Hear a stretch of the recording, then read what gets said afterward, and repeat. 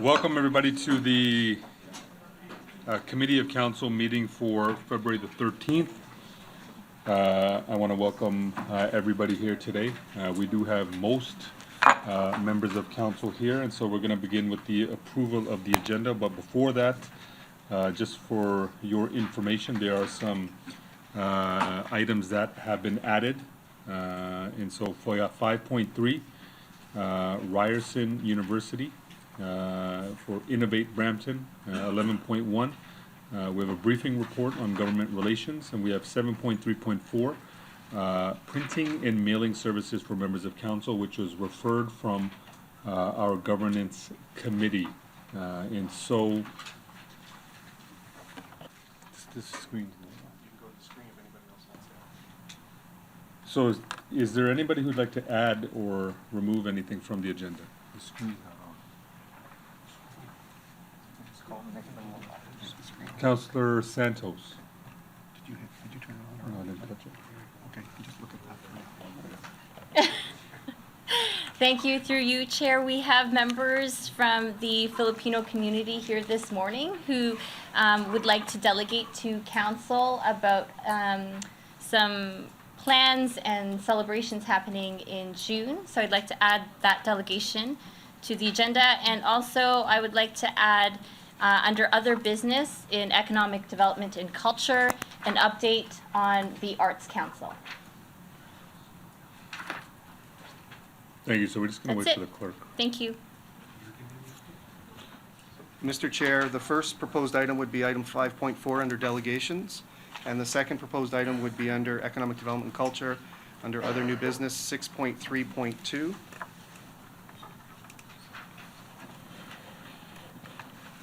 Sorry, what was that? The 6.2.2 is what? 6.3.2.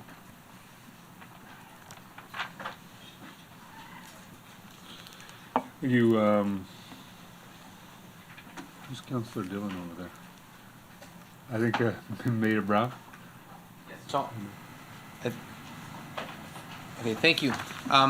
Two items I'd like to raise. One, if we could have added under new business, is a motion relating to the Journey to Freedom flag raising.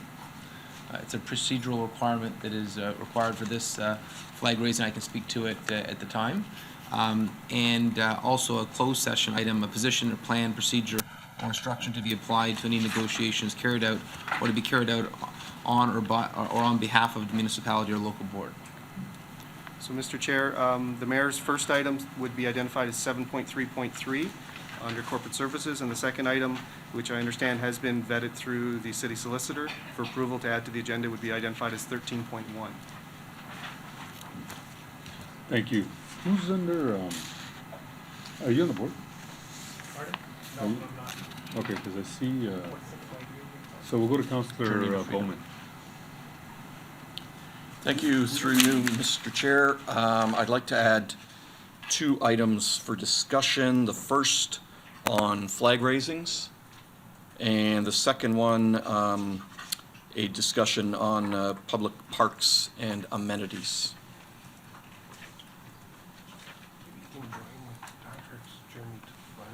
No, it's different. So, Mr. Chair, if it's a general conversation on flag raisings, it should be under corporate services, so it would be identified as proposed item 7.3.5, and the item on parks would be under community services as 9.3.1.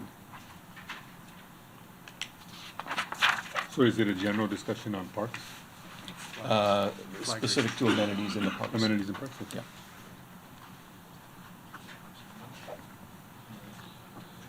Is that all? Thank you. Councillor Vicente.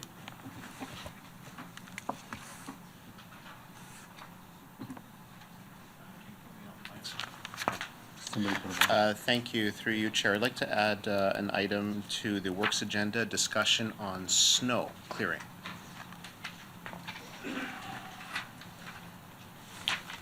Mr. Chair, that would be identified under new business for that section as 8.3.1.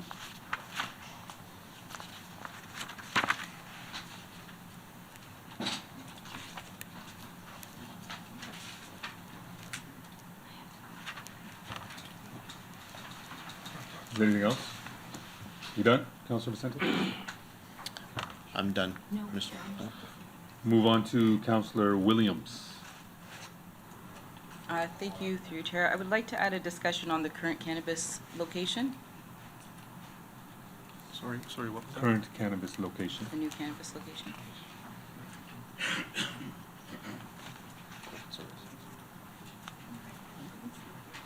Through you, Mr. Chair, I'm trying to think of the best location for that.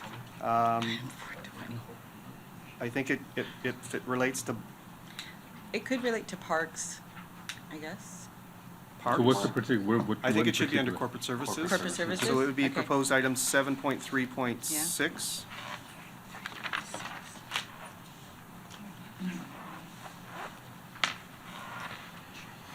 Councilor Singh. Sure, can I just ask the clerk to go over the new section of the corporate services, because I'm missing one for some reason. We have 7.3.3 as Journey to Freedom flag raising, correct? Yes. And then what was 7.3.4? 7.3.4 was printing and mailing costs for Oh, members of okay. council. This was a matter referred from yesterday's Governance and Council Operations Committee to today's meeting. And then 7.3.5 is flag raising, and then 7.3.6 is properties around Canada. Proposed cannabis Yeah. store. Thank you.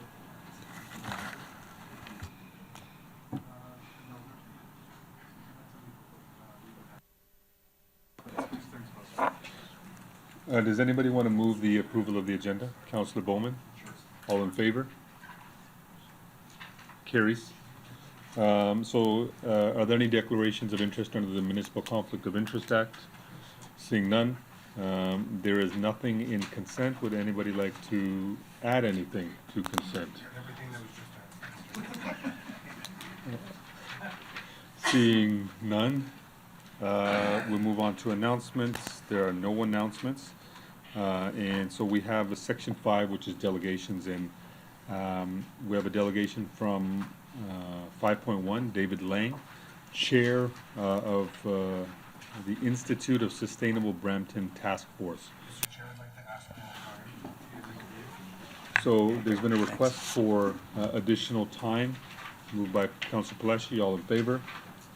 That carries. Welcome. Thank you, Councillor Dillon and Mr. Chair. Mayor Brown, members of committee, staff, and members of the public. I really appreciate the opportunity to be able to speak with you this morning about an important topic called the Institute for Sustainable Brampton. I'm here representing a task force called the ISB Task Force, or Institute for Sustainable Brampton Task Force. And what we are asking for is council to help us create an Institute for Sustainable Brampton by provisioning seed funding in the 2019 budget. The funding would be for a tangible demonstration of the city's commitment to being a sustainable community and would allow us to leverage additional funding sources. It would also allow for hiring paid staff so that the heavy lifting isn't solely on the shoulders of volunteers. Brampton stands to benefit hugely from this relatively modest investment.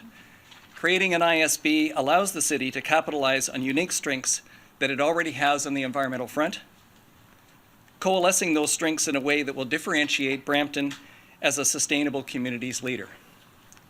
That reputation will bring green investment and green jobs, leading to economic prosperity for the city. While the world's nations continue debating climate priorities, a tectonic shift is occurring in the corporate boardrooms and city council chambers around the world. And as an example, I like to reference yesterday's an article in the Globe and Mail, where the pay packet of Royal Dutch Shell's CEO is now linked to hitting carbon emissions targets. They are but one of many companies moving in this direction, and quoting from the article, they are taking this action to compete more effectively, competing for customers who are consciously choosing vendors whose policies dovetail with their own, competing for talent who want to work to impact the world and help ensure the long-term sustainability of society, and competing for investors who are looking for forward-thinking companies in which to invest. And so on that backdrop, I ask for your consideration of this significant opportunity that Brampton has to be on the forefront of this growing trend. which button do I push? Oh, I've got to turn it over, yeah. Okay. So a bit of background. In 2018, Brampton completed a visioning exercise, which I'm sure that you all know about. And it engaged tens of thousands of city stakeholders, residents, businesses, employees, and experts. The message was consistent and clear that we all want a green and environmentally sustainable city as it grows. And the visioning team expressed this need and want through a concept called One Planet Living. Achieving the vision requires substantive changes to the city's current trajectory. The vision document represents creating institutions to take on the role as change agents. An Institute for Sustainable Brampton is one of those organizations. So last summer, a group of volunteers got together, members of the Grow Green Network, and created a task force to look at options for creating the ISB. And represented on that task force were members from Credit Valley Conservation Authority, Toronto Region Conservation Authority, Unifor, Sheridan College, Brampton Blue Dot, Sierra Club, Alpha One Laboratory Solutions, Bike Brampton members, and other volunteers. Our efforts produced a discussion paper outlining the need for an ISB and the approach for how it would be created and operated. So the importance of and urgency of creating an ISB is twofold.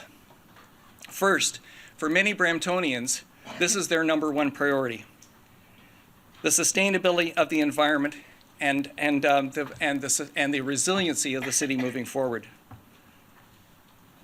Secondly, the journey towards One Planet Living will fundamentally change many aspects of this growing city. The visioning team recognized that the city would be significantly helped by having an external change agent. 20 years sounds like a long time, but it'll pass in a heartbeat, I can assure you. And every moment that goes by potentially moves us farther away from our intended path and makes it more laborious and significantly more expensive to catch up. The good news is that making this change to sustainability can be done in a combination with economic prosperity by taking advantage of the green economy. At $4 trillion, the green economy is already bigger than the fossil fuel sector and growing at twice its rate. It is creating high-paying jobs and attracting loads of capital. The ISB will help make Brampton a significant player in the green economy and create the conditions that will bring green jobs to this city. A green circular economy makes effective use of raw materials and minimizes environmental degradation from waste. Fostering the circular economy in Brampton would not only create jobs, but it would also help the city and the region achieve its 75% waste diversion targets that it set for itself, and to help create a market for locally recycled materials. Think of it as Sheridan's Repair Cafe on steroids. Attracting green investment means Brampton must differentiate itself from other potential players. And a key differentiator is for the city to become a sustainable communities leader and be recognized as such both nationally and internationally. Part of the ISB then will be an environmental education center that will help Brampton foster and build that reputation. As part of the city's innovation hub, the Environmental Education Center will be a place where hot topics, critical thinkers, and innovative minds come together. It will also be a place where big ideas are conceived, planned, and implemented, and supported. Completing all the projects necessary to achieve One Planet Living is an audacious plan. And my conversation with Diane Sachs recently kind of reaffirmed that. She said, man, you are really biting off a lot here. And it'll keep the city and the ISB busy for the next 20 years. But the longest journey starts with the first step. And the task will be broken down into more moderate and achievable 5-year operating plans. That journey will provide this city with a point of focus, a point of pride, and a point of positive reputation.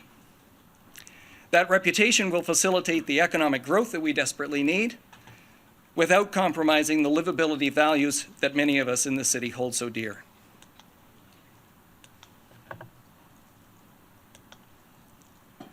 The ISB will primarily use partnerships to accomplish its objectives. The city will be a primary partner, yet the ISB will remain independent. Independence allows for the ISB to complement, not duplicate, the work being done by conservation authorities, academic institutions, and city staff. Independence allows the ISB to be unrestricted by the corporate Brampton mandate, to foster local, national, and international connections, bringing global environmental best practices to Brampton, and opening up the doors to funding sources such as Ontario Carbon Trust and the Federal Low Carbon Economy Challenge partnership stream that may not otherwise be available to municipalities the size of Brampton. Making this investment in creating the ISB allows the city to leverage resources and expertise that it doesn't directly pay for. And this will pay significant dividends over time. It is urgent that we start now because bold visions call for bold actions. And despite the lack of global initiative, many cities are already, around the world, are already responding to the challenges in their own way. Some are responding by taking actions that adapt to the threat. They are in damage control effectively and only view climate change as a cost center. Other cities are using the looming environmental crisis as an opportunity to create economic development while reducing environmental risk and improving the overall quality of life for its citizens.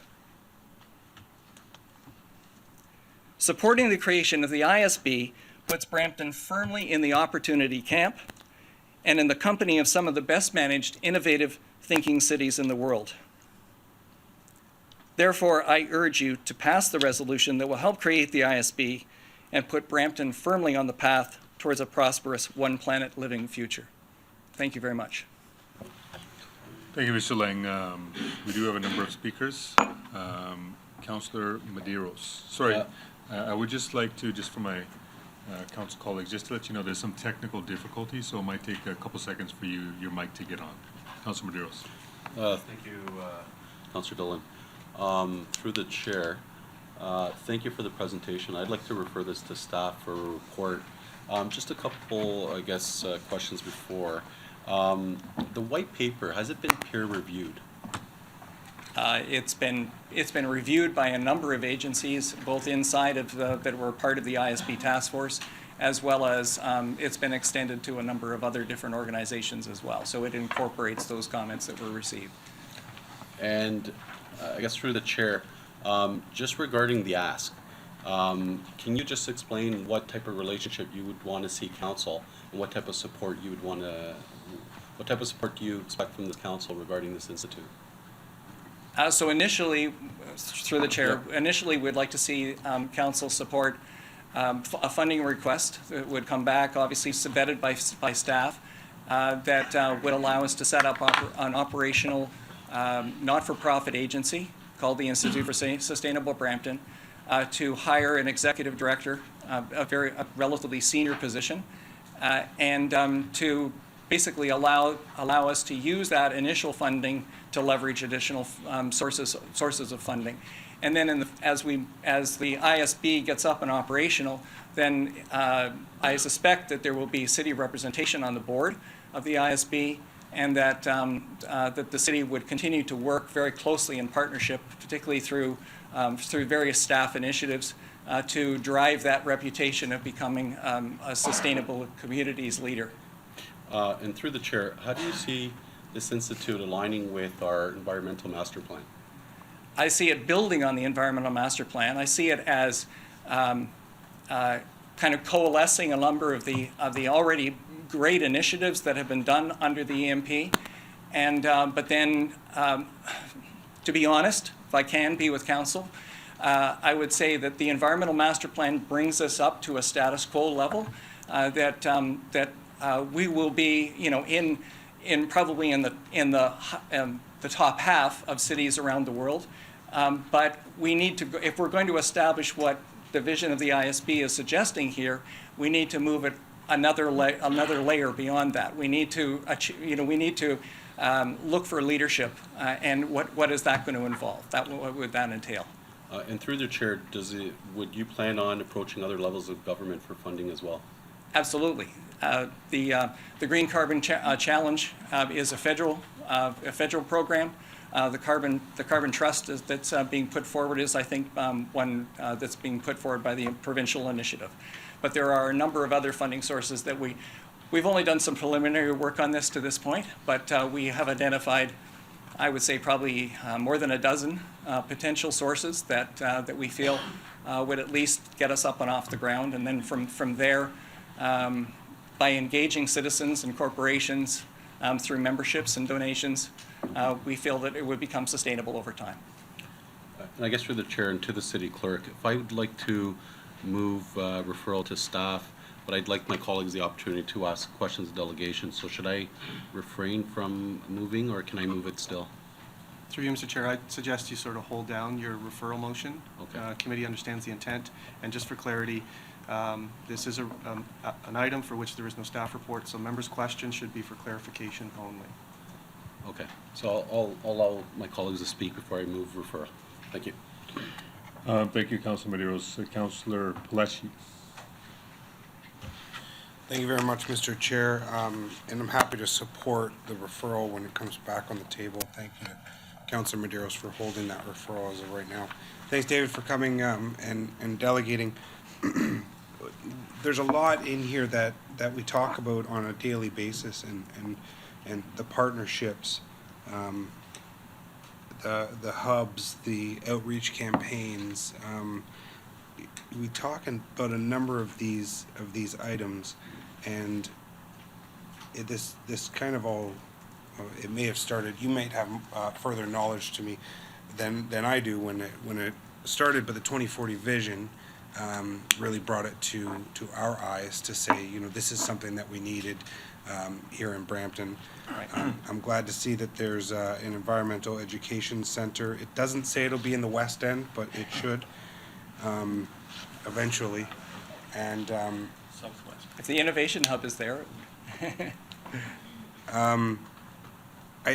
I don't know. I'm trying to struggle. I am struggling a little bit about what this report is going to look like when it comes back from staff, and really what's staff going to be doing with this to generate the report.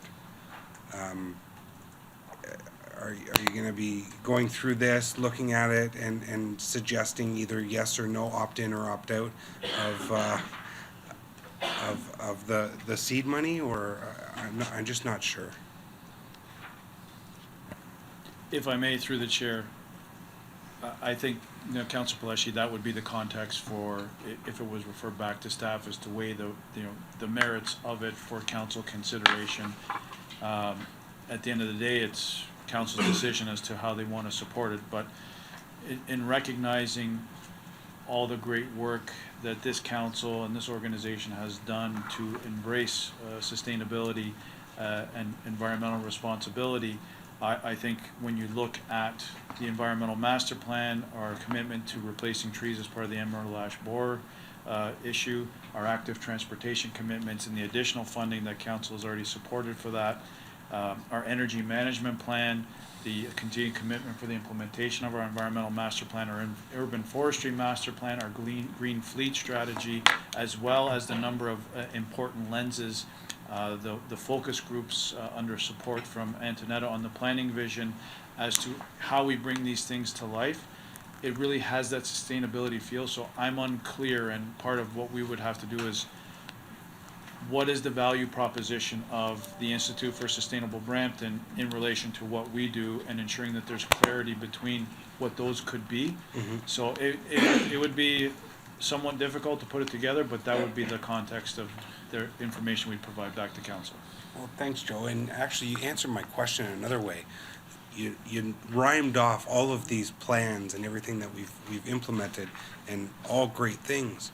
But there's not one key that kind of puts that, I think, together, and this could be the potential for that in driving economic development and having Brampton kind of the leader in that role. So But what I don't want for the report to come back with is kind of a yes or no. I really want there to be opportunity to reach out to the private sector. I'm afraid that you come back to council and council's $200,000 increase the tax to the budget, and council then, you know, makes, depending how we got up, if we got up on the wrong side of the bed that morning, we may make a decision that we may not want. So I'd like that report to be all-encompassing of private sector, stakeholders, organizations spread throughout the city. It's 200,000. I think that you know, we can scrounge that up fairly quickly with the partnerships that we have here throughout Brampton. So I just wanted to finish off. Dave, thank you very much for coming. Dale, Trevor, Leah, Rosemary, Leo, thank you all for coming and supporting this. We appreciate it. Thank you, Mr. Chair. Thank you, Councilor Pelletier. Councilor Santos. Thank you. Through you, Chair, the issue of sustainability is near and dear to my heart personally. So thank you very much for coming in today. I think what we're hearing is that there has been in Brampton a groundswell, especially coming from our young people who want to see Brampton on a different path. And that different path is a more environmentally responsible one and a sustainable one. And so I think the residents of Brampton see that, they understand it, especially our young people. Now, the only thing is that in my experience of dealing with sustainability and trying to implement more sustainable practices, it's one thing to talk about the environment and Councilor Santos. yeah. Sorry. Just I'm getting questions to my or question. Thank you so much. It's one thing to talk about sustainability in the environment, but it's another thing to actually take action on it. It's very difficult for Brampton that is designed in suburban sprawl way to suddenly transform, and it takes time. So do you see the Institute playing an important role in that culture shift and communicating and making sure we have the tools necessary to transform the city and differentiate ourselves as a sustainable community? Through you, Mr. Chair. Absolutely is the short answer. The ISB, as described, is solely acting as a catalyst, right? I mean, it is bringing partnerships, intellectual property, and other expertise together to basically bring environmental best practices, some of which are already existing in Brampton, some of which could be sourced from other sources, from other places, and bring that to the city in a cohesive way, as Councillor Pelletier has indicated. So with very much of a focus, looking at it from specifically Brampton geography, but looking at it through a focused lens of environmental sustainability.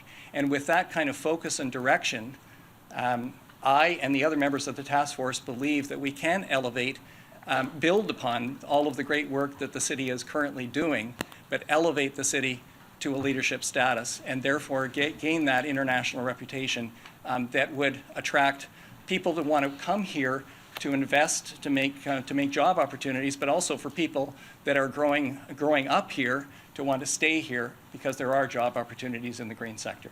Thank you. Thank you so much for your important presentation, and to the members who are here supporting it today. Thank you.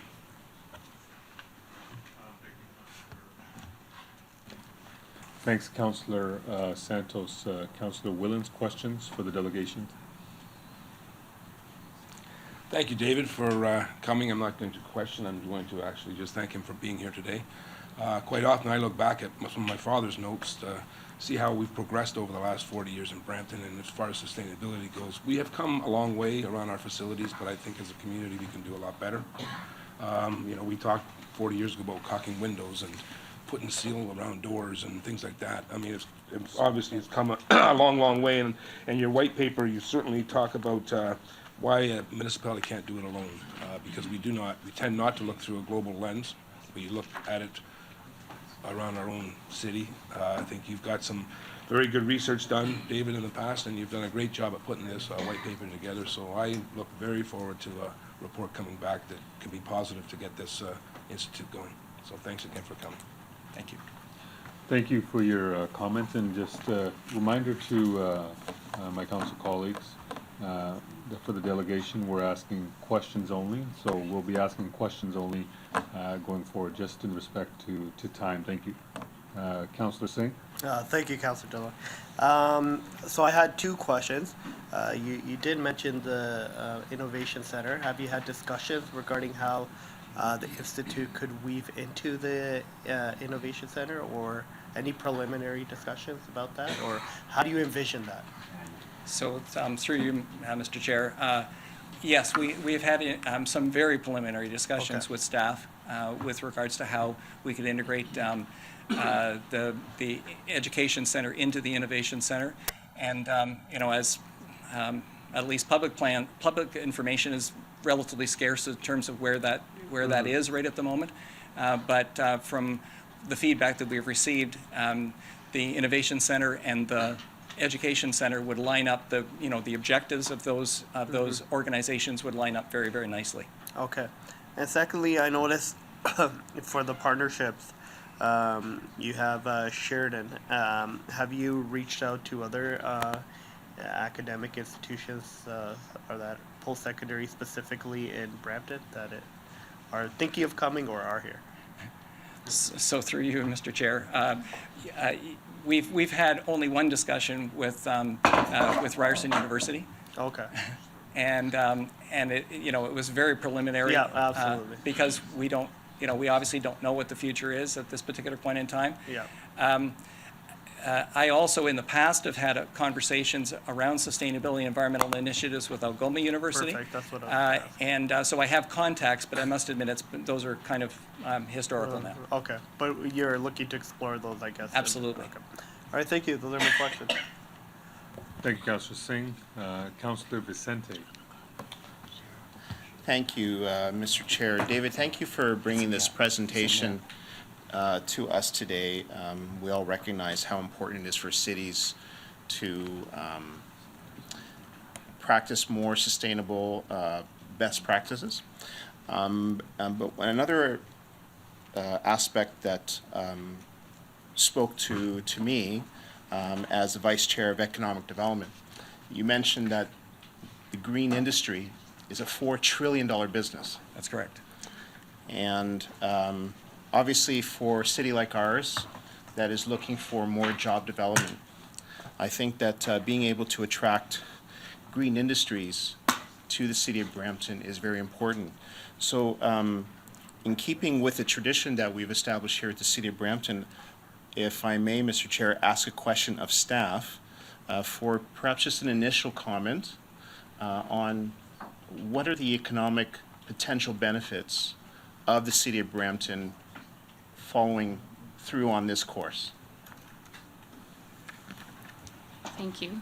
Through the chair, from an economic development perspective, we do see the green economy as very attractive, particularly working with our large advanced manufacturing base. So I think from our perspective, the biggest opportunity is actually to focus on the current companies that we do have here and encouraging them to adopt more environmentally friendly practices. But we are interested from an attraction point of view on how we look at capturing more of this market and how we position Brampton as leading edge.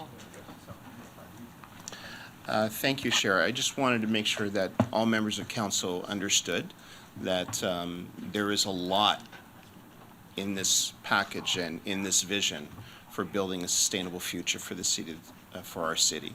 So thank you, Mr. Chair. Thank you, Councillor Vicente. Mayor Brown? Thank you. And question to staff, would this referral give you an opportunity to look into whether we could seek support from provincial and federal partners that I know have their own green funds? I know the provincial one may not be as utilized as it was previously, so there may be opportunities for matching funding. Through the chair, part of the exercise could look at identifying those potential sources and whether or not they'd be available to us. I think that would be helpful in the context of the motion. It's always good to know what funding is available for initiatives embarked upon by cities. Thank you, Mayor Brown. Councillor Vicente, are you back on the board? Counselor Willens. I think he wants to move the motion last. Referring it? Yeah, okay, yeah, just quickly, I think at 5.1.-2, there was a resolution on supporting the creation of Institute for Sustainable Brampton. It pretty much speaks to a motion, but I think without having to break procedural bylaws, I think it's best that we ask for the referral from Council Medeiros. We'll take all this, we'll take this, and we'll get this with staff and work on what should come back to council as a form of a motion, so we get it right. It's true. Because we don't want to waive the procedural bylaws, it's going to set precedents for everything else, so. That's fine. This was merely suggestion wording to Yeah, help council. no, it's good wording, but just that without having to break the procedural Yes. bylaws, we have to, so I think it's best we report it back and get this back as quick as we can. Yes, and through you, Mr. Chair, if I could add to Mayor Brown's question to staff, the document, the white paper does include a number of potential funding sources that could be investigated as part of how we could make it sustainable in the future. Thank you, Counselor Medeiros. Thank you, through the chair. To our CAO, and I guess to lead up to the referral, one thing which was outlined was all the breadth of activities that we have. And I think one of the benefits of this exercise of the report back, we do have the master plan, and we're looking at how we implement all these activities that we're doing, align them. Essentially, I think when you report back, I think there's some critical points. One, the sustainable funding. We provide seed money, but then after, what does that put us on the hook after going forward? I think second to my colleagues around the table, as we go into budget, and again, it's something I harp on every year, there's a thing called mandate creep. We're responsible for, we have core services. And as we go on to all these different areas of activity, which I know some councillors are passionate about certain areas, we really start expanding and start stretching what this council and what our municipality is mandated to do. And we can't be everything for everybody. And not to go on this interlude, what I want staff to come back with is, for example, other municipalities, do they fund these type of initiatives? Second, what would be the benefit to the city? Understanding that we can keep our house in order, we can be accountable from green activity, but how would we coordinate with this institute? What it's effectively would this institute be providing in terms of return on investment or the value proposition to the municipality? Understanding that we don't have control over civil society. We don't have control. We can stimulate, we can support, we can encourage, but is that essentially our role? Because we're talking about taxpayer dollars and investment. And then after it also, and part of the exercise, I think is important is how are we going to report as we move forth this green agenda that we hear at the municipality? Because that could be where there's a breadth of activity that we're planning for here at the city, but hasn't been articulated, that the community doesn't understand what we're doing. So if we can show that here's some tangible metrics, this is what we're aiming to do, then essentially we as council have to be the ones who put staff and our corporation accountable to meeting these green targets. So I just wanted to avoid that we're duplicating and we're providing, there is probably, or there is a credible role for an institute, but the institute and the relationship via the city really, I think, has to be reported, has to be reflected in the report. And lastly, I would say the timelines. I know staff, we've been very active in throwing many motions at you folks, and we want to make sure we don't take you away from our core services, like today, our snow removal. So I'll let staff come back to us and give us what realistically, based on our work plan, would be credible to come back with a report. Is that fair enough, CAO? Very quickly, that is extremely fair. Thank you very much. Okay, thank you. So you'll come back to us then and communicate with council when we can expect that, and be in contact with Mr. Lang and those folks and let them know what we plan on doing as a municipality. Thank you. Thank you, Councilor Medeiros. Are you on the board? Are you moving? Yeah, move referral. So it's a referral's been moved. Are you on the board? Yeah, I guess, but I'm speaking to the referral now. I was going to actually speak to what David had on 5.1-2 because it actually does say in there that staff be directed to report back to council with strategies and seed funding to cover costs associated with establishing the institute. So it did say it's gotta come back, but I guess it's a referral, then we'll just. So there's a referral. Okay. Councilor Medeiros, did you mention any type of timeline for this? No, as I explained, the CAO, because understanding and respecting, we've been very active in throwing motions at our staff, and we want to ensure that they have time to come back with a comprehensive report, allow the CAO to determine when he thinks would be appropriate. Understanding this council would prefer before summer to have some type of report, so I'll leave it up to you to come back to us. So, summer. Well, before summer, I would say. Through the chair, it would be before summer. All right, so there's a referral on the floor, moved by Councilor Medeiros. Councilor Williams, you'd like to speak to the referral? Yes. Yes. Go ahead. Speaking to the referral, yes, Joe, could you get the report back quicker than sooner, please? I mean, these gentlemen, these people have been working on this. This is the community here. You spoke about yourself, the community. This is the community working on this. This isn't a bunch of, these are all volunteers. They've been working closely with a lot of institutes like Sheridan, Ryerson, and other people, so we gotta get this back quicker. These people have been working on this for probably 2 years, 3 years, so there's no time to wait anymore. So, through the chair, I respect both positions that appreciate the time and recognition of the number of referred matters coming back to staff. And of course, we want to do it as expeditiously as possible, but we want to make sure that it's as comprehensive as it can be so that council can make the most informed decision. And recognizing if there is any budgetary impacts, that if we need to embed it into our budget, that is available to council as part of the budget deliberation. So while, summer would be, or before summer would be ideal to get this back, we recognize that some of the work needs to happen sooner as opposed to later, simply because with our budget process coming in March. Seeing there's no other speakers, there's a referral on the floor moved by Councilor Medeiros. All in favor? Thank you. Thank you, Mr. Lang. Thank you.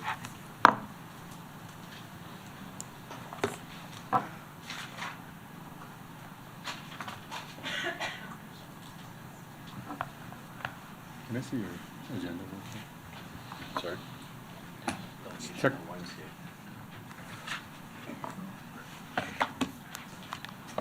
So moving on to 5.2, a delegation from Ivan Rabinovich from the YMCA regarding Sweat for Good Challenge fundraising event. Welcome.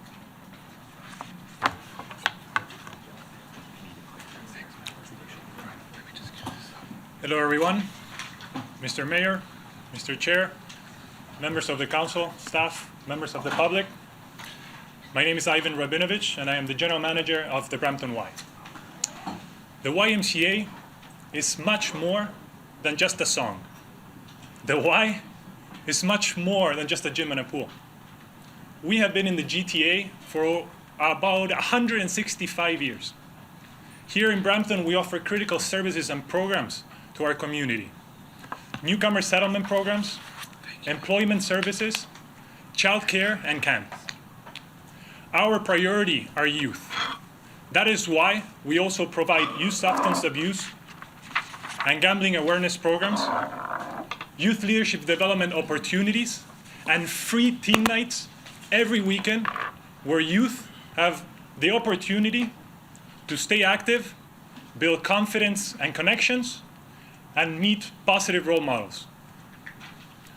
We are a charity, so most of these programs are free. And for those that people have to pay for, we have financial assistance programs in place to make sure that more people in our community can access them. Here in Brampton right now, our Brampton Y has over 4,500 active members. 30% of these members, 30%, receive financial assistance thanks to our financial assistance program.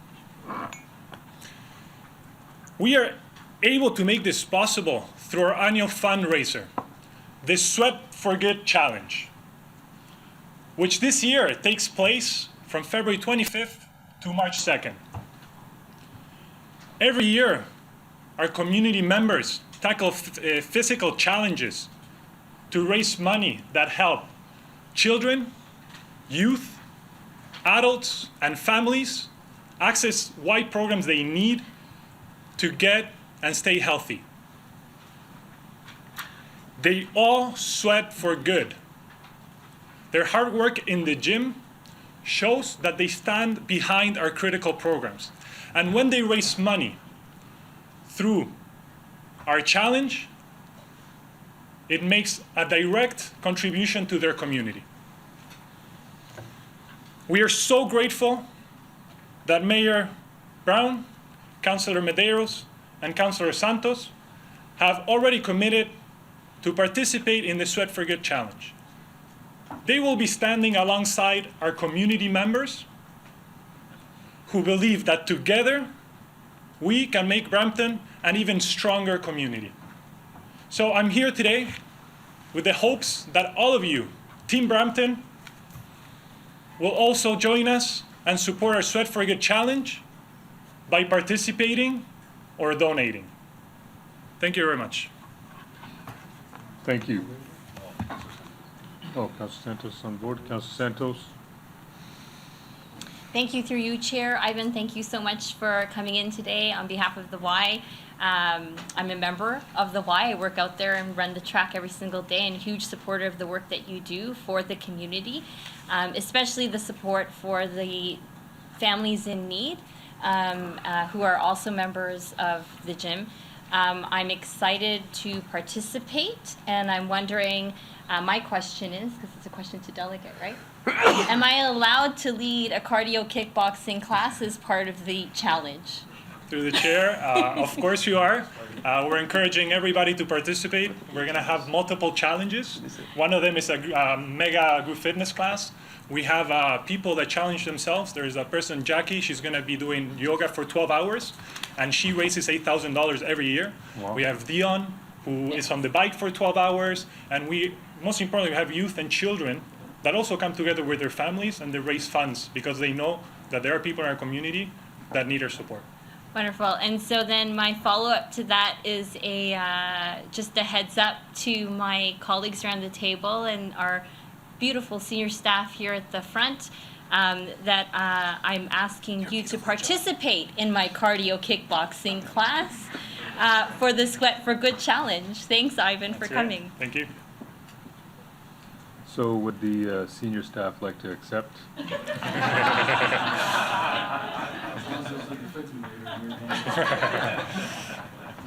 So, thank you so much, Councilor Santos. We have Mayor Brown on the board. Councilor Williams. Oh, sorry, I'm sorry, Councilor Williams. I'm going to turn on my mic. Sure. Oh, thanks. Through you, Chair. Thanks for coming here and, presenting us with that challenge. I used to work for the Y and the YSAT program, so, it's a great company organization to work for and to use the facilities. Could you explain to me, because I heard you mention yoga for 12 hours, bike for 12 hours. You want to just kind of break down what this looks like? And some of us need to mentally prepare for a challenge like this. So we have what we call champions, which are community members that decide to challenge themselves physically. So there's different challenges throughout the day. Some people start at 5 in the morning. Some people start later, but the event is from 5 a.m. to 5 p.m., right? So if you would like to come and participate, you can join yoga for as much as you would like. You can do the 12 hours, you can do an hour, you can go from one challenge to the other. So that's kind of the breakdown of what the event looks like. We have about 10 different challenges going on that day, which include yoga. There is a team that is going to lift 10 tons. So a group of people, yeah, it's a lot of weight. We're going to have children in the swimming pool doing, can't remember how many kilometers, but a lot of lengths in the pool. The group fitness class, so as a participant, someone can come and go from challenge to challenge. Okay, so through you, Chair, you said it was March 25th to February 25th to March 2nd, but you're talking about what, one day? Like, yes. Which day is this? Thank you for asking that. So the event, we have different events from the 25th to the 2nd. The events that are leading to March 2nd are usually events that happen in instructional programs. So the main events will take place on March 2nd. March 2nd, Yes. okay. All right, thanks. Thank you. Thank you, Mayor Brown.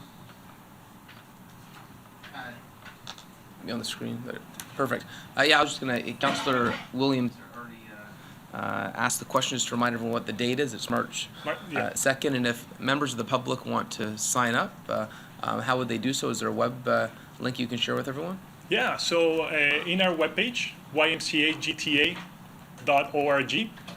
the first thing that they will see is the Sweat for Good Challenge. Is a link that they click on, and they can sign up to create a webpage and raise funds if they would like to. Or in there, they can also find our schedule that shows when their challenges are happening.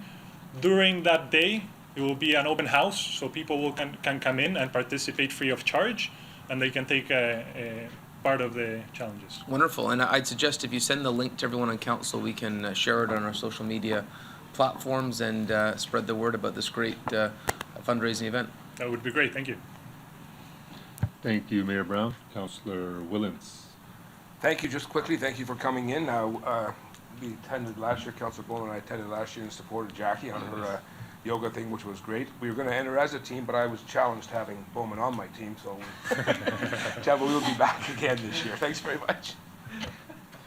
Thank you. There's no other speakers, so we just want to thank you once again for coming Thank you, Mr. Chair. in, and we wish you success in the initiative. Thank you. Thanks so much.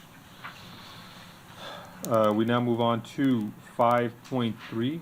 Ryerson University is here to delegate in regards to the cybersecure catalyst and leadership at Brampton's incubator and co-working space. We have 3 members of this delegation: Glenn Craney, Deputy Provost of Ryerson; Mohammed Dinani, Special Advisor to the Office of the President; and Charles Finley, Executive Director of Cybersecure Catalyst, and I believe Councillor Vicente. Thank you, Mr. Chair. Would it be possible for us to give this delegation additional time? Absolutely. So, Councillor Vicente moved for more time. All in favor? Carries. Thank you so much, and welcome. Great. Thank you so much. I'm Glenn Craney. I'm delighted to be here today to talk about our presentation is called Innovative Brampton, but actually it's a little bit more than that. It's about deepening Ryerson's relationship with the city as we continue to move forward. Today we have 3 points that we want to talk about. We want to talk about our inspiration for what we think could be a wonderful partnership between Ryerson and the city of Brampton. We want to talk specifically about how we can jointly work together to develop the Innovation Hub, and we also want to talk about the Cybersecure Catalyst. Last time I presented before the committee, it was a dark time. It was 2 days after we heard the unfortunate news from the province that they were no longer going to be moving forward with the capital funding and the operating funding to site a physical presence in Brampton, and we were looking to see what we could do. The key message out of that presentation was saying that there were parts of our relationship that had been developed over the 2 years we've been working together that we could move forward. We don't need provincial funding for. And I'm delighted to be here today to talk about how we've developed those and how we can continue to move forward. It's my favorite part of the presentation. I get to brag about Ryerson. We are a large institution. Currently, we have 1 campus, which is in downtown Toronto. We have 45,000 students, and we are one of the most in-demand universities in the province. We're delighted to say again this year we have the most number of applicants to spaces on our campus at 9 to 1. No other university is as applied to in the province. We also have the largest continuing education school in Canada through the Chang School, and you're starting to get a taste of that with their current programs here. But more than that, we honor our role as being a city builder, and we honor our role as being a convener to bring people together to do new and interesting things. Our zone networks, which we'll talk about more today, our DMZ is the #1 university-led incubator in the world. And we also have other highly renowned programs. We have the top 25 MBA program with our MBA school. What's important there to note is that our MBA school is relatively new. And when people brought that into play, they said, well, why do we need another MBA school? Why is Ryerson moving into that space? And very quickly, we've been able to pull together the resources of Ryerson to look and land that and have that top 25 ranking. So where do I want to begin? I want to begin with a sort of a vision for how we can move together, and a good answer to that is the City of Surrey. City staff and members from Ryerson actually went out to visit Surrey towards the end of the summer, and that is an excellent relationship of where a university and a city can come together to develop. This is a picture of Surrey City Centre in 1994. What you can see on the left is the SkyTrain that links it downtown Toronto, but there wasn't a lot of economic development there. There wasn't a lot of vision, and transportation alone can't land where you want to go. With the advent of the city, with the university landing in the city, and the similarities are actually really similar to what we've been talking about here. They started with a small 500 student presence with a dozen faculty members, and over time they've built a deep relationship where it's not just a university in the city delivering programming, but it's finding those tight ties between the city and the university to move forward. And you can see what's happened now in terms of the development and vibrancy that happens on their campus. And so the university as well convenes people together. They host conferences, they host carnivals and other events to actually be part of what the downtown core is. And we see this as a way that we can start to move forward. And starting in 2002 with 500 students, they now have over 5,000 students. They've just sited their second building. It is a gorgeous building that actually has a destination program in mechatronics engineering, and they're a vibrant place to be.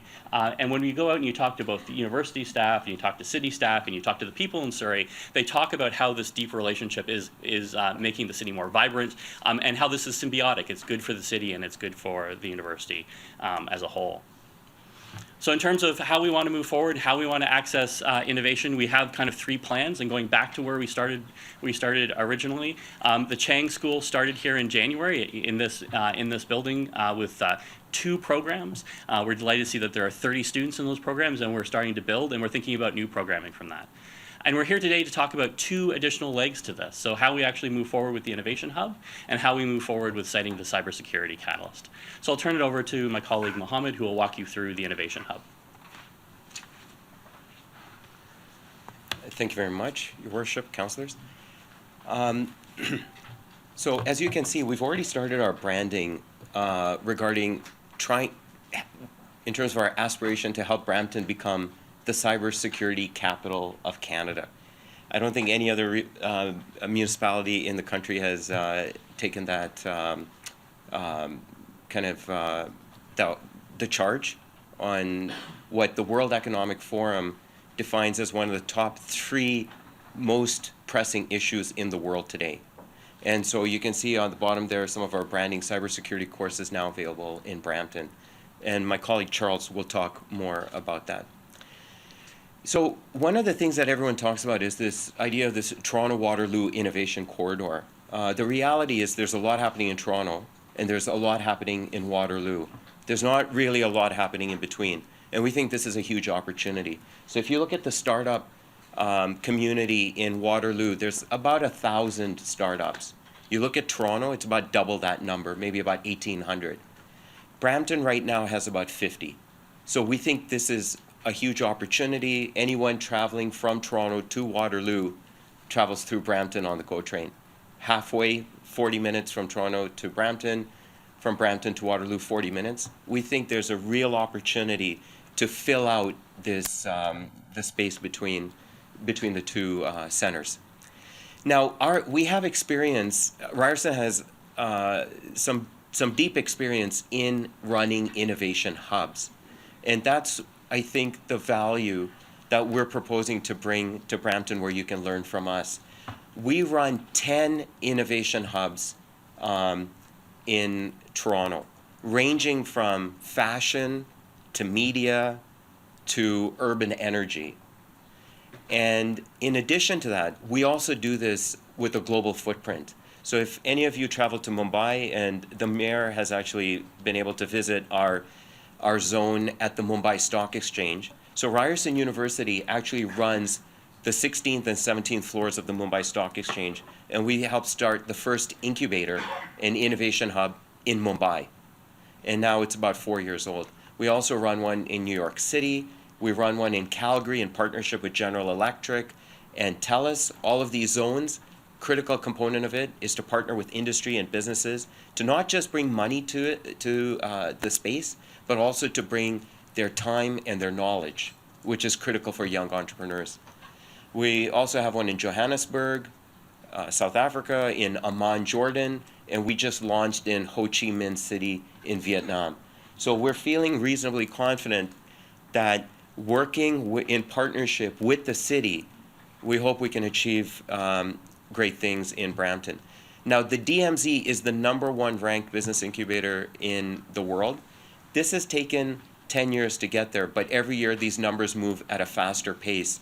But the companies in the DMZ have raised over $500 million and created over 3,500 jobs.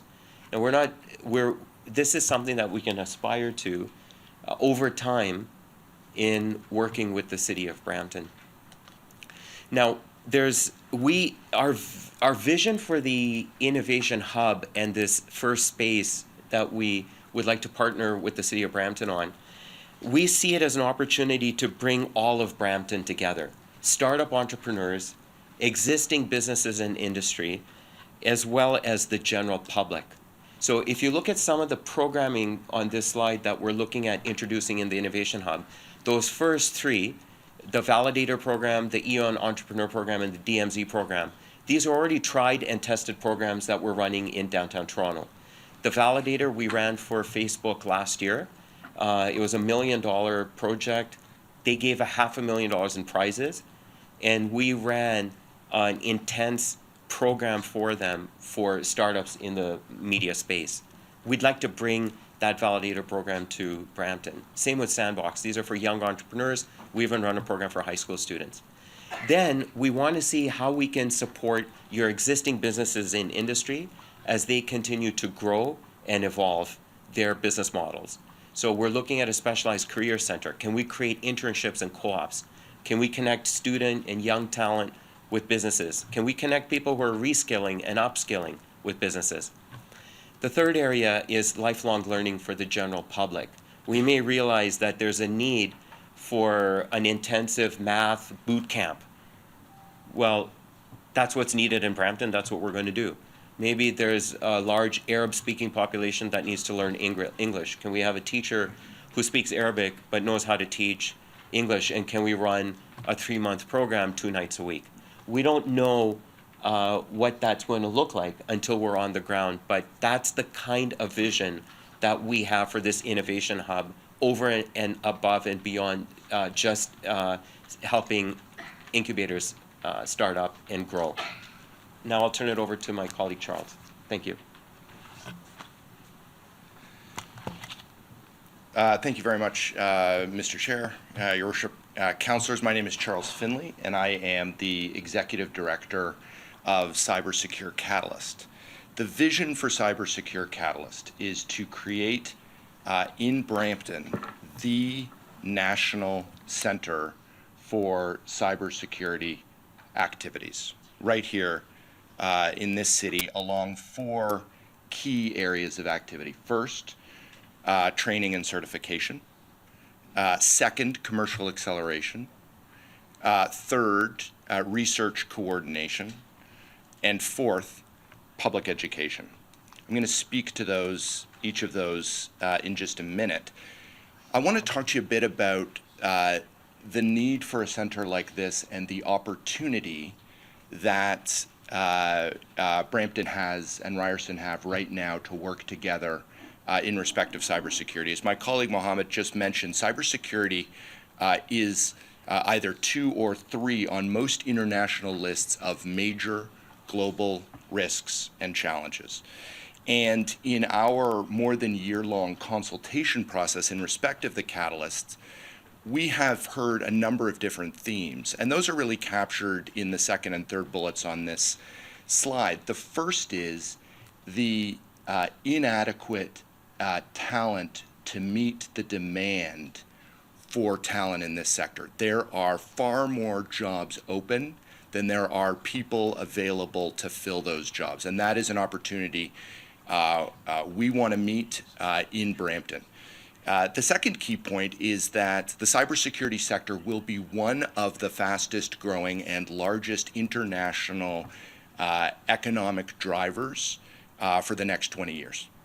And we have an opportunity here in Brampton to help meet that need through the Catalyst.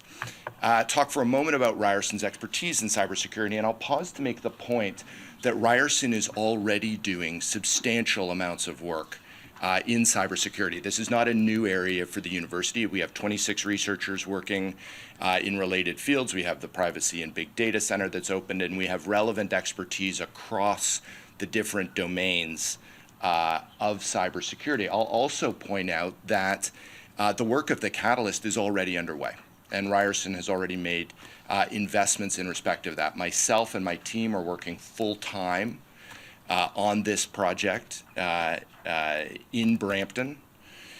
We will host April 25th, you'll all be invited to this, a major national conference on cybersecurity in the manufacturing sector that will be hosted in Brampton. More than 200 leaders of manufacturing firms across the country will be invited.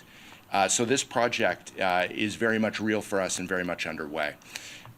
This slide indicates what we think can be Brampton's position in respect of cybersecurity nationally. There are other centers of activity that are working on cybersecurity, but frankly, none of them have the ambitious proposal plan for activities that the Catalyst does and that the Catalyst wants to undertake in Brampton. None of them yet combine all of the 4 areas of activity that I've just described, and we think that this is and presents a major opportunity for Brampton and for Ryerson.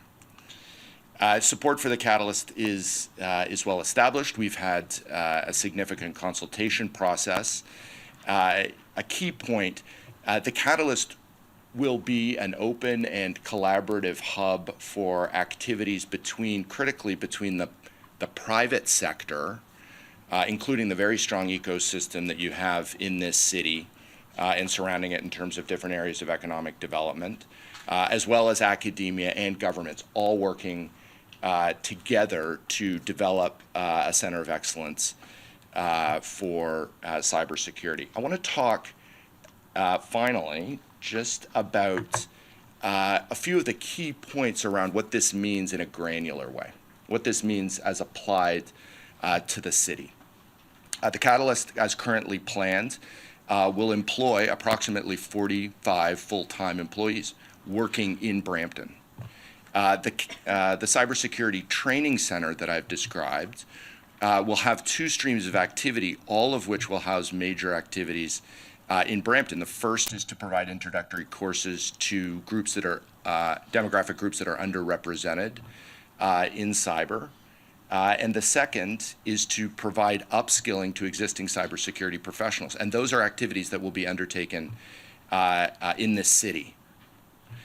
Our accelerator, the cyber accelerator that we are planning to build as part of the Catalyst in Brampton, we expect it to help scale up 60 cybersecurity companies out of facilities programming that will be delivered to those companies again in Brampton. As I mentioned, our April 25th conference will bring together 200 manufacturing leaders from across the country. And again, later this year, we will have another conference also in Brampton on leading through a cybersecurity crisis. I want to leave you again with the fundamental vision of the Catalyst, and that is to build in Brampton the national center for cybersecurity activities, public safety, economic development activities in this city. I'll refer back to my colleague Glenn. Thank you.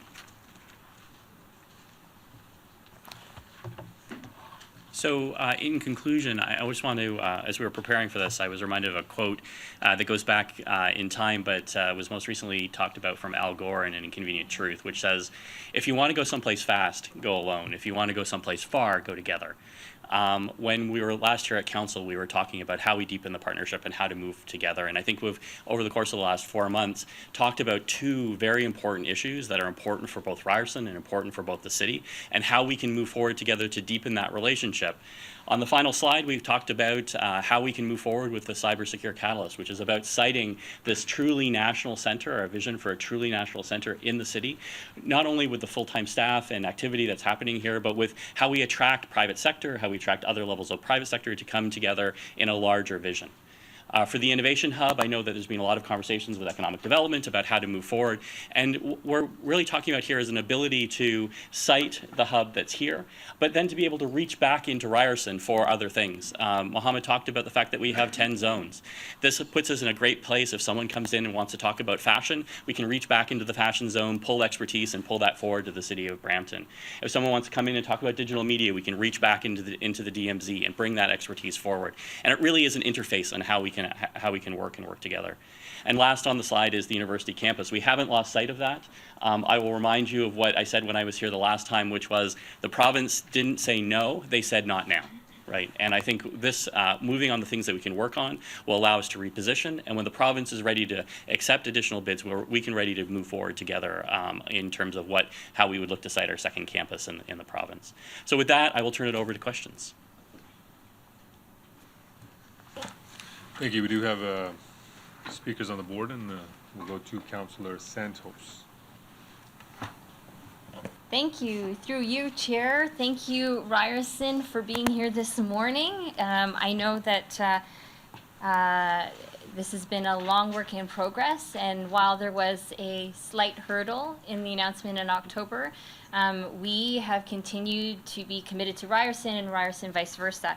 So I have a couple of questions, and after my questions, I would ask if it's appropriate for me to put forward a motion. Yes? Okay, so that's just a heads up then. So my question is, has Ryerson and staff and the city, have we been engaging in an ongoing discussion over the past few months since the announcement in October? Yeah, absolutely. We've been working hard in the background, so I envision sort of the duck sliding across the surface. A presentation that's here, but we've been working diligently with city staff to make sure that we're putting together a package that makes sense for both the city and for Brampton. So it looks like the presentation that you've given to us, and a few recommendations have been thought through, that folks are in, know what's going on, and it looks like there is a bit of an April deadline. I have a question around the city's sort of stance in this. If the city were to show support, would that be helpful in leveraging funding from other levels of government?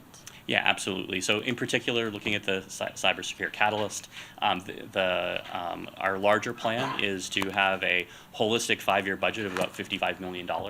Support from the city will help us in our conversations with other levels of government to access funding for that as well. We do envision that the Cyber Secure Catalyst, when it comes to fruition, will be supported primarily by industry, but also by other levels of government. Great. And so because we've been having ongoing discussions with you, with the staff, we've been, briefed as well. Time is of the essence. Absolutely.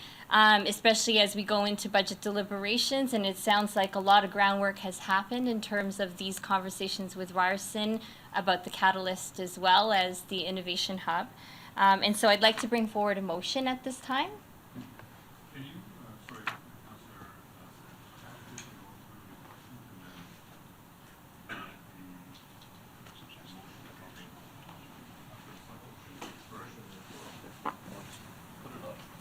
So the motion to refer, Yeah. referral. No, So it's not a perhaps- motion for referral. It's a motion. So perhaps we can go through the questions for the delegation, and then we can come back to you. I'm going to ask for advice from the clerk, if that's okay, Chair.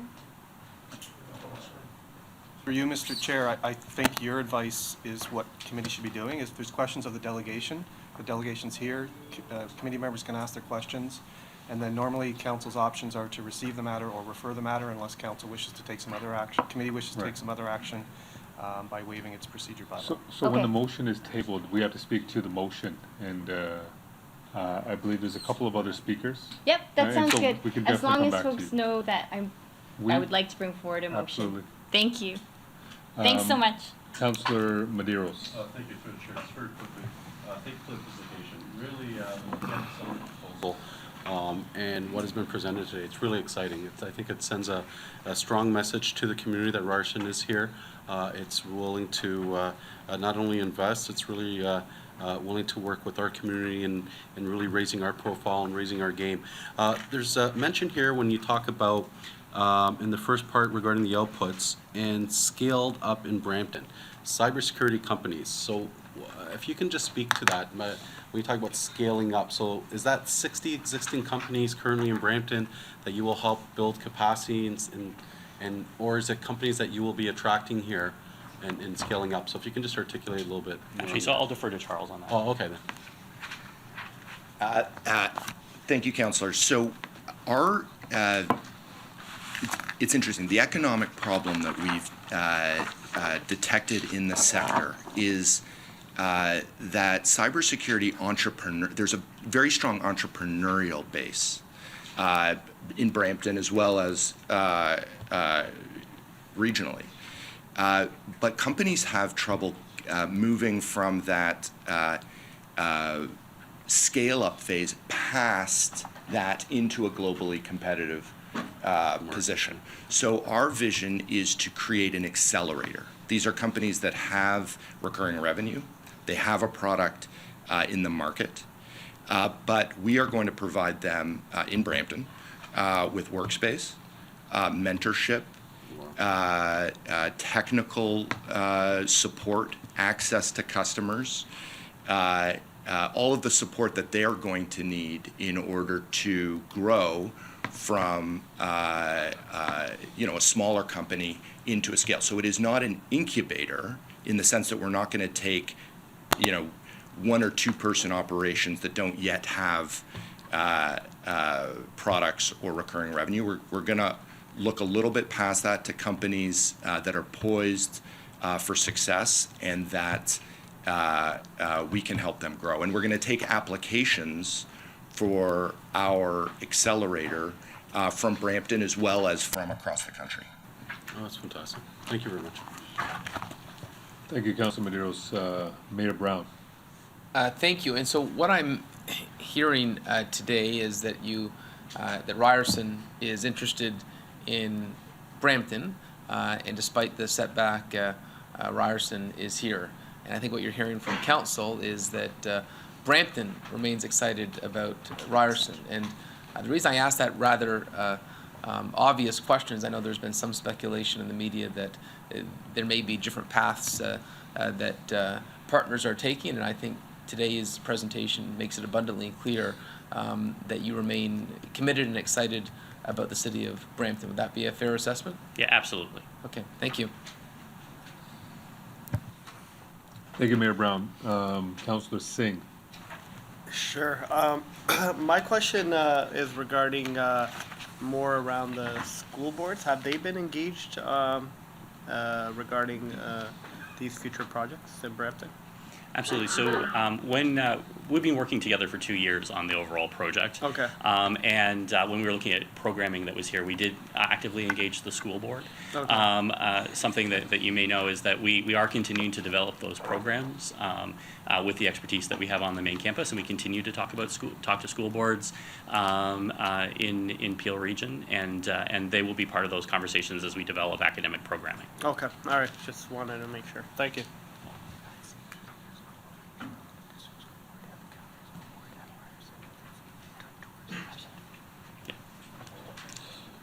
Thank you so much. And just before we get to Councilor Santos, I do have a couple of questions, just for clarification. When we say make Brampton the cybersecurity capital of Canada, I'm assuming that's an aspirational goal that we do have. Absolutely.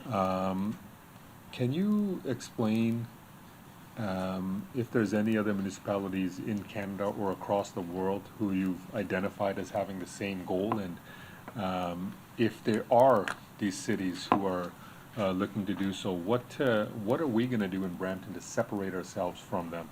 Yeah, so I'll defer again to the expert, who's Charles. Thank you very much, Mr. Chair.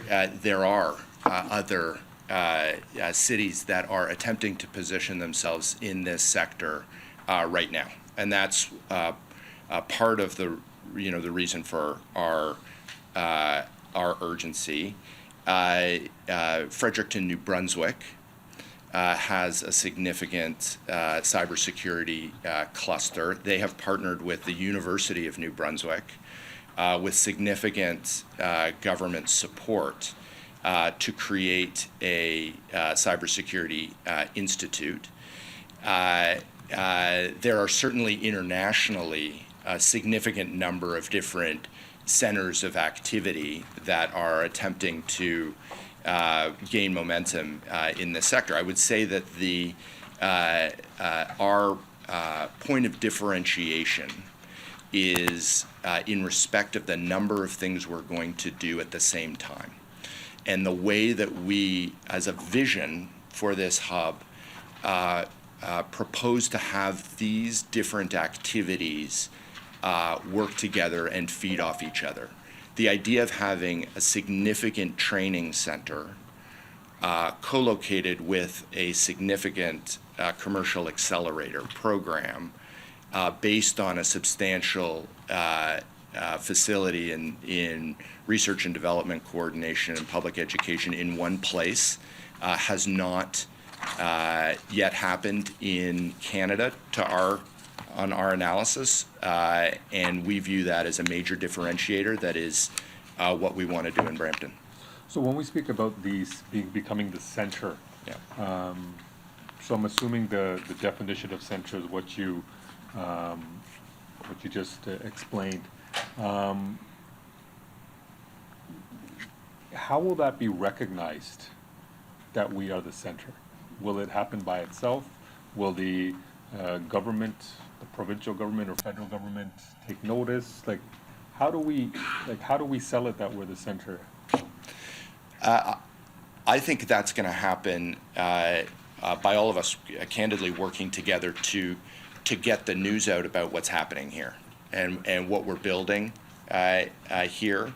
I mean, for instance, the conference April 25th, when we bring 250 manufacturing leaders to Brampton and we talk to them about what's going to happen and what's happening in Brampton, that's going to be part of that effort.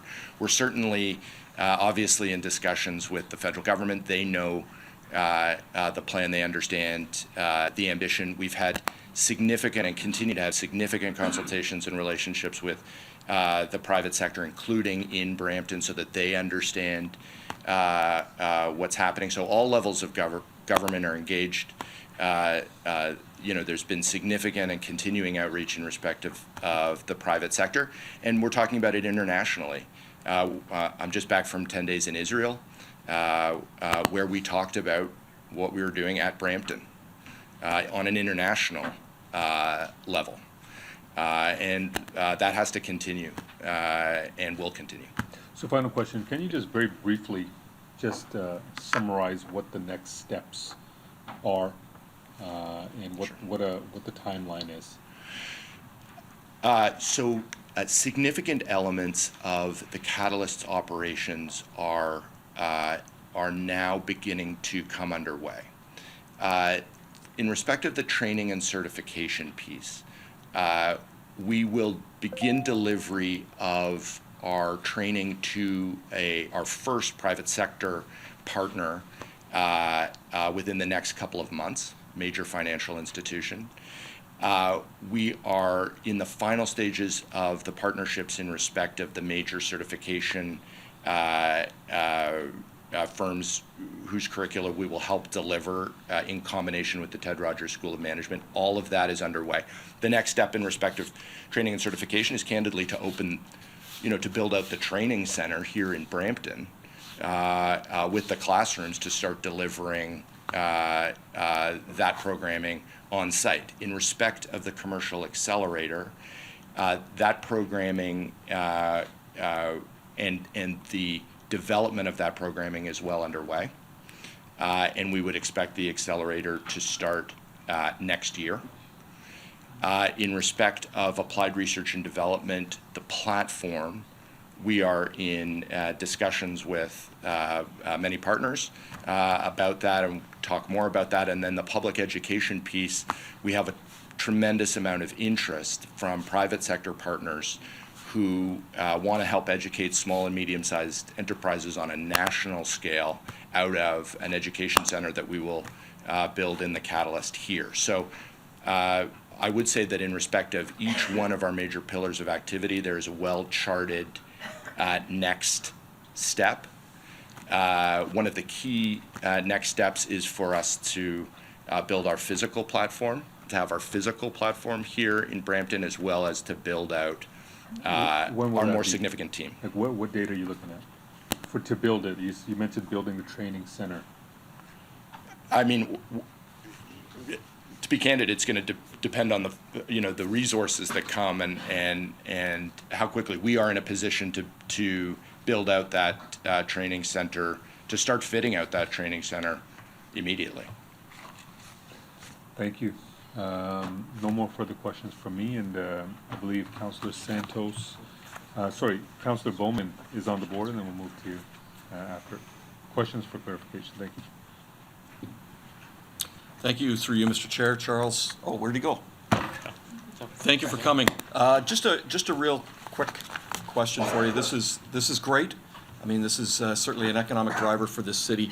I'm just wondering, the support for the Catalyst, the image that we have here, is there committed financial support from all of these individuals, or is this support in other ways, like we'll use the facility, we'll take training, or are they committing with checks? So we are, in our discussions with our private sector partners, we're asking for two things. We're asking for financial support in cash, and we are asking for engagement with the work that the Catalyst is doing. It's not enough, candidly, for Amazon or Loblaws or to cut a check. We want them to be in this hub, working with the students, working with the scale-ups. I will say that the contribution of this city will be extremely important in terms of leveraging those dollars. We are in late-stage negotiations in respect of those agreements with a number of our private sector partners. Okay, it's second question. Thank you for answering. Second question would be, the major software manufacturers, how do they fit into your view of cybersecurity? Where's Apple? Where's Microsoft? Where's Oracle? How do they fit into this? We are attempting a balanced approach. We are very mindful of the importance of supporting the Canadian ecosystem and the Brampton ecosystem.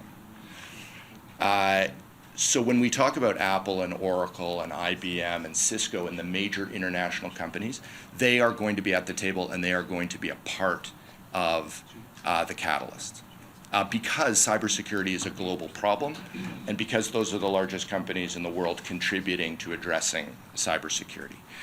But it's very important to us that we do not lose sight of Brampton, of Ontario, and of Canada when we think about cybersecurity. So our interest, frankly, is to create a great ecosystem in Brampton and nationally, and that means championing our local companies. So we're taking a balanced approach. We are in good discussions with all of the companies that you've just named. But we are keeping our eyes also on how we can help our Brampton, Ontario, and Canadian companies. Okay. So is that helpful? Yeah, what I'm getting from that is they're not officially there yet, but they're showing interest? A strong interest. We've had lots of conversations and discussions and are frankly in later stage negotiations with at least one of the major companies that you just mentioned. And we have conversations with all of them. I will say that the amount of interest in this project from the private sector is significant. And it's a matter of organizing support and who is giving what for which part of the project. And that is a complex undertaking. And we are, working hard on it. And we expect to have private sector financial support build over the rest of this year in a concrete way. Okay, thank you. Thank you, Councilor Bowman, and Councilor Santos. You have the floor. Through you, Chair. So what we're hearing is that there's a lot of things bubbling, very much so at the surface. What I loved hearing was that there is significant interest from the private sector regarding this particular proposal, and I like the fact that for a long period of time, probably a few years now, we've been in negotiations and talking to Ryerson about the university and also next steps with the Catalyst and the Innovation Hub. So, can I bring forward the motion now? Is that okay? Yes, you can. You can bring forward the Thank you. motion, and after you read it, I do believe the clerk is going to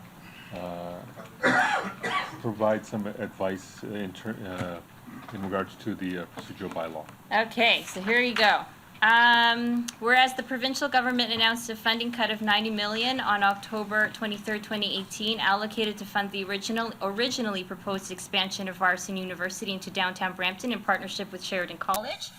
Whereas Ryerson has reaffirmed their commitment to 3 pillars of the original proposal, including the Cybersecurity Catalyst, Innovation Hub, and the Chang School of Continuing Education, whereas unfilled cybersecurity jobs will reach 1.5 million by 2019, and the need for professional training and research exists in Canada. Whereas through continued partnership, Brampton has an opportunity to leverage the expertise, strengths, and networks of Ryerson University, a global leader in innovation. Whereas the terms of reference for the recently approved Action Committee on Innovation in Post-Secondary Education to advance Council's priority to establish an innovation center, cybersecure catalyst, and post-secondary education in Brampton. Whereas the city currently has space available in the downtown to host and support the growth of the cybersecure catalyst and the innovation hub.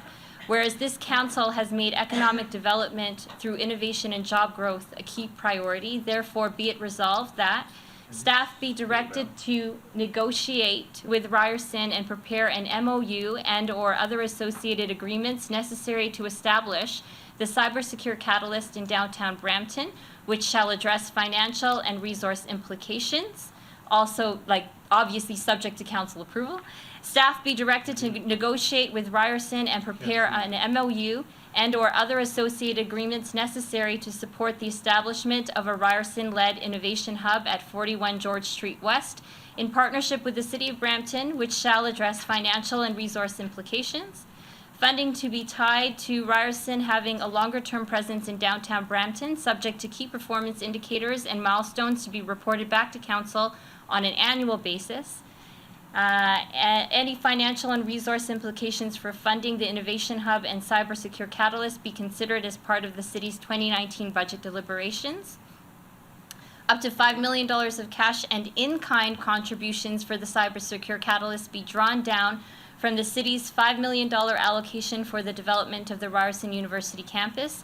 And finally, number 6, the mayor communicate with local MPs and the Federal Minister of Innovation and the Prime Minister Brampton's commitment and investment in Ryerson's Cybersecure Catalyst and the Innovation Hub.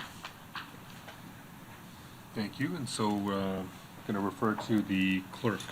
So through you, Mr. Chair, just to advise committee that council's procedure bylaw states that a delegation at a committee meeting for which there's no accompanying report, which is this current item that we are dealing with now, there's only one of 2 options that committee has available. One is to receive the delegation and take no action, and 2 is to refer the report or the request back to staff or report back to committee.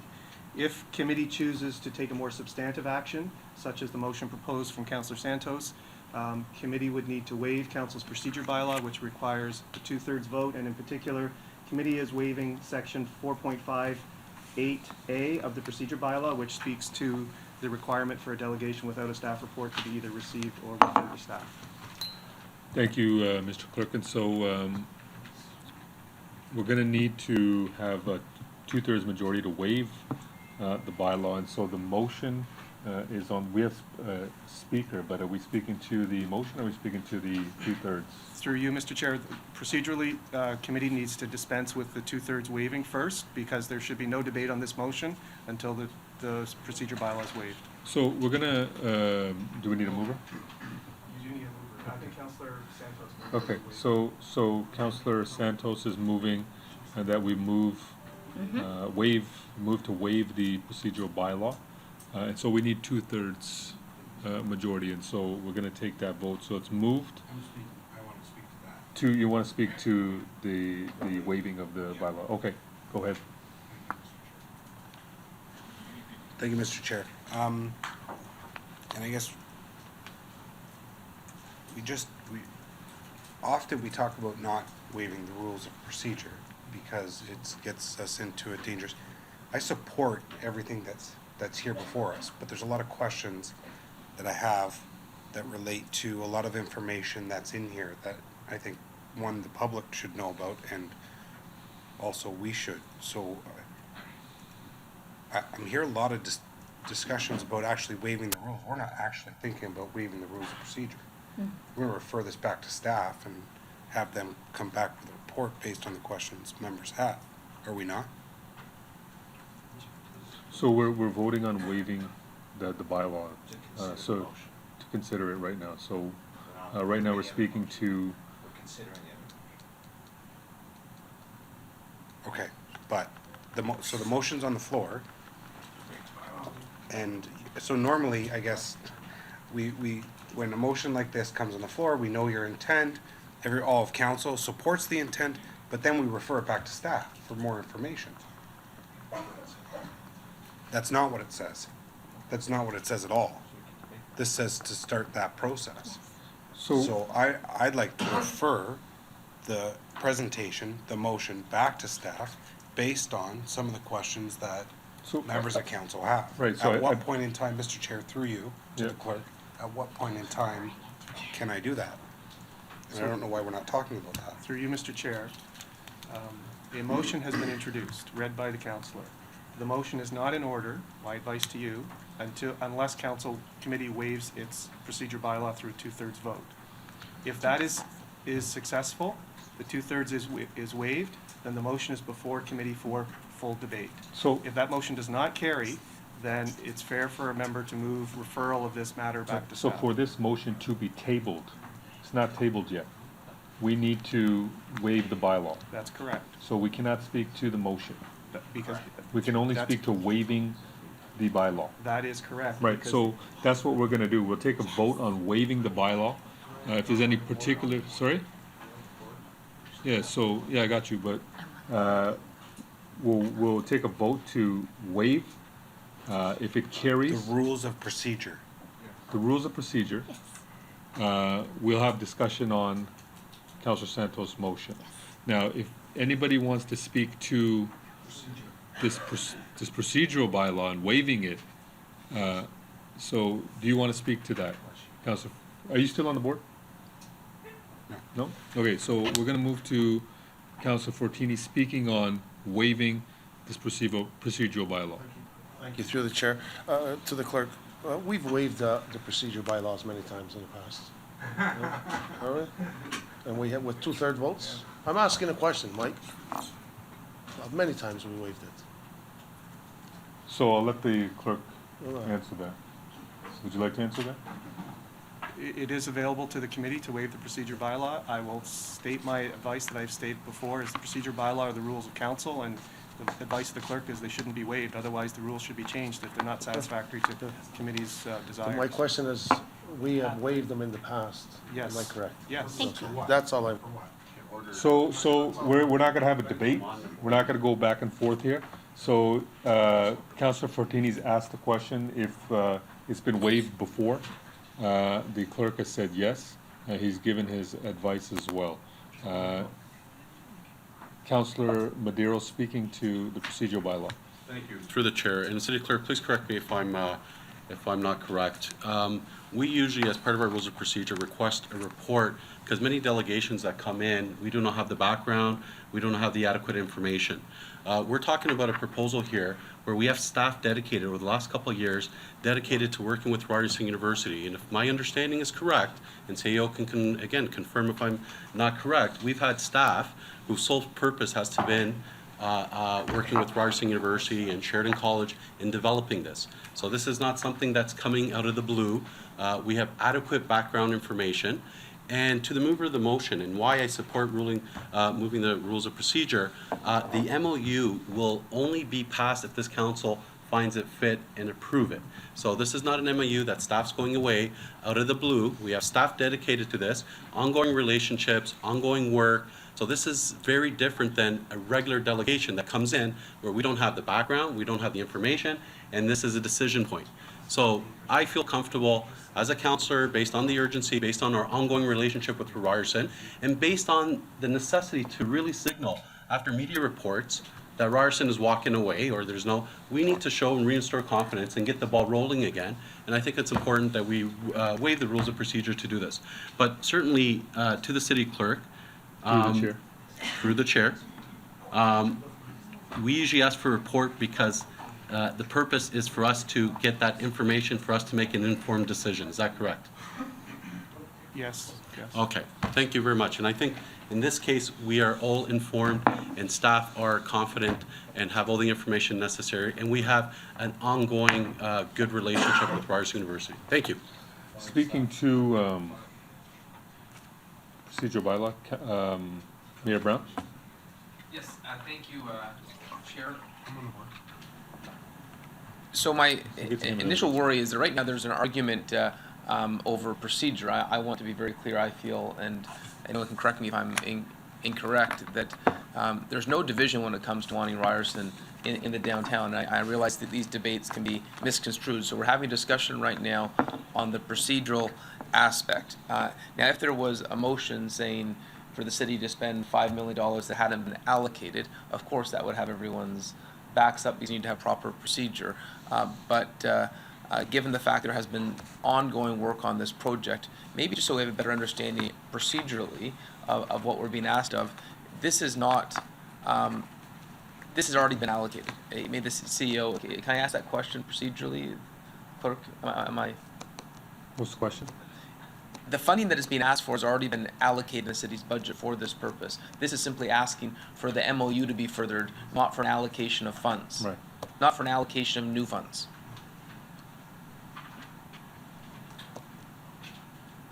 Through the chair, just validating with the clerk that I may answer the question.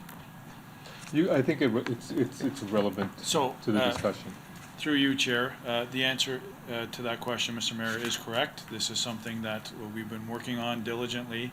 The Innovation Hub, the funds for that have been proposed and embedded in our 2019 proposed budget, which Council will be presented with very shortly for their consideration. So no decision has been made on that aspect. That is up for debate as a council in terms of that funding. The cybersecurity component is leveraging funds that have currently already been approved by council and set aside for the establishment of Ryerson in the downtown, and would be drawn upon whatever that MOU looks like of that approved funding source. And based on the comment that was stated previously that an MOU would come back to council, so that we'd have that further opportunity to weigh in, is that correct? Through the chair, I think staff's preference is if that authority is delegated to us to negotiate that MOU and it's fair and consistent, that would be acceptable to us versus having to come back to have that dialogue with council, so long as it's within the funding parameters. But if the will of council is to bring that MOU back, we can do that. And given that time is of the essence, our preference is if that authority would be delegated to us to have that dialogue and commitment with Ryerson. So I think hearing Councillor Peleshi's concern and hearing what Councillor Madero said, that it was the assumption that the MOU would come back, I think that's the way we can bridge both concerns together. If the MOU comes back to council, and obviously we can accommodate it in the schedule as quickly as possible and act quickly, I would take this motion as moving the ball forward to make sure no one in the city thinks for a second that the city of Brampton's not committed to this exciting project. I understand, given the fact that Ryerson is here today, that's probably why Councillor Santos didn't want to put this forward before the presentation, according to the normal procedural rules. And I think for that reason, I would be supportive of this discretion in terms of the procedural, but mindful of the fact that as much as possible, we should respect the procedural bylaws that our clerk has reminded us of. Thank you. Just, so I guess what we've heard is that, And sorry, Gerber, just to verify, the way the wording of the motion is done right now, does the clerk interpret that to mean the MOU would come back to council? Through you, Mr. Chair, I believe it implies that, and it applies a number of other actions as well. Okay. are you done, Mr. Mayor? Yes, thank you. Thank you so much. And so just what we've heard is that there is precedent, that the rules have been waived before, and that we do have significant information already. And so I believe Councillor Paleshi was on the board speaking to this for the second time.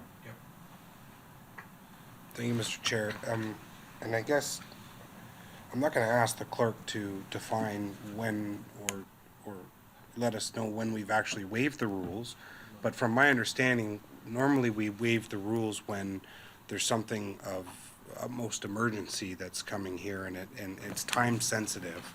That's typically when we waive the rules or procedure. I agree with what Mayor Brown said, and I don't think we don't not support this, but from my understanding, the conversation that Mayor Brown and the CAO just had, I'm not privy to some of that information. I don't understand, and I didn't support something in the past to be changed now, and I really need an understanding. And so waiving the rules of procedure at this time, I don't feel it is appropriate. It's not an emergency that we do this now, here today. It's something that I feel strongly that staff should be coming back to council so we fully understand what this motion is and how we support this ongoing ask from Ryerson. So again, I don't support waiving the rules of procedure. I don't think it's appropriate, Mr. Chair. Finished? Thank you. Thank you. We do have Councillor Vicente speaking to waiving the rules of procedure. Thank you, Mr. Chair. To Councillor Paleshi's concerns and points, I heard the delegation speak quite clearly that time was an important factor. They are looking for our support, obviously, but they're also looking for support from federal grants and other potential avenues for support of this operation. They are currently already in the throes of planning these initiatives, as is the city, and therefore there is a time sensitivity. And to the points made by staff and by the mayor, we will be seeing all of the details in due course, and a final decision will happen there. But we are pressed for time, and I would like to ask the clerk, would it be appropriate on a motion for 2/3 to request for a recorded vote? Yeah, we can have a recorded vote. Yeah. Okay, thank you very much, Mr. Chair. So there's Councillor Bowman, you're up next, but a very quick question for the CAO. Is staff, and I hope you feel comfortable answering this, and I hope it's an appropriate question to the clerk, would staff be comfortable if if the bylaw was to be waived and the motion was to be tabled and passed? Would staff feel comfortable?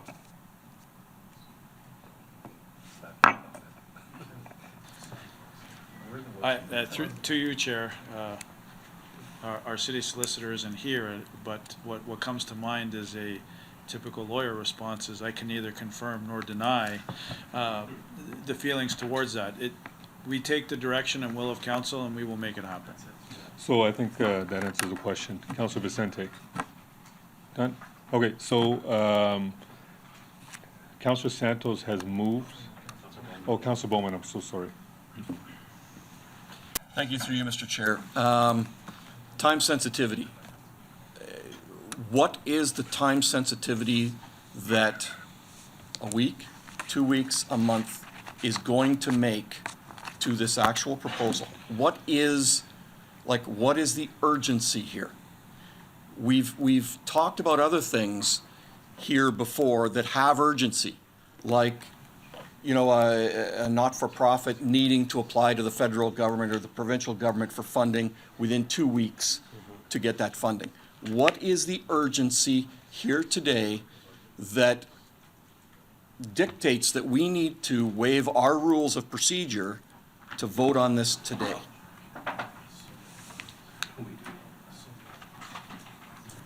Through you, Chair, in terms of context, Councillor Bowman, if I take our experience just developing the MOU for the Chang School, that took us several weeks, 6 to 8 weeks, to get to closure on that matter, on that MOU and that licensing agreement.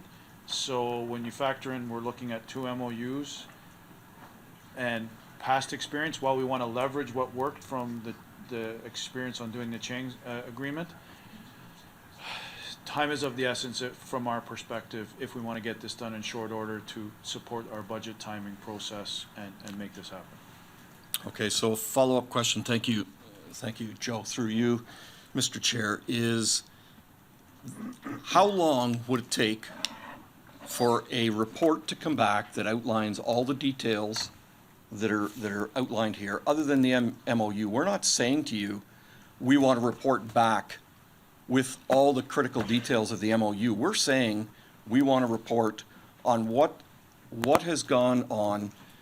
We've got money put away, as Mr. Mayor has said. Yes, we do have money put away, but we were making these plans on the assumption that we were getting a full-fledged Ryerson University in our downtown that was $90 million funded by the province. That is no more.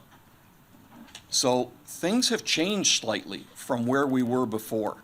And I just want to make sure that if we can get a report back from you on what is being delegated for here, the changes that have been made, maybe some people are privy to some of the details that others haven't been here, is 2 weeks, 3 weeks, going to make all that much difference before we go ahead and say negotiate an MOU through council? That's my question.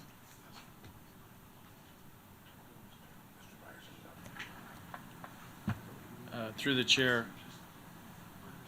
Councilor Bowman, can I ask you to repeat the specific component you're looking for? Sorry, can I ask you, Councilor Bowman, who is the question directed to? It's directed to our staff here. So before you answer, Joe, would you like to weigh in on this? I'd just be happy to point out that, you know, one of the issues here is how we can move forward together and how we can actually move forward quickly. If I look at the 2 different pieces of this, you know, the Innovation Hub is poised and ready to go. The agreement is what's standing between us and actually being able to put staff in place and to move forward with the development. The Cybersecure Catalyst, as you heard, we're talking about putting together a financial package, and the city's commitment at an early stage will be helpful for us leveraging other funding, both from other levels of government and from the private sector. And so we're looking for something that has expediency. Okay, and I'm not disputing that. As our mayor said, there is no misconception here about the direction this council feels about moving ahead with Ryerson and moving ahead with an innovation center. Personally, and I'm not speaking for any other councillor, I have an issue with waiving our rules of procedure. And if we can come back with a report, as we do with all delegated delegations that come towards us, I'm fine with that. I don't think we have any problem sending a signal to the outside world that City Council and the city of Brampton definitely wants to work for economic development with Ryerson, with an innovation hub, with a catalyst. I just want to make sure that we adhere to our rules of procedure here, that we do things properly, and we come back and we vote on it properly. That's all. So, Joe, that's, how long would it take to come back with a basic report, not an MOU, the basic report that says, here's what we wanted, here's how it's changed, here's how we would like to move forward, and for that to be passed through council? Through the chair, it would be up to 2 weeks, a week or two.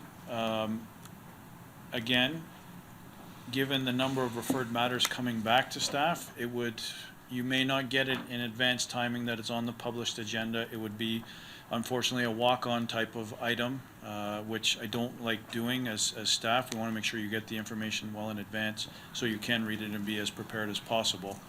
But that's Okay. it.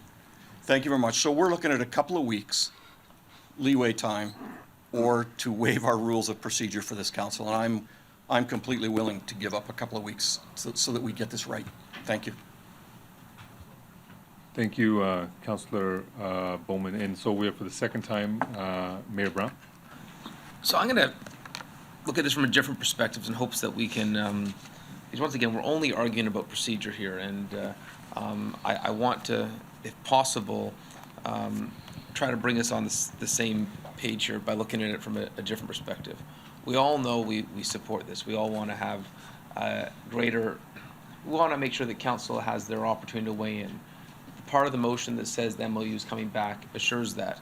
When the CEO mentions this will be back in 2 weeks, well, that's to committee of council, which means it's an actual another week. So we're looking at 3 weeks for it to get back, to give the staff the direction to start talking with Ryerson on the MOU. And looking at calendars right now, yesterday I noticed that MP Ruby Sahota was at Ryerson. I know I met this week with MP Sonia Sidhu. I know our MPs are advocating for federal participation. It's anticipated the federal budget could be the last week of February. They haven't officially announced. They don't do closer to the date. When I hear Ryerson say, by having this commitment finalized, the only thing standing in between is that MOU, when they hear they want to leverage other potential commitments, I think of that possibility. And so I didn't think of that at first when Councillor Santos put this forward, but I know from our MPs, they are, this is part of their push for February. And so if Ryerson wants this finalized before they can make more official ask, then I think that's something that we need to consider, and it's more of a reason not to wait 3 weeks so that we can get all the horses racing behind this cause. Thank you, Mayor Brown. So I think we heard from the mayor that there was a request from our federal partners to move as quickly as possible. I know I received some calls, and so thank you for pointing that out. And so there's no other speakers. Councilor Vicente. Call the question, sir. Call the question. So that's okay. That's okay. We're going to take a vote now. So we're going to vote on waiving the procedural bylaw. So if it passes, we'll be discussing Councilor Santos's motion. And so it's moved by Councilor Santos. All in favor of waiving the rules of procedure. And we're going to get a recorded vote. Do you want a electronic vote, or do you want a standing? I don't think clapping is one of the options now. Electronic vote? Okay, so can we do that, clerk? Waiving the rules of procedure. Yes, we've already said that. Mr. Chair, the voting is now open. The one on your left. Yeah, I show this Councilor Dillon on the screen. You're now on, yes, that one. You can vote twice, Mr. Mayor. Councillor Singh, all members have voted. Voting is now closed.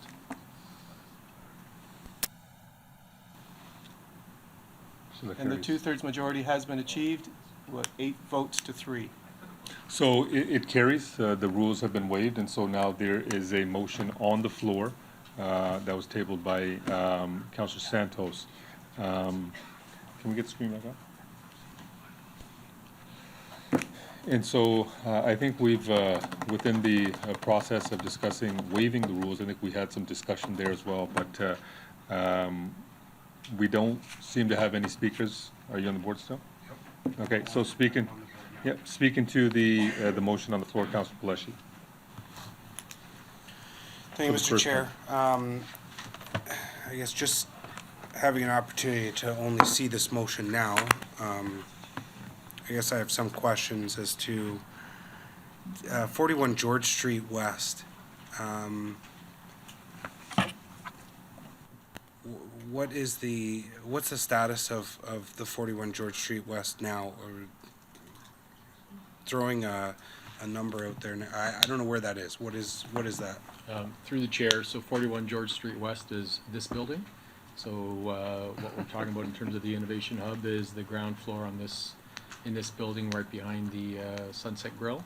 And the renovations have already been completed and they're scheduled to be completed by the end of this first quarter. Okay, the motion's gone from my board. Can I get it back up? No signal. The 1 million per year up to 5 million of cash and in kind. So I'm assuming that and in kind, that's included in the 1 million per year. And it's a drawdown on the 50 million.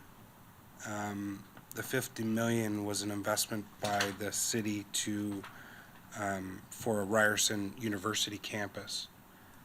And now we're taking the, up to 5 million out of that 50 and putting it towards this? Through the chair, that is correct.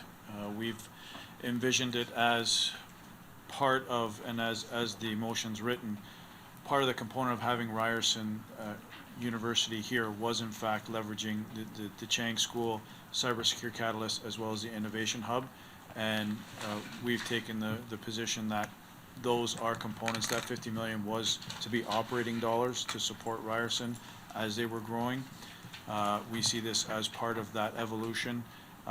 Again, part of the MOU that would come back would be that alternative options. So if council did not want to pull from that 50 million, other funding options available to us in the city that we could draw upon and council could decide on. And that 50 million, it was discussed during last budget, but it won't actually be implemented until this budget. Is that correct?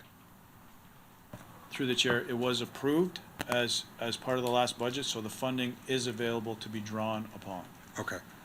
And then if the province ends up changing their mind, do we then have to find 5 million to put back in? Are we going to have to come up with the 50 million again?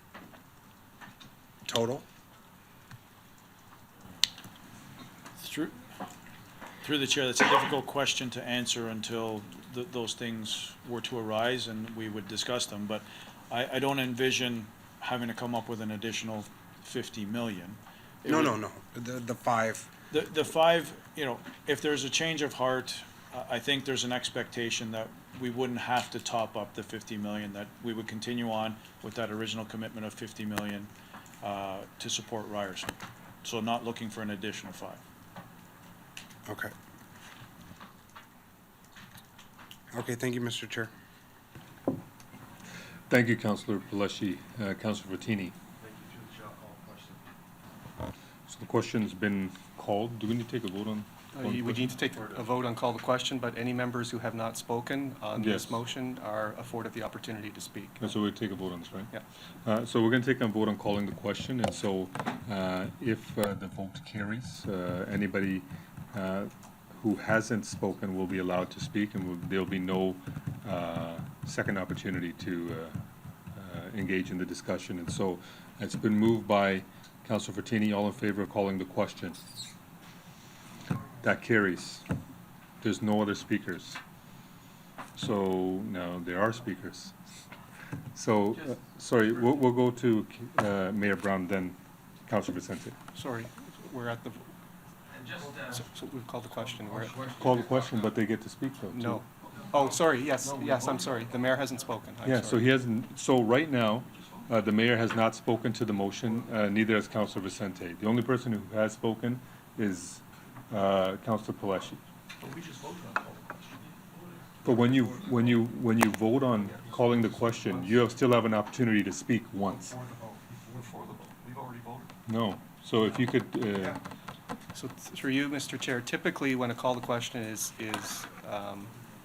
introduced, an opportunity is afforded to those members who have not spoken to speak. In this case, Councillor Palashi is the only member that has spoken. When the call to question was introduced, you took the vote, and the vote carried.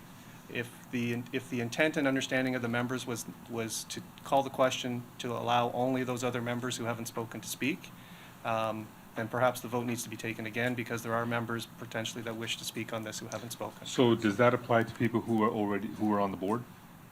Or, so, okay. So do members who haven't spoken, do they have an opportunity to speak now? If you wish to make that ruling, that would be consistent with the practice of this council. Right, and so I think that'd be fair if you haven't had an opportunity to speak. And so, Mayor Brown, do you want to speak to this? Sure, just very briefly, I just wanted to say, I know there was some small disagreement on procedure, but I think this motion now is an opportunity to say all of council rallies behind this exciting advancement for our downtown. And I know there was a question on 41 George Street. There'll be an exciting announcement from economic development very soon about what exactly is happening there, and that's why I think they're using the specific address, because the branding hasn't and the program there hasn't officially been launched, but it's economic development has done a great job with it, and it's really exciting. Thank you, Mayor Brown. Councilor Vicente, speaking to the motion. Thank you, Mr. Chair. May I request a recorded vote on this motion? Thank you. Yep, so standing okay? Sure, so we're going to take a recorded vote for the motion moved by Councilor Santos. All in favor of the motion by Councillor Santos, please stand to be counted. Showing in favor is Councillor Santos, Councillor Vicente, Councillor Willens, Councillor Bowman, Chair Dillon, Councillor Medeiros, Councillor Williams, Councillor Fortini, Councillor Singh, Mayor Brown. All opposed to the motion, please stand to be counted. Showing opposed is Councillor Palashi. Mr. Chair, that motion carries 10-1.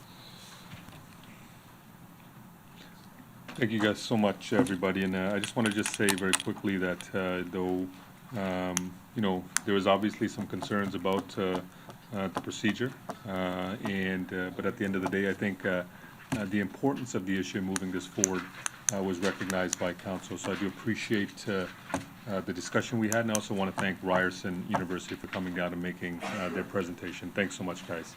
And so 5.3 is completed. We're now going to move on to the economic development. Oh, we do. We have another delegation. So we have 5.4, the delegation on Filipino Heritage Month.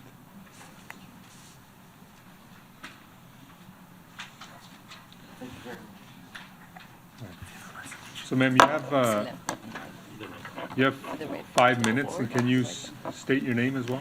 Yes, hi. Good morning, respected Mayor Brown, the chair, and esteemed council members. My name is Milagros Caballos, and I'm here to represent the Federation of Filipino Canadians of Brampton. I am the Community Relations Officer, and I'm standing here with you representing not just the Federation, but also the Filipino Canadian Seniors Club of Brampton. Okay. So, the Federation has been founded since 2003, and with a clear mission to help establish new immigrants in the city of Brampton, to help in networking with long-standing citizens, to facilitate in acquiring jobs so that they do not become a burden to the city and to the community, to ease the transition of caregivers into the Canadian way of life through various providing various services, counseling, and assistance, particularly during times of typhoon and floods that affect their immediate family members in the Philippines and extended families there that devastate the community. And also by keeping the connection between our seniors and youth strong so that our heritage, our language, our culture, and our love for national food, our dishes, are passed on through the generations. Now, how do we do this? One activity, the Federation, in support with the Seniors Club, have celebrated the Filipino Fiesta in Brampton since 2010, where we showcase our cultural dances, crafts, memorabilia, singing talents, and information material and art pieces of our history.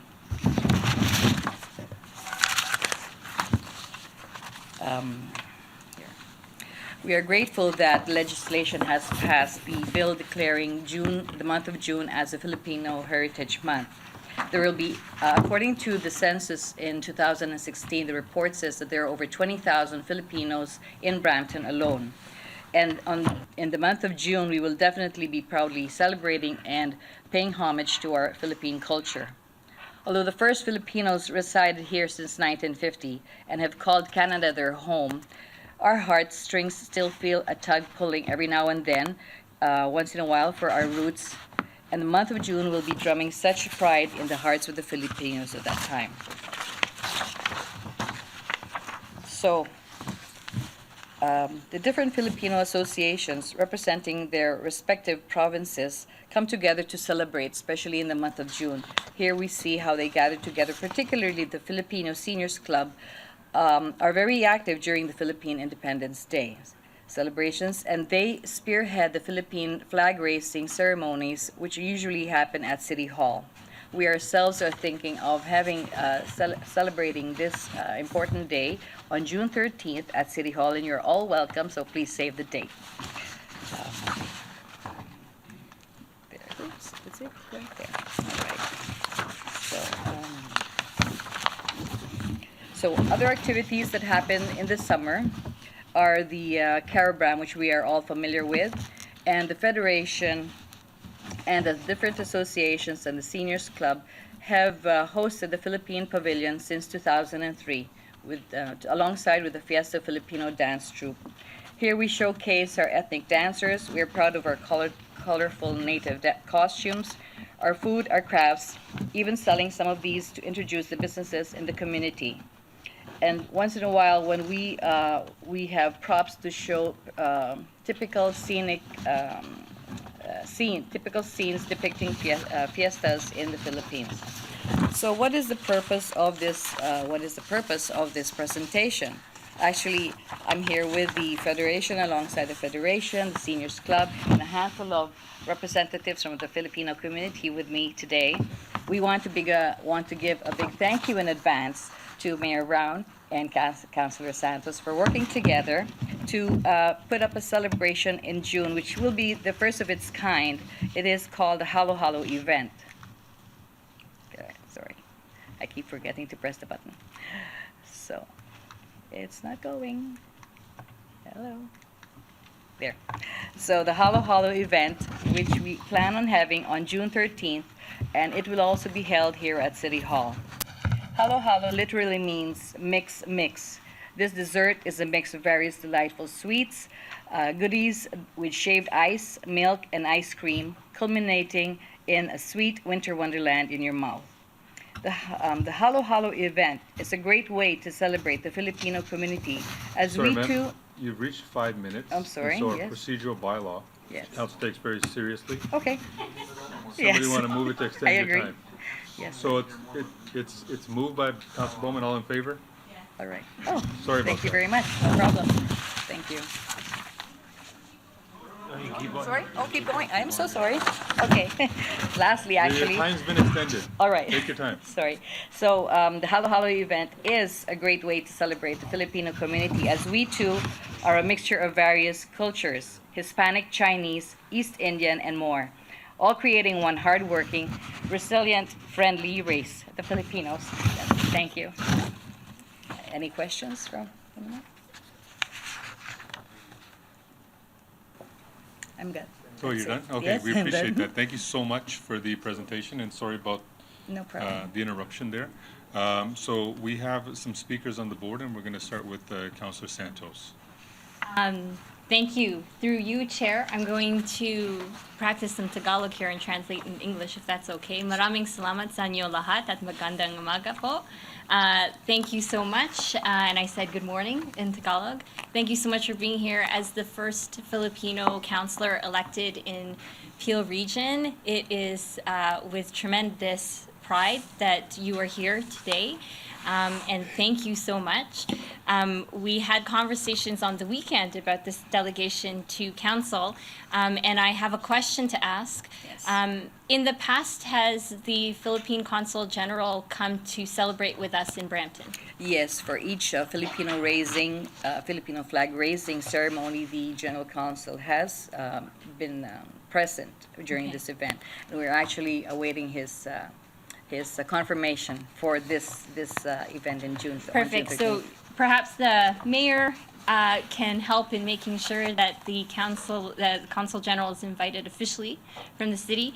But I will say that, you know, the Filipino community is quite large. Yes. In Brampton, we are over 20,000 and growing. We are the third largest Asian community in the country and growing. And we are the fourth largest visible minority here in Ontario. So thank you so much for coming today. Your contributions, our contributions to the community, they are significant, especially with respect to CareBram. And thank you very much. Thank you, everybody. Salamat po. Thank you. Mabuhay. Thanks so much. Thank you, Councillor Santos. Mayor Brown? Thank you, and it's great to have this delegation here today of our friends from the Filipino community in Brampton, and we can have Councillor Santos being the only person using Tagalog. So, magandang umaga and salamat po for your participation today. I think this is a wonderful initiative we have had during Philippine independence halo-halo functions in the provincial and federal levels as a symbol of friendship with the Filipino community. So to have that halo-halo celebration here, I think is a step forward in terms of celebrating this friendship. And I know Council has already passed a motion outlining a wish to celebrate our cultural communities as a city. And I know Economic Development and Culture is working on that. And so this will be one of those, obviously, events that we're really looking forward to having, given the large Filipino diaspora in Brampton. I know when the council passed the motion, some of these celebrations were supposed to be based on Heritage Months. Just so you know, Filipino Heritage Month is actually November, but the Independence celebration is June. And so I understand that Economic Development Culture staff are making that all work, and that they're not going to be strictly held to having to follow the Heritage Months. Is that correct? Okay, good. Because I think Councillor Bowman deserves to be able to try a halo-halo in June when the weather is warm. The first time I've heard it described as a winter wonderland in your mouth. But what a marketing campaign for this event. We're going to have everyone in Brampton wanting to try traditional Filipino desserts. And there is, Councillor Santos is right, as someone that gets invited to a lot of events, that there is this growing and dynamic community in Brampton. I got invited to, I guess, St. John Fisher's Valentine's Day party this past weekend, and there was hundreds and hundreds of people there, predominantly from the Filipino community. And I find every weekend there's a new event in the community. So it's a community that knows how to gather, that knows how to celebrate, wants to be involved in our community. And the fact that you're before council today, I think speaks to your eagerness, not simply to gather as a community, but to share the beauty of your culture with the city. And so I just wanted to say it's welcomed, and thank you for being here today.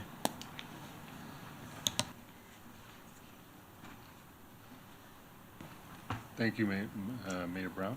Councillor Willens? Thank you, through you, Mr. Chair. It's actually a question for the delegate, if she wants to get back up. If we can get her back up. I guess she doesn't want to come back up. Oh, sorry. Oh, yes, question. Yes. Yeah, just a quick question. This is great, a great event. How does this differ from the previous events that we've done for the Independence for the Filipinos? Because I was at every one of those events, and is this different? I'm excited. It's great. But Yes. how is it different, Halo Halo, compared to the events in the past? Well, in the past, we did not have a Halo Halo highlighted for this event, and it really identifies the Filipino community having the Halo Halo event, which is a common dessert, a favorite dessert among others. So, in this way, we have gathered different businesses in the community to work together with us in presenting this event and making it successful, so that we could have a stronger presence of the Filipino community in Brampton. Okay, that's great, because the events in the past were fantastic. We had a lot of fun. The food was excellent. It got introduced to a lot of Filipino community members around that, through Rose and through Nori Bloom. It was really good. So I Thank hope you you. continue it on, and Definitely. We try to improve every year. yeah, excellent. Any more questions? Sorry, is there something you want to add? Oh, the council will definitely be enjoying some samples that we will be bringing the day of. So stick around. The event will be from 5 to 8 in the evening on June 13th, but we will be here ahead of time to make sure that you sample some delicacies that we have, and you'll come back for more. Thank you. So, just hang on, we got one more speaker, Councilor Vicente. Thank you, Mr. Chair. I just wanted to add my support for you and your organization as well. A lot of people may not know this, but when I grew up, one of my first work experiences was to assist in producing Philippine Sunday, which was a broadcast that aired on City TV many, many years ago in the early 90s. And so I agree that Filipino people are warm, trustworthy, and great partners. And they have also been dedicated partners here with the City of Brampton through CareBram. And when I was a treasurer, and I know Councillor Bowman also sat on the board of CareBram, we always find that the Filipino people are really essential to the success in creating Brampton to be a cultural mosaic and really exemplar around the world. So thank you for your work. Thank you, Councilor Vicente. And with the permission of the chair, I would like to say that there is a Filipino, one of the Filipino radio stations on the FM channel. It's called On the Flip Side. It's at 101.3 FM, CMR.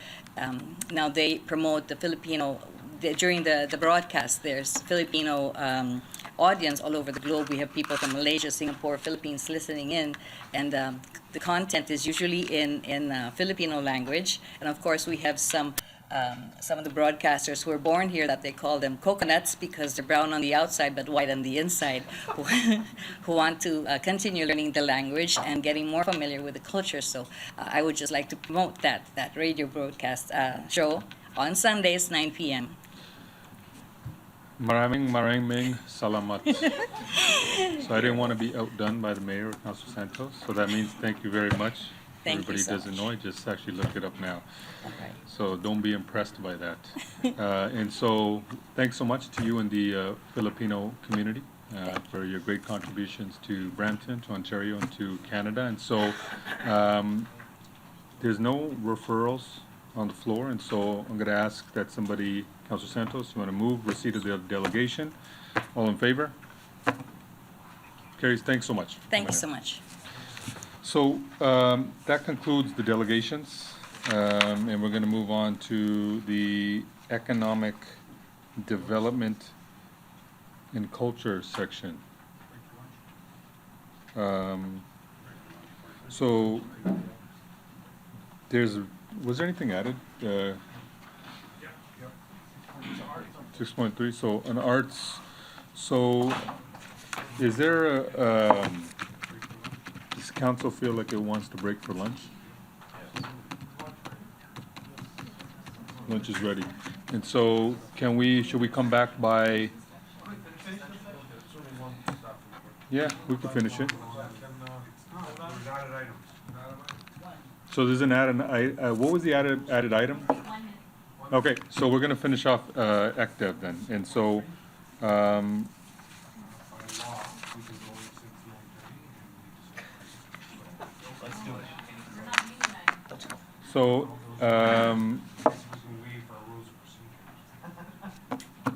Economic Development and Culture section, and so 6.3.1, there's no update from staff, and there's an added item. Guys, can we just hang on for a minute? It was the arts community from Councilor Santos. Great, thank you. Through you, Chair, this is going to be very quick. So on Sunday, the arts community invited all of council to participate in a discussion and an update on the future of the Arts Council. In attendance were myself, Councilor Vicente, Councilor Williams, and Mayor Brown. And they gave a really fantastic presentation and ideas on a way to move forward, which we think would be very beneficial for the rest of council to hear next week at council. So I'm just giving folks a heads up and making sure that it's on the agenda for them to delegate and share that information with council next week. Thanks so much for that update, and so that concludes economic development portion. And so I think what we'll do is we'll break for lunch now. And so anybody want to? Sorry, it's question period. Councilor's question period. Anybody have any questions? Seeing none. Public question period. Does any member of the public have any questions in regards to economic development? Seeing none. And so corporate services is next. We're going to break for lunch now. Anybody want to suggest a time? 12:45. So 12:45. I'll see you guys all back here.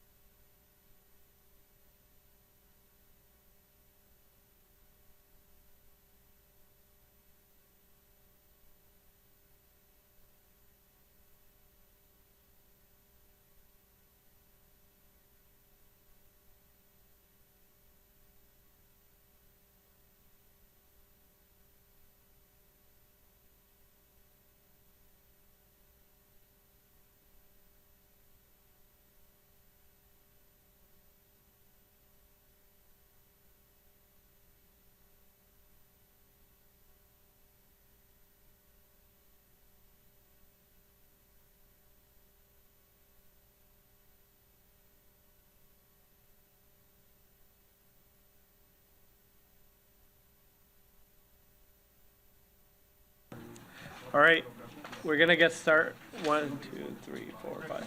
Yeah, we're gonna get started. So moving on to the corporate services section. Seeing that there's no 7.1 staff presentations, we'll move on to 7.2. No, seeing that there's no reports. 7.3 other new business. So we have a lot of discussion points. I count 1, 2, 3, 4, 5, 6. So we'll be strict on time and the ability to speak twice.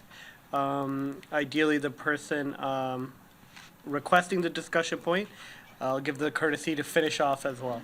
Okay, and we'll move that way. Okay, so since you're bringing it, so you can open it, and I'll give you the courtesy to end it as well.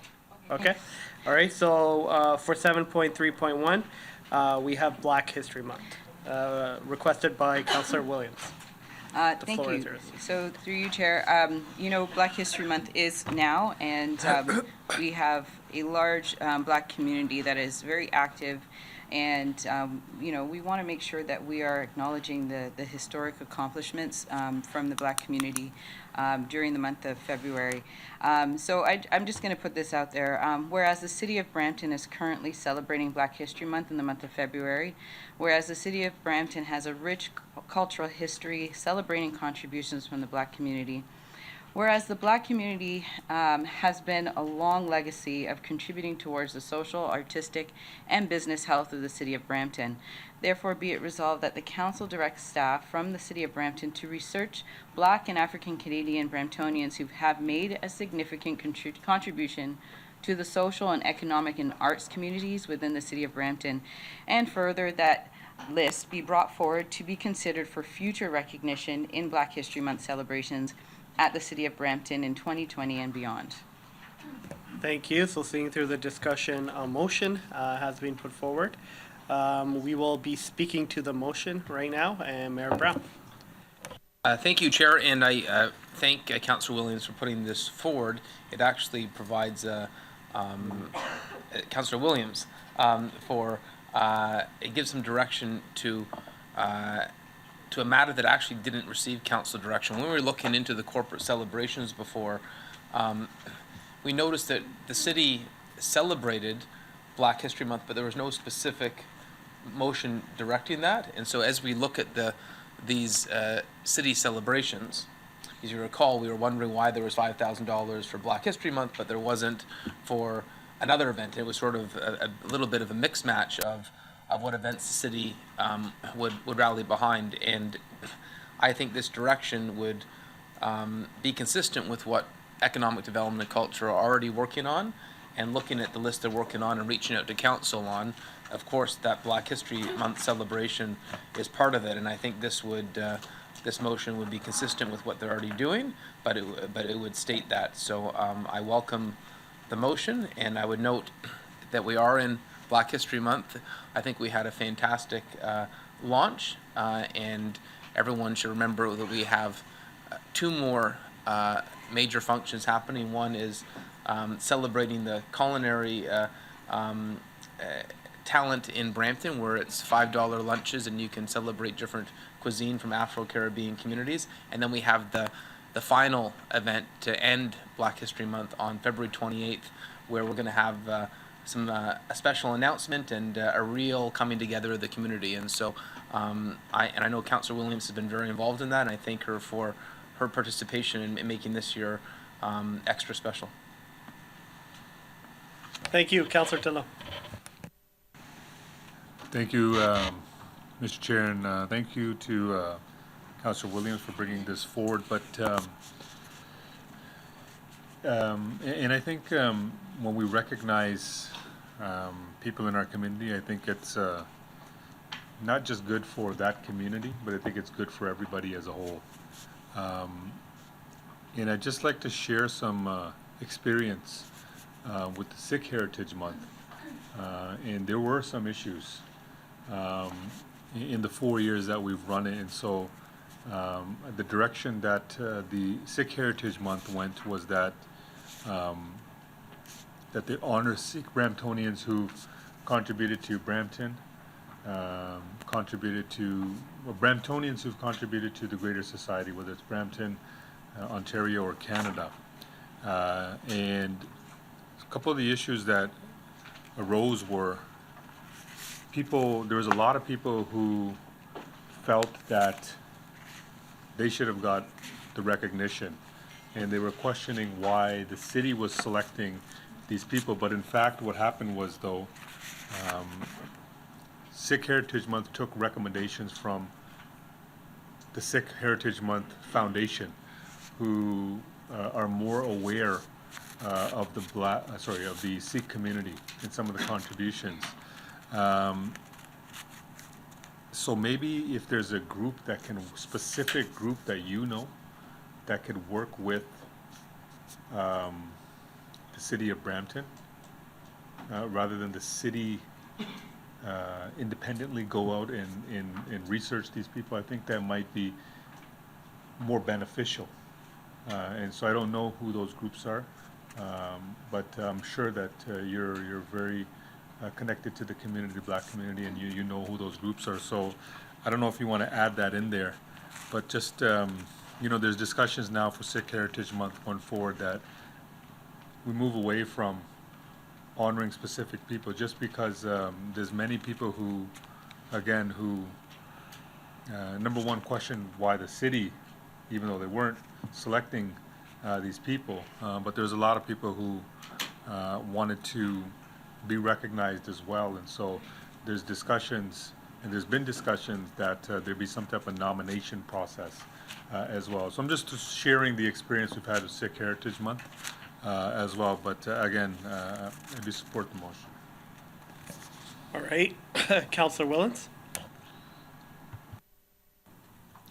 Thank you very much, and thank you, Councillor Dillon, for a couple of those comments. I agree that there should, maybe if you do have a group that can help, because you guys are putting a lot of motions forward for staff, and they're getting bogged down, so I don't want this taking up a lot of time for staff, so I think it's the more outside groups can help, certainly would be the better for sure. But I like it, it's good. Yeah, everybody can speak twice, so yes. Sorry, just to add to what Councillor Williams was saying, may I ask a question through you to Councillor Williams? That's our motion. Is there currently a committee, like one that's like a provincial Black History Month organization, or a committee that's set up, or do we have one in Brampton? Unfortunately, no, there isn't one like that. And I think that's the direction we're hoping, the community is hoping to go. Historically, Black organizations have not been encouraged to really mobilize in that way. So, it's important that there is some collaboration with like PAMA and other groups, and just to find that historical data and information to support people being recognized. This is past and past people who have made major contributions to Brampton's mosaic, right? And what has made Brampton such a vibrant community. So do you think it might be beneficial that there's a committee set up that involves and reaches out to and mobilizes some of these groups that might not have been connected? Can I just interject before you respond? I think the CEO would like to say something. Excuse me. Thank you, Chair. It was with great excitement prior to Committee of Council starting today at 9:30. Our internal staff team, led by Kelly Stahl, who have been working diligently on putting together and responding to Council's direction on the special events and Heritage Days and Days of Recognition. They've got an excellent package that they're going to proceed with, meeting with every member of Council to get your feedback on that. And this motion here, in terms of one of the things we talked about, is in fact that we as a city are not necessarily always in the best position to have all the information on all those different individuals that we want to celebrate and recognize. So we would be looking to extend and connect with all of you and your networks to ensure that we bring forward the right individuals. So we're not going to limit that direction to purely Black History Month. We're going to do it for all those events. So I think that's important. So we're looking for and appreciating the feedback that council will give us through that process. But we accept this direction as well as the constructive comments from Councillor Dillon, supported by Councillor Willens on that. Do you have any other, I had interrupted you, do you have any other? No, essentially what I wanted to see was that, I guess the CAO has answered it as well. And correct me if I'm wrong, that we're gonna be getting input from counselors to see how we can in fact, or indeed, find those connections in those groups that we can work with. Through you, Chair, that's absolutely correct. And Right. that's gonna be happening in the next couple of weeks. Yeah, so I think it's good that, you know, I do support the motion. Staff is going to be getting that information anyways, but I do think it's important that we do recognize that through this motion. Permission to speak from the chair. Denied. So I'm just gonna make a suggestion. It's your motion. And possibly maybe referring this for 2 weeks so we could work out what staff is doing. Additionally, we could reach out to stakeholders and community organizations. And then maybe we can even also put the structure of a potential committee in the motion next time. So we have a committee ready to go as well. But that's totally up to you. But that might just be, so we have a more comprehensive, like this is what we're doing next year. This is the committee. These are the stakeholders involved. And then it also gives us the opportunity to reach out to various stakeholders because I do support this. I do support. And also, what do we mean by City of Brampton? Born in Brampton or did work in Brampton? Born. So these are some areas we could get the clarification and over the next 2 weeks, bring it back and pass a clean motion. Okay? That's just my thoughts, but I'll leave it up to you if you're okay with that. Not referring, deferring to next committee. I'll let Council Williams, if she agrees, she can put it when it's her time to speak. You don't have to, just suggest.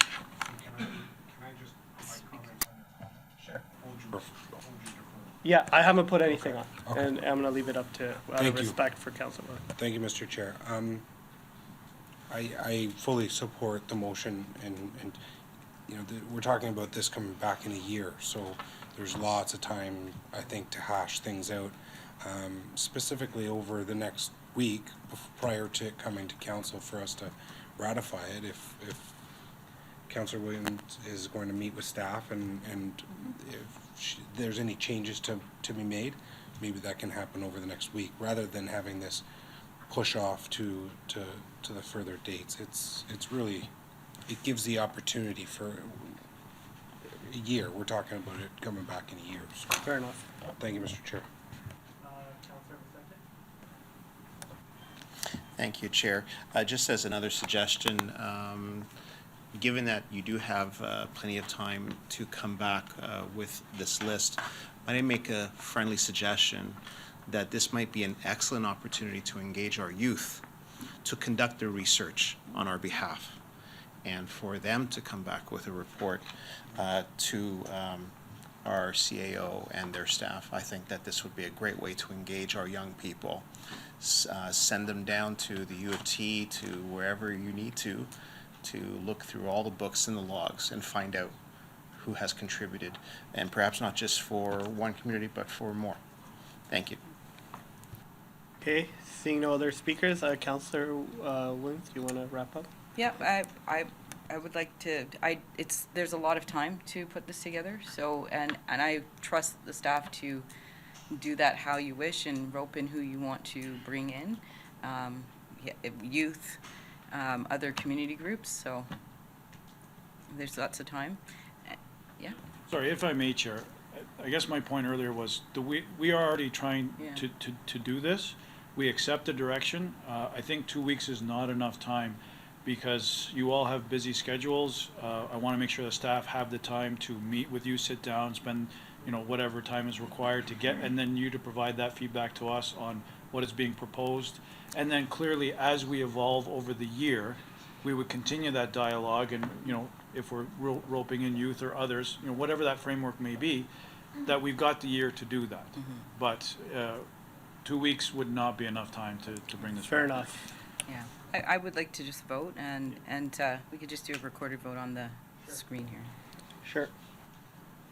Recorded vote has been suggested, requested.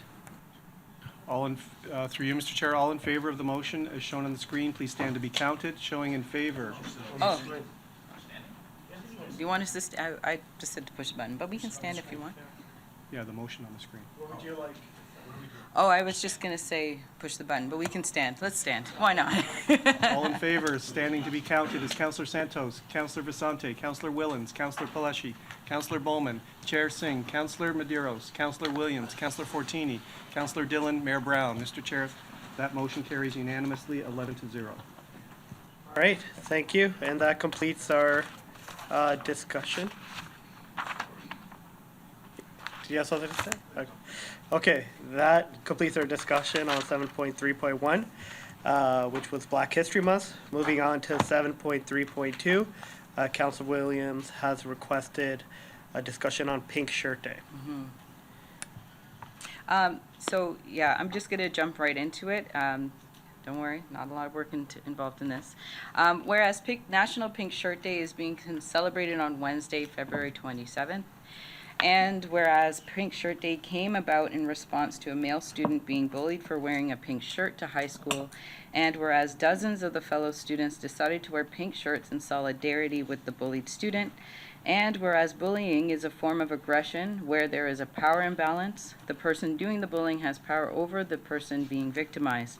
In addition to any physical trauma incurred, bullying can result in serious emotional problems, including anxiety, low self-esteem, or depression. And whereas cyberbullying is through electronic means, there are many forms including harassment, impersonation, outing, cyberstalking, and degeneration, but all exist at least in part in the digital world. Cyberbullying can often feel even more overwhelming than traditional bullying because access to a target is 24/7. And whereas Pink Shirt Day has become a national day of awareness of bullying in schools and society, and whereas the theme for 2019 is cyberbullying. And whereas individuals and organizations are encouraged to participate by wearing a pink shirt on February 27th, therefore be it resolved that Brampton City Council affirm its commitment to build a workplace and a city free of harassment, bullying, and cyberbullying, and further that members of City Council encourage employees and members of the public to participate by wearing pink shirts on Wednesday, February 27th, 2019. And that is a Committee of Council meeting, so.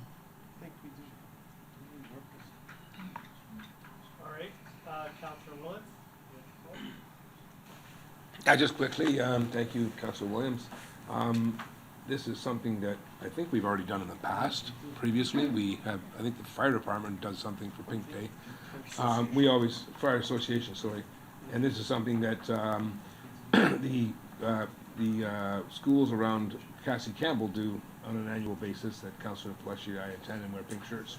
So, I mean, if it needs to be in a form of a motion, I'm okay with it. It's a good motion, but I think this is something that we already do. But if you want to formally recognize it, I'm supportive of it. Yeah, absolutely. All right, Councillor Dillon?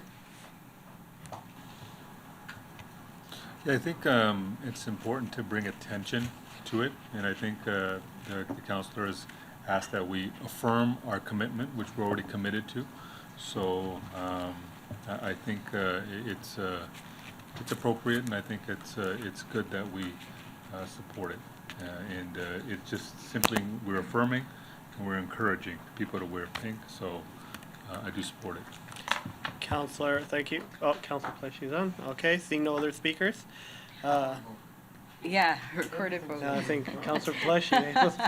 No, Councillor Williams. You know what? I'm sorry, through you, Chair. Next Wednesday, the Wednesday that it does fall on is a council meeting, and I think we in our ward, one young man committed suicide last semester, and we just heard of another one on Friday. And so, I don't know the nature of why they, chose to take their lives, but I think all of us being young people at one point can appreciate how stressful and difficult adolescence can be. And, I think that we have a duty to show that we are a safe space. And doing that, being here at council, supporting and in solidarity is a good step in the right direction for our young people. Okay, fair enough. Councillor Maderos, or do you want to speak? Yeah, so I get through the chair. Thank you, Councillor Williams. The only, and it's not so much an issue, I appreciate the spirit again of what we're trying to do here. I'm not sure if it would be more, because usually motions usually direct action, and there's no directed action per se.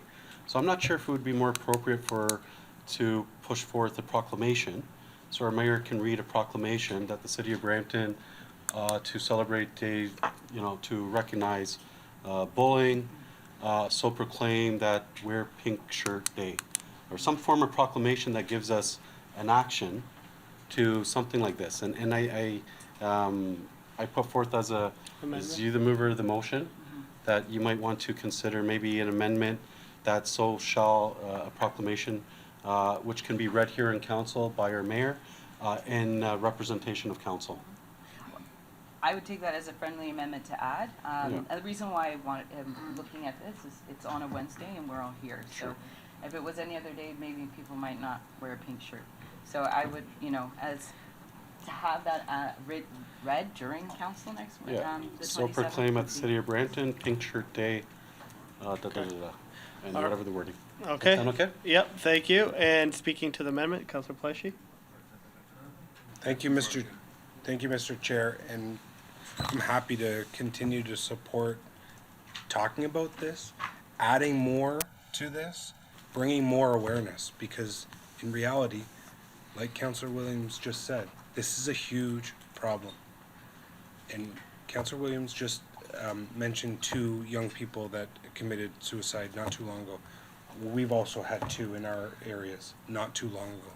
And I was just talking to actually a businessman that wants to relocate here to Brampton, and our discussions were really around his son. He feels his son is being bullied and has been bullied for a while. It touches everybody, and I think this is really important. And whatever we can do, you want to make it mandatory, I'm happy to support making it mandatory. Okay, seeing that there are Thank you, no... Mr. Chair. No problem. Councillor Dillon? Speaking to the amendment? No. Oh, sorry, okay. I don't want to speak anymore. Okay, thank you for not speaking. We will vote on this. Can we vote on it as a whole? Or do we, yep. Oh, friendly, okay. Yeah, you spoke twice. Huh?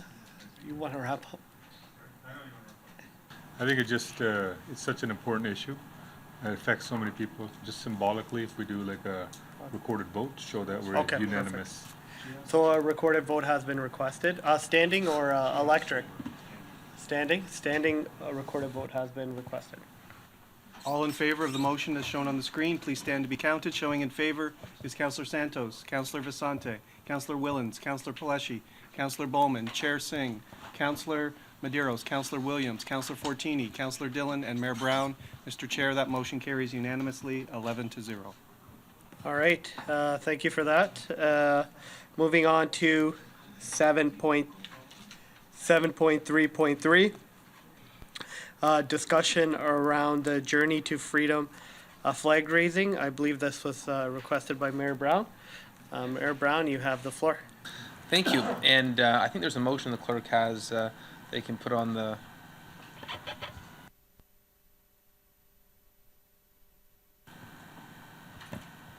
Perfect.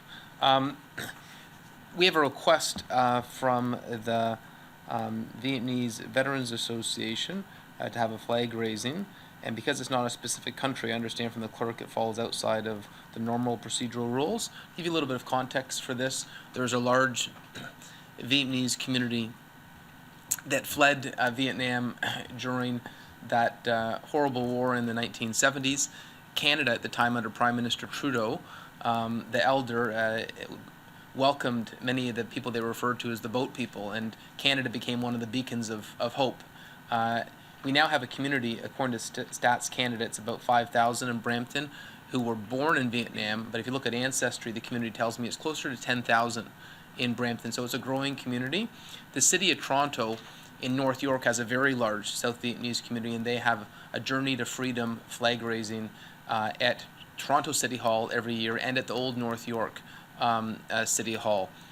When I was at Queen's Park, the provincial legislature actually has a flag raising for the Journey to Freedom. And so I think it's an important gesture for the community. They've asked us if we could have that flag raising here, and because it falls outside of the specific procedural rules, we needed to take this to council, and I would ask for your support of it.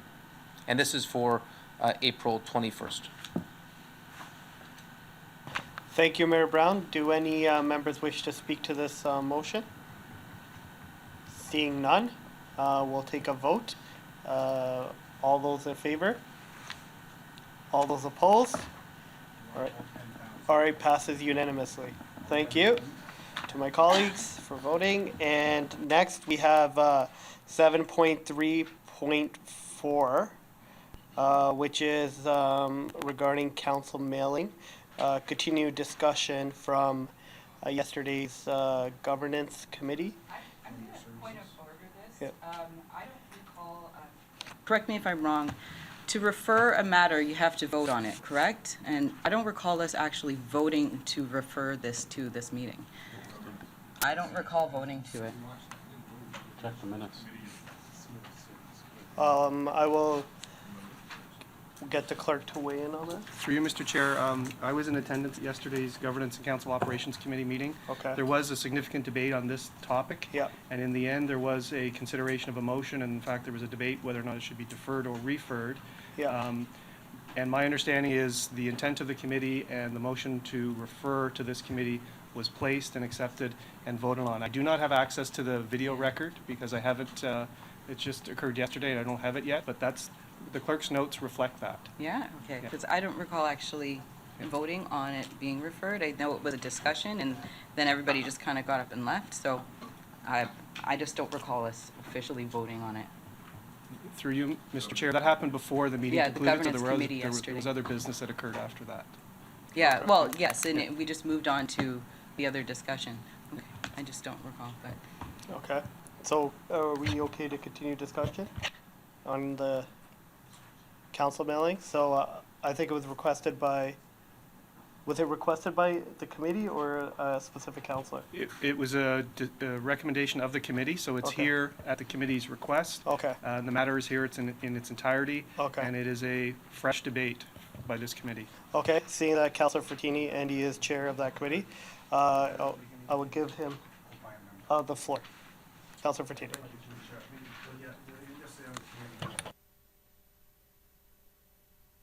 Discussion on the mail, back and forth, so to try to make it more fair for everyone and stuff, since we're going into the new model, I just said, you know what, we'll put a stop to the mail. It's only 5 weeks till April. And then after that, we just use our budget and it makes it fair for everyone. So that was what I put on the floor yesterday. But then we just got heat up back and forth, so I'd like to just, maybe we could put the motion back up and here, just, sorry, what we did yesterday is just add as of stop any bulk mailing as of yesterday until another 3-4 weeks down the road, and then everyone can use their own budget. And I wanted to ask a question to staff. So Al, how much mail did we actually spend last year? You know, approximately? Through the chair, I believe we have approximately, I want to say about $500,000 a year in mailing costs.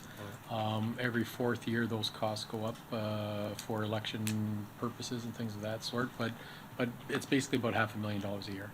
Okay, so that was a whole idea. So we since we did this new model, and as part of our budget, we have to pay paper, we have to pay photocopy.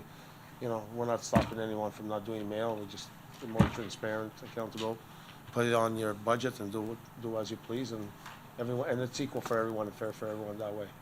So it's only that 4 or 5 weeks. I think that April 15th, our new model is coming in, and we'll leave it like that. So that's what I had on the floor yesterday.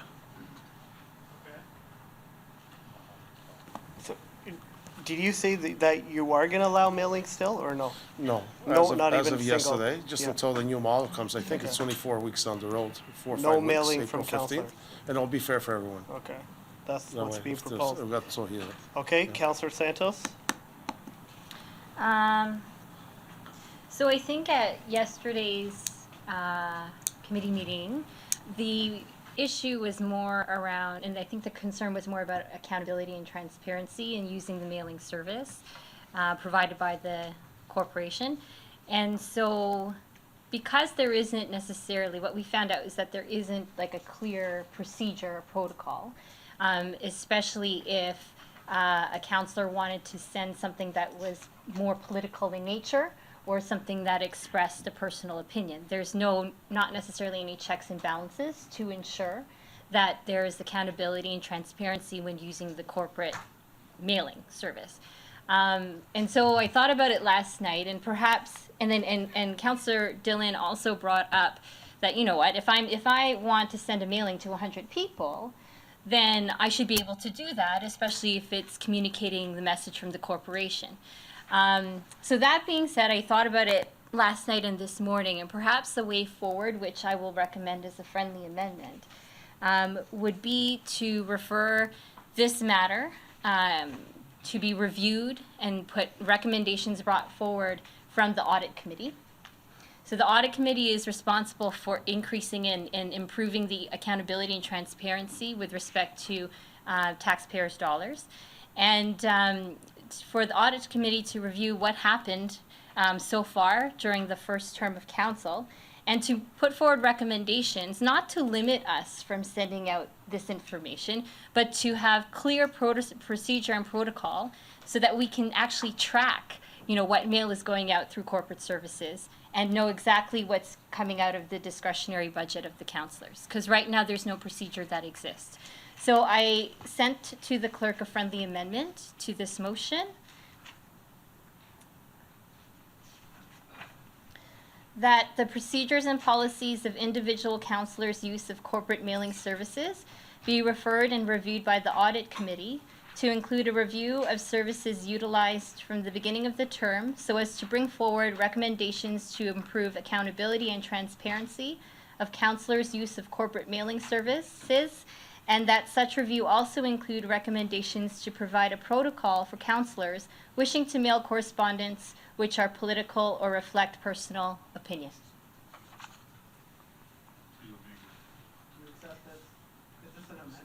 Yes, it's a friendly amendment to add to the motion. Councillor Fertini, do you accept this amendment?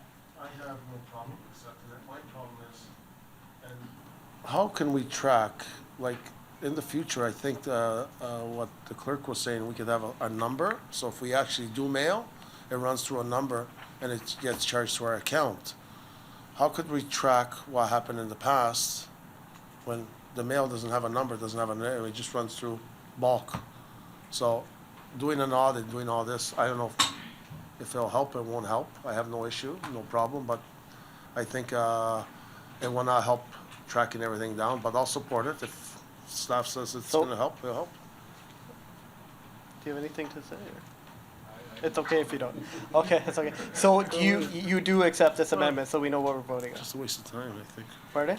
Is it yes or no? Yes. Yes, okay. Okay, so the motion stands with the amendment now. And we'll continue on with the request to speak. So Councillor Bowman? Thank you, through you, Mr. Chair. I have no issues with the motion or the amendment. What I would prefer to see in the amendment is that any mailings, photocopies, whatever, since the beginning of our term should be billed to our expense accounts. That's transparency. We all have cards. When we want to make a photocopy, we have to put our card in, but bill it to us.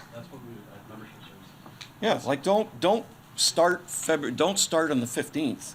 Go right back to the day we started and bill it to our accounts. So if I made a mailing of 200 and it went through office services, I'm sure there's a record through corporate services that I made that mailing, and 200 stamps are put against my expense account that exists already. So I would like to see that, you know, in the amendment, that it is immediately put against our expenses right from the beginning of this term. Retroactive. So Councillor Bowman has requested an amendment that it be retroactive. Councillor Fertini, do you support that? Yeah, I do support it. It's just that how we could track it, if they could be tracked, like I said, I have no Yeah, issue. we'll leave that up to And, staff. sorry, part of my motion down there, I think we took the bulk out. Did we take it out yesterday, Pierre? Through you, Mr. Chair, that was the consensus of the committee yesterday in considering that motion at that point in time. So in the future, when we do mail, we are gonna have like a check meter with a number, so when it goes through, it marks which counselor does the mail, and charge, and it just gets charged to our budget? Yeah, sure. The intent, through you, Mr. Chair, the intent would be that every one of the 11 elected officials, any mail would get charged back or would be tracked at the very least to be accountable to their budget line. So how could we track it back now from, of December? Through you, Mr. Chair, I'm not sure if we can. I know there's an aggregate number for the 10 councillors that we've been able to find, but I don't know if we can actually distribute that down to each of the 10 members unless each of the 10 members voluntarily tells us what mail they've sent out. Okay, but when the mail runs through the machine and it puts the number on, it doesn't say if it comes from the clerk or the council office or from the corporation. So how could we know just it's the council office unless it's mailed upstairs? If you bring it downstairs, it's just, the mail just picks it up, brings it to Canada Post, and it just runs through the number. It doesn't say who it comes from. So why are we going back? Services for. Well, what? So if I. Repeat what you said, Mike. No, it's okay. Can you Member continue? services. It was discussed yesterday at What? member services, it's brought here, so continue. So why are we wasting time going back until December? That's what I'm saying, wasting all the time, if it can't be tracked. Okay, Councillor Fati, so the amendments have been made. We'll go to Councillor Pleshy. Do I still have the floor? Oh, yes, sorry. Apologies, Councillor Bowman. Yeah, no problem. Thank you. Through you again, Mr. Chair. I don't think it's gonna be that difficult to trace back over 2 months. I mean, that's all we've had. I know I haven't had any mail.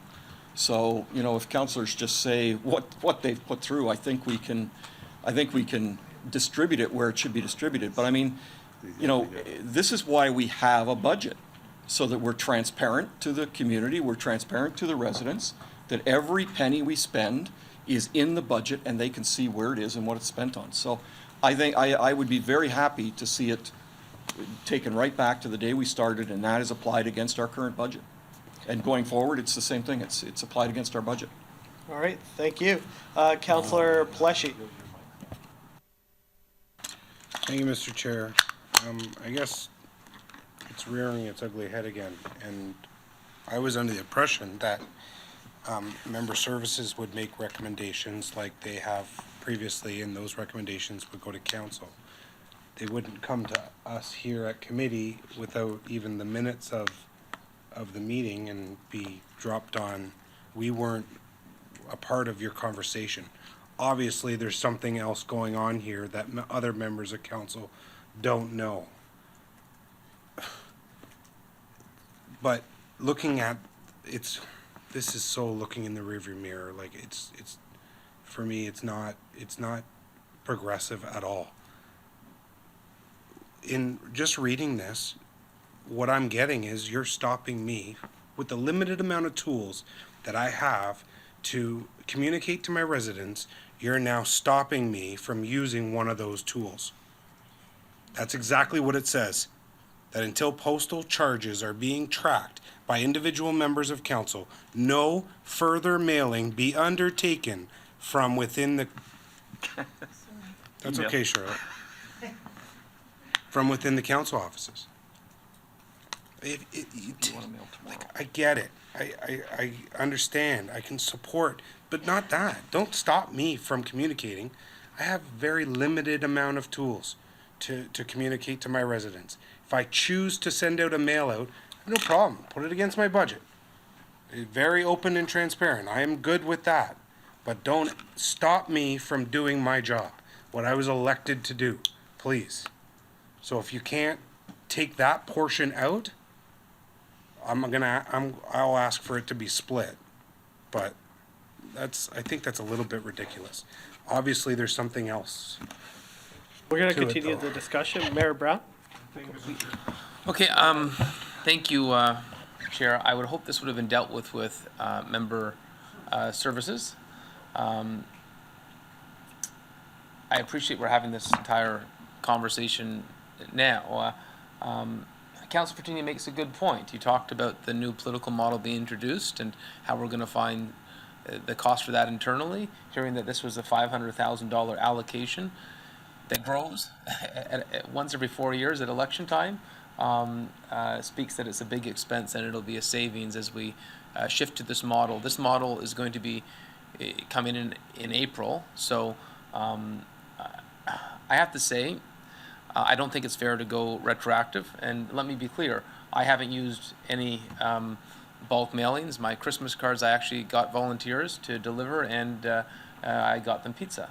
And so we haven't used this service, but I know this issue is because one member of council did so on a heated issue, but that issue is over now.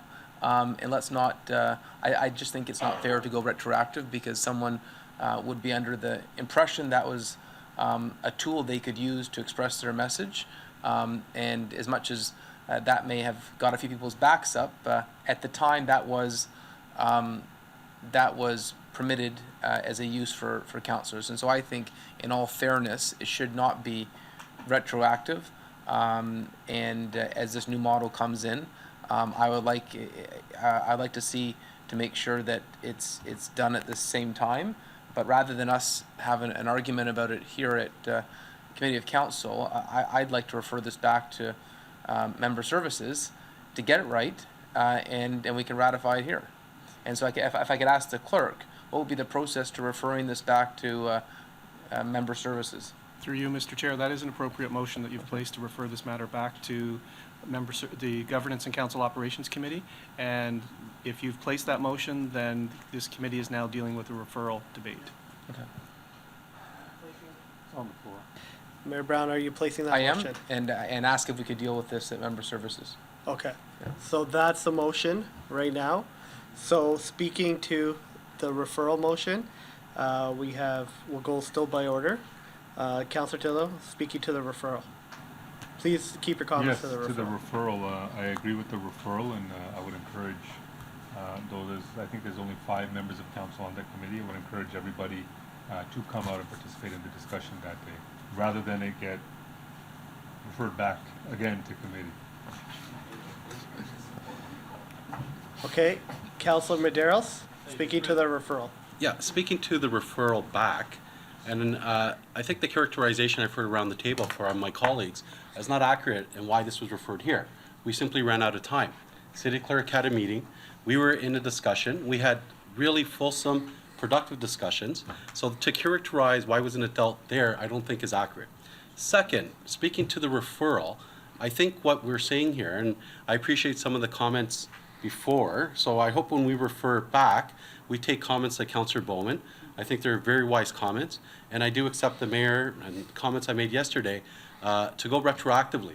Essentially, when we deal with the referral, we're dealing with a councillor out of 12 that received a benefit, a political benefit, on a position which was not reflected in a corporate position. And point funds. Point of privilege. I hear what you're saying. I think right now you're really imputing the professional and ethical, reputation Okay, well, of, Chair, of Is council there members, any standards because for professional? It's not factual. We don't know the intent. Okay, no, she called it, so she does get the floor. That's fair. Yeah. Going back to the referral. No. I said she gets the floor. Like let her. Okay. Yeah. Well, now, just a point of privilege, I think we don't have factual information, so the comments being said are impugning on the ethical and professional reputation of members of council. Okay, so what are you requesting exactly? Getting Yeah, back just to the referral. retract that Wait. it was done for political benefit or political gain, because that may not, we don't know what the intent was. Okay. That's not, we don't have that factual evidence, so to retract that. So, point taken from the councillor, but it was not a stance officially made by the city of Brampton or the corporation. So regardless of what But the we use don't know what was, the stance is. Sorry. regardless what the Please don't stance interrupt. was during committee, all I'm saying here is that a councillor allowed to send something out that other councillors do not have the benefit of doing the same. And so when we go retroactively, as Councillor Bowman has expressed, and to a certain degree I agree with, but there has to be sort of the equity amongst it, especially when mail-outs go out and they're not corporate mail. We're talking about each one of us have our political stances, and we're using a corporate resource. So very much I'm hoping to the referral at members committee that we deal with how we cost it, how we show taxpayers what the cost was. I don't care what the content is. It's just essentially we should all have the same tools. So for us to go retroactively, either there isn't the payment or we, other councillors, get the same benefit. So that seems to be I'm hopeful at the referral, Chair, and please keep that in mind that we discussed that.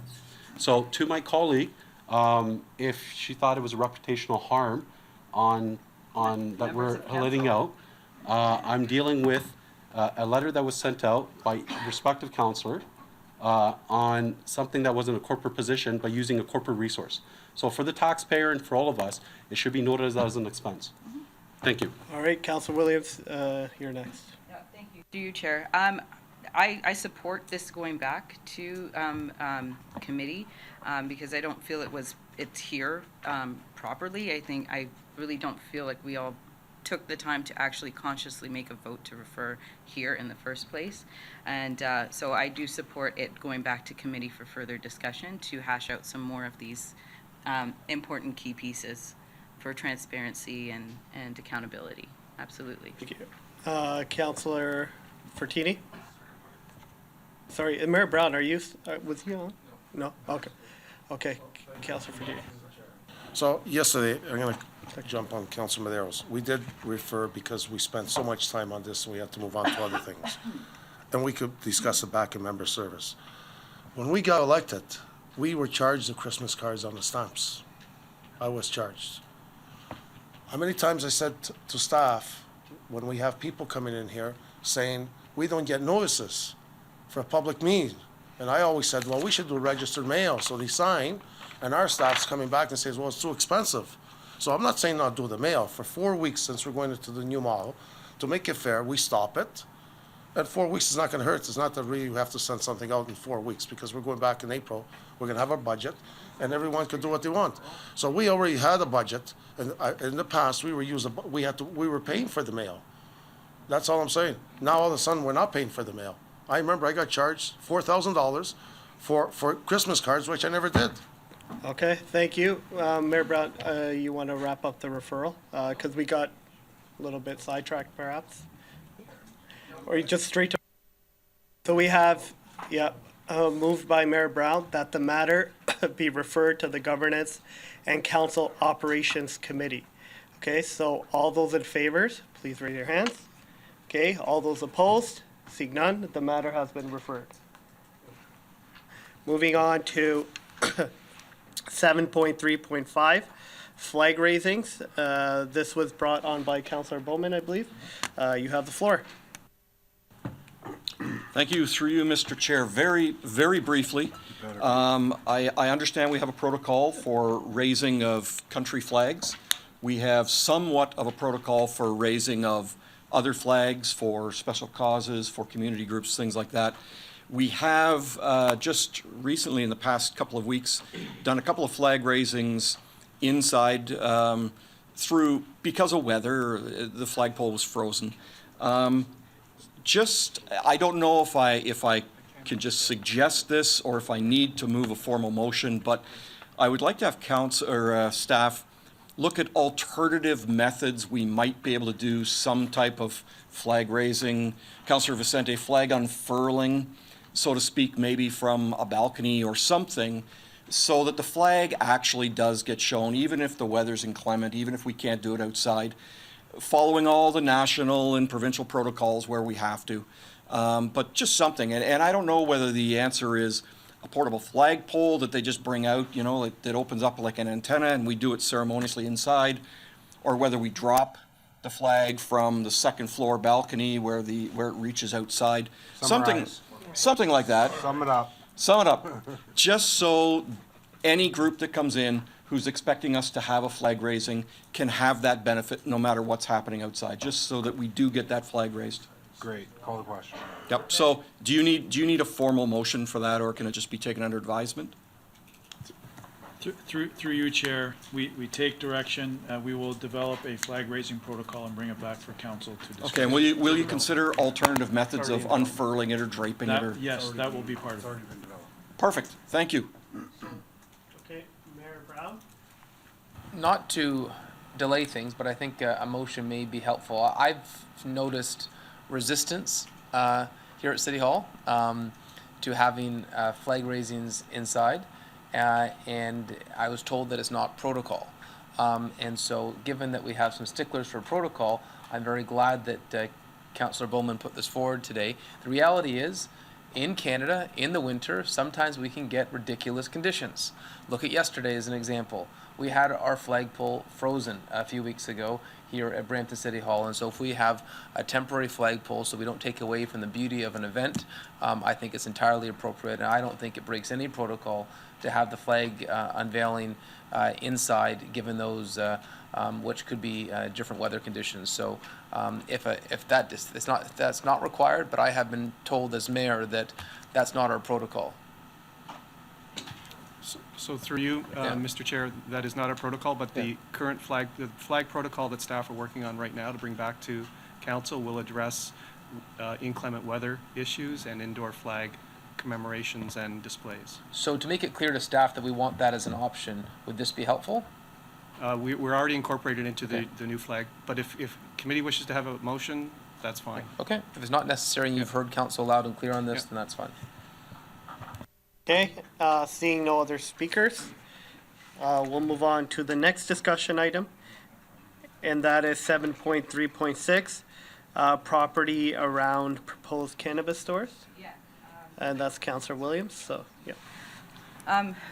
Through you, Chair, this is, I guess in the spirit of properly informing our residents, I'm just going to move this, that the CAO communicate with the Alcohol and Gaming Commission of Ontario that the notice of application for a cannabis retail store be increased in size to match or exceed the notice of a liquor license application in order to give the local residents a chance to be properly informed. Like, we know the cannabis one is 8.5 by 11, and the liquor license is like 36 by 24. It fills the whole door, and you can see it. So right now with the signage that's there, it's kind of hard to see if anybody's driven by, and if that door is open during construction, you can't see a sign at all. So just to see if we can, I didn't type it out, so I can give it to you like this. Yeah, so that's. So we're requesting that that we go back to the Alcohol and Gaming Commission to get a larger sign of notice and maybe be the same size as the liquor license signage.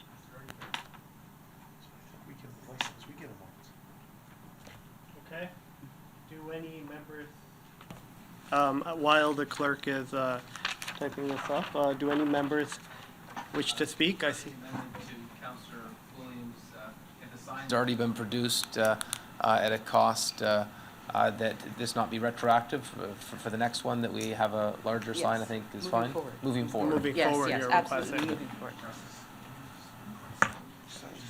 Okay. The outside sign to know. So, Councillor Medeiros? I guess to the mover of the motion, what is the intent on having a larger sign? Just for, as the area councillor of where the proposed place is going, I just want to know what the purpose would be, the intention. Just like with the liquor license sign, it is quite large, and it gives people notice that they can see that there is going to be an establishment that's selling liquor opening. The cannabis one should be the same, so that people know that that is a cannabis store. It's just to make it visible, because right now it's small. But so this is going forward. This is something to look into for future establishments. So people, we're talking about giving people notice and having 15 days to, put in their concerns. But if the sign's small, it might be missed, and we want to make sure that the community is aware. So, and I guess through the chair, usually any motion to direct other levels of government, we're just asking them to consider it. We're not directing. Through the chair, that's correct. We see this as part of our advocacy role that council supported unanimously on a number of different fronts. This would be one aspect of it. Okay. All right, thank you, Councillor Maderos. Councillor Fortini?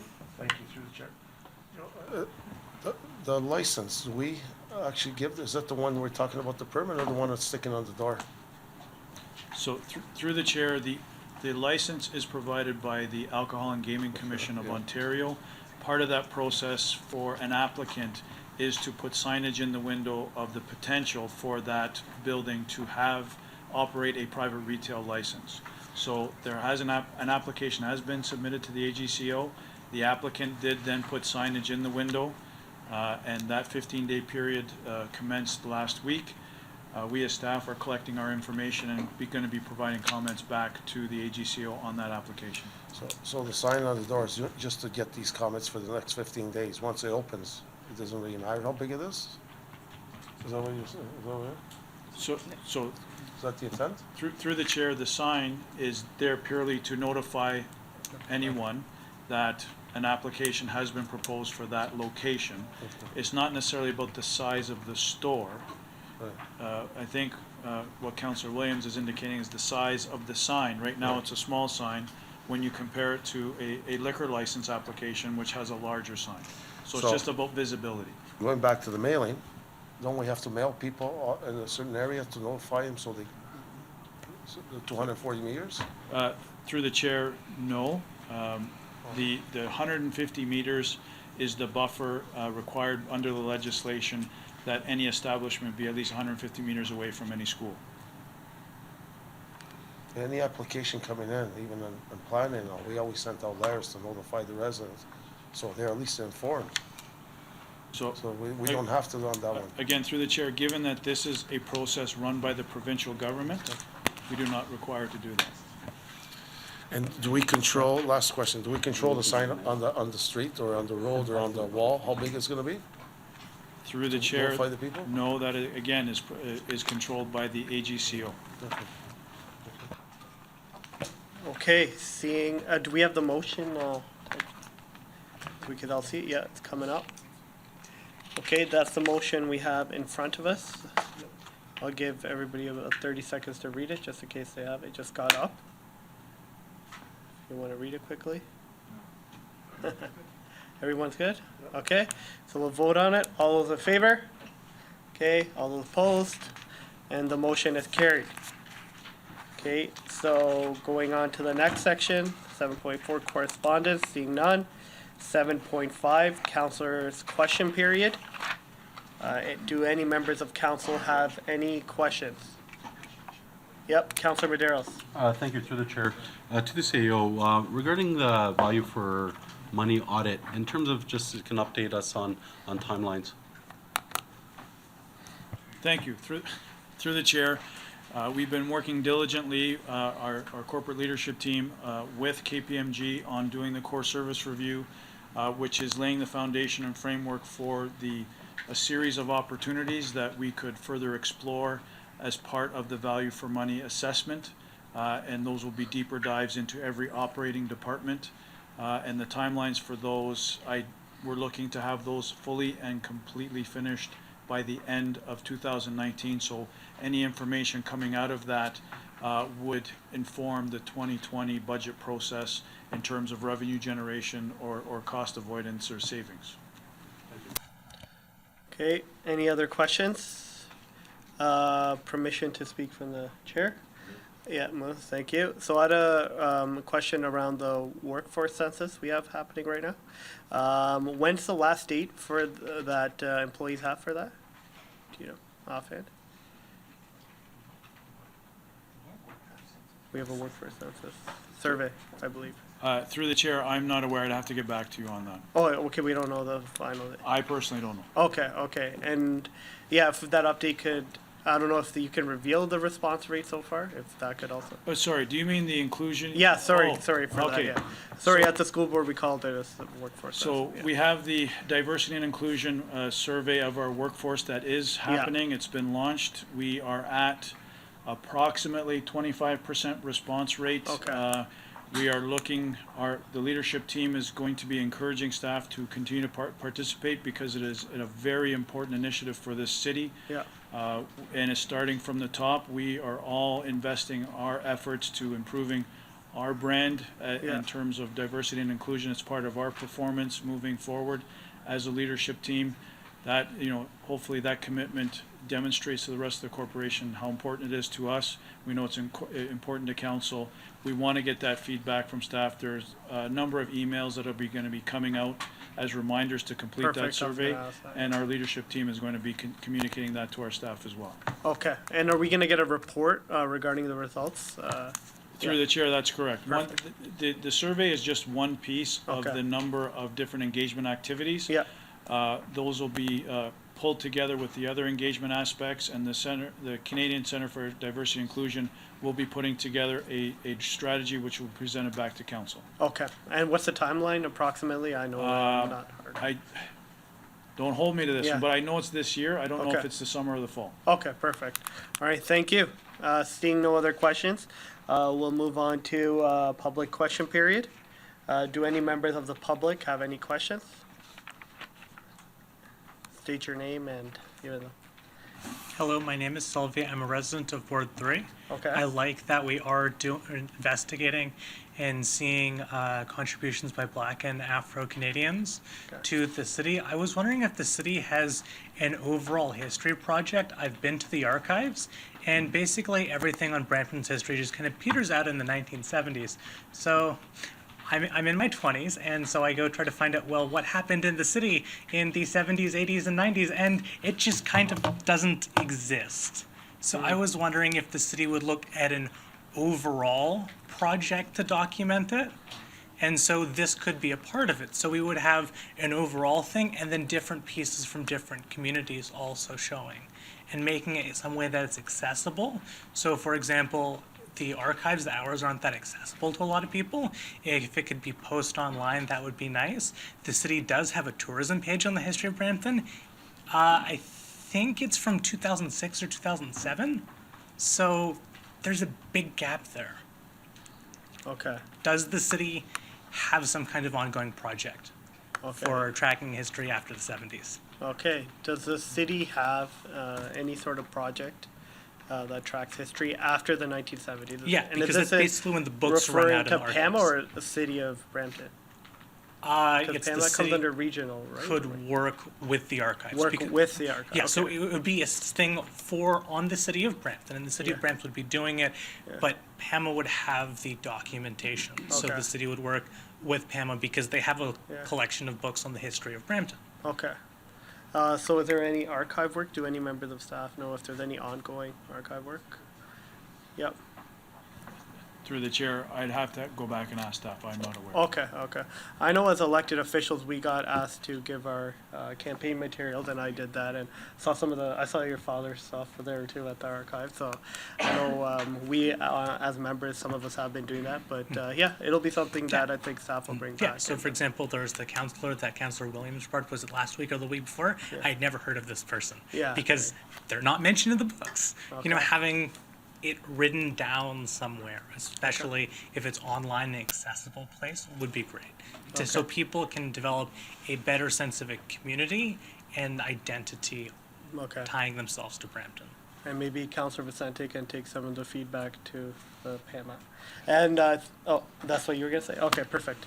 All right, thank you. Thank you for your questions.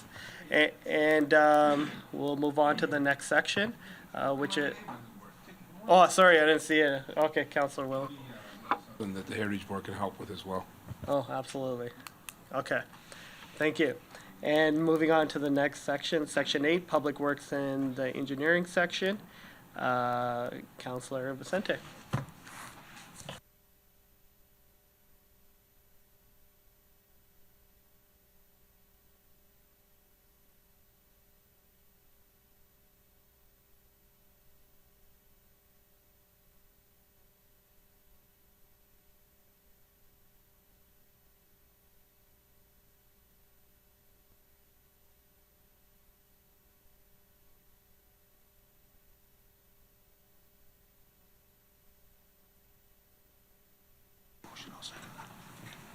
Members of council, we're about to begin the Public Works and Engineering section.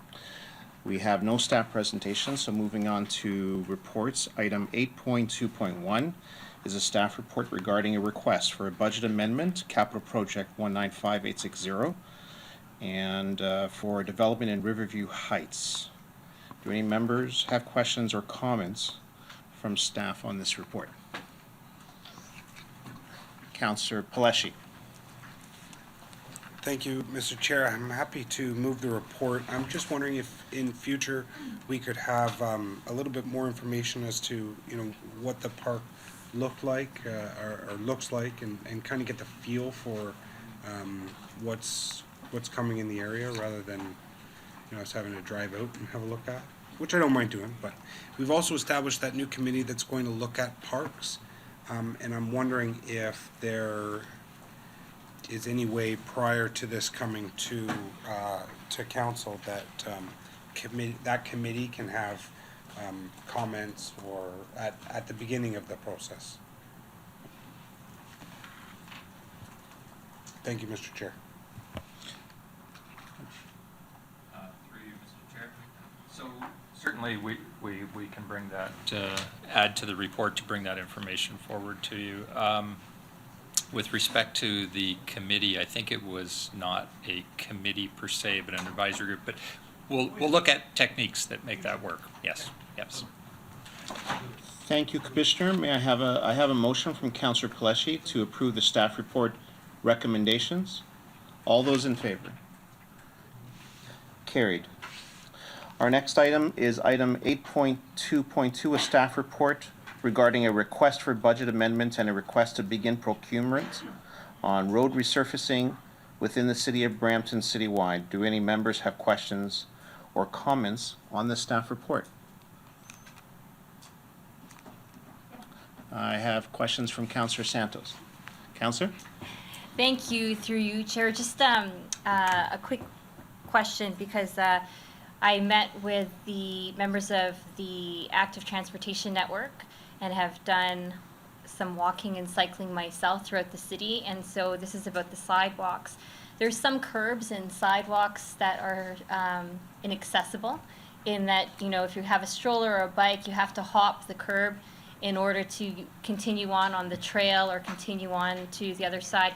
Just wondering if in this process, if it's an opportunity for us to make these sidewalks and curbs more accessible for cyclists and parents with strollers. Thank you. Through the chair, when we are doing our review of the resurfacing, the areas that we are going to be doing, those roads we look at with all of our partners, including Active Transportation. So where there is an opportunity to make some improvements in regards to curbs or sidewalks, we're happy to take that into account and do it as part of the project, because we like to be one and done when we do these projects. Thank you. Councillor Willens. Yeah, through you, Chair, I'd be happy to move the report. But just a quick comment, maybe, excuse me, for the new councillors and a reminder of the old councillors, we don't have to get into discussion now, but you remember when you gave us it was a reasoning why you do the road resurfacing? Yes. Because it's keeping it in good state, because it takes it from a 5-year project to extending it out to 15 years, so we don't have to replace the whole road. So maybe if you could just give us that update future, like just an email is fine. Just so, because we do get questions from people, especially up in the Colonel Bertram, we had a gentleman there, why are we doing the road? And once we explained why and everything else, he was okay with it. But I think it would be beneficial for the other councils. Perfect. Okay, Councilor good, Williams, thank you. So, I'd be happy to do it. if I could, through the chair, I have that report as well. The numbers are going to change, but I'm happy to share that with all of council, so that, all committees, so that the reasoning is there, because it does, I know it's a big amount that we're asking for, but it does make sense in terms of looking after our assets going forward. So thank you. Thank you very much. I have a motion from Councillor Willens to approve the staff report recommendations. All those in favor? Carried. Our next item of business is an item that was added on today's agenda. It's item 8.3.1, a discussion on snow clearing. Councillor Fortini. Thank you, through the chair. So I guess we had a lot of problems yesterday with the snow again. And I know it's very hard, but the last storm we had many complaints that the side streets were not done. Now, I get we cannot do everything at one time, but if we can look forward, maybe in the future, once we do the main roads and all, I know the driver's going to drive 12 hours, but maybe get some other drivers and let them rest, but the next day to start doing the side streets. Because we're getting so many complaints. Some people are saying, a plow's only been on my street once. So maybe if we carry on, and try to help as much as we can on the side streets, and especially the streets where have no sidewalks. They're all icy. Parents are calling, they couldn't walk their kids to school. And we're doing roads where there are sidewalks, and the roads are really need done. So maybe we should look into which ones are more important. I think Councillor Vicente here has a motion that we drafted up, and maybe you could read the motion. You have it? Thank you, Councillor. I'd be happy to read the motion, but first I'll just take a statement or question from Councillor Willens. Councillor? Yeah, thank you. Through the chair, I received an email yesterday regarding the side streets, and it actually wasn't a concern about the lack of snow clearing. It was more of a concern of the lack of the ability for our vehicles to get down the road because of parked cars. He's actually made a suggestion that we should deputize our drivers because to be able to get them towed or ticketed right away. I said I'd set up a future meeting, didn't want a long discussion today about it, but he was not concerned about the road not getting done or sanded. It was the issue that they couldn't get down the road or into the crescents. I'm sure that our fire chief has the same issue with, especially in these months. So just wanted to put that forward before you have a motion forward. Thank you, Councillor Willens. A note fully taken. If the chair may be permitted to speak? Thank you. Thank you, councillors. So both Councillor Fortini and I chair the work section, or chair of works, and so we had a discussion with staff about how we can improve the quality of the service and how snow clearing operations are conducted. To begin to do that will require a deep dive into how snow clearing is done, looking at best practices in other municipalities. So we've drafted a motion, and the clerk will put it up on the screen for you all to read, and be happy to begin a discussion. But whereas, it would read this way, whereas residents on neighborhood streets have expressed interest in receiving a higher standard of service for snow and ice clearing, and whereas Brampton Council has directed that a value for money lens be applied to service delivery. Therefore, be it resolved that staff coordinates an external consultant's comprehensive review and benchmarking of the road, sidewalk, and pathway snow and ice clearing service, including the service levels to be provided for each class of roadway, delivery options for in-house and contracted services, consideration of on-street parking regulations and enforcement, to remove barriers to efficient and effective snow clearing, opportunities to enhance the timelines and relevance of service status communication to the public, examination of the use of different materials, equipment, and methodologies to provide the service more effectively, cost efficiently, with minimized environmental impact, and that staff report back on the service review and recommendations prior to the 2019-2020 winter season. I have some speakers on the motion. Councillor Fortini. Thank you, through the chair, and I do agree with Councillor Willens there, because the parked cars have been causing us problems. And a lot of people, with the complaints I'm getting, they're calling 311, they don't show up. Even if they do, they give a ticket, it doesn't solve the problem. And they go around, and especially when you have lots of snow, and if there's another driveway, the way the plows are set up, it puts all the snow on the other person's driveway. So I was hoping maybe, and this is good, I'm hoping maybe the driver will be able to call, or we could tow the vehicles or do something, just to help out a bit. So, I know it's not their job, they're contractors, but very good.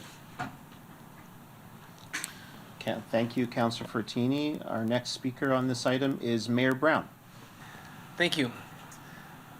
Just to give everyone a broader understanding of the current operations, maybe to the CEO, I understand the previous council just signed or agreed to a long-term contract for winter maintenance How recent was that, and what is the period the previous council agreed to?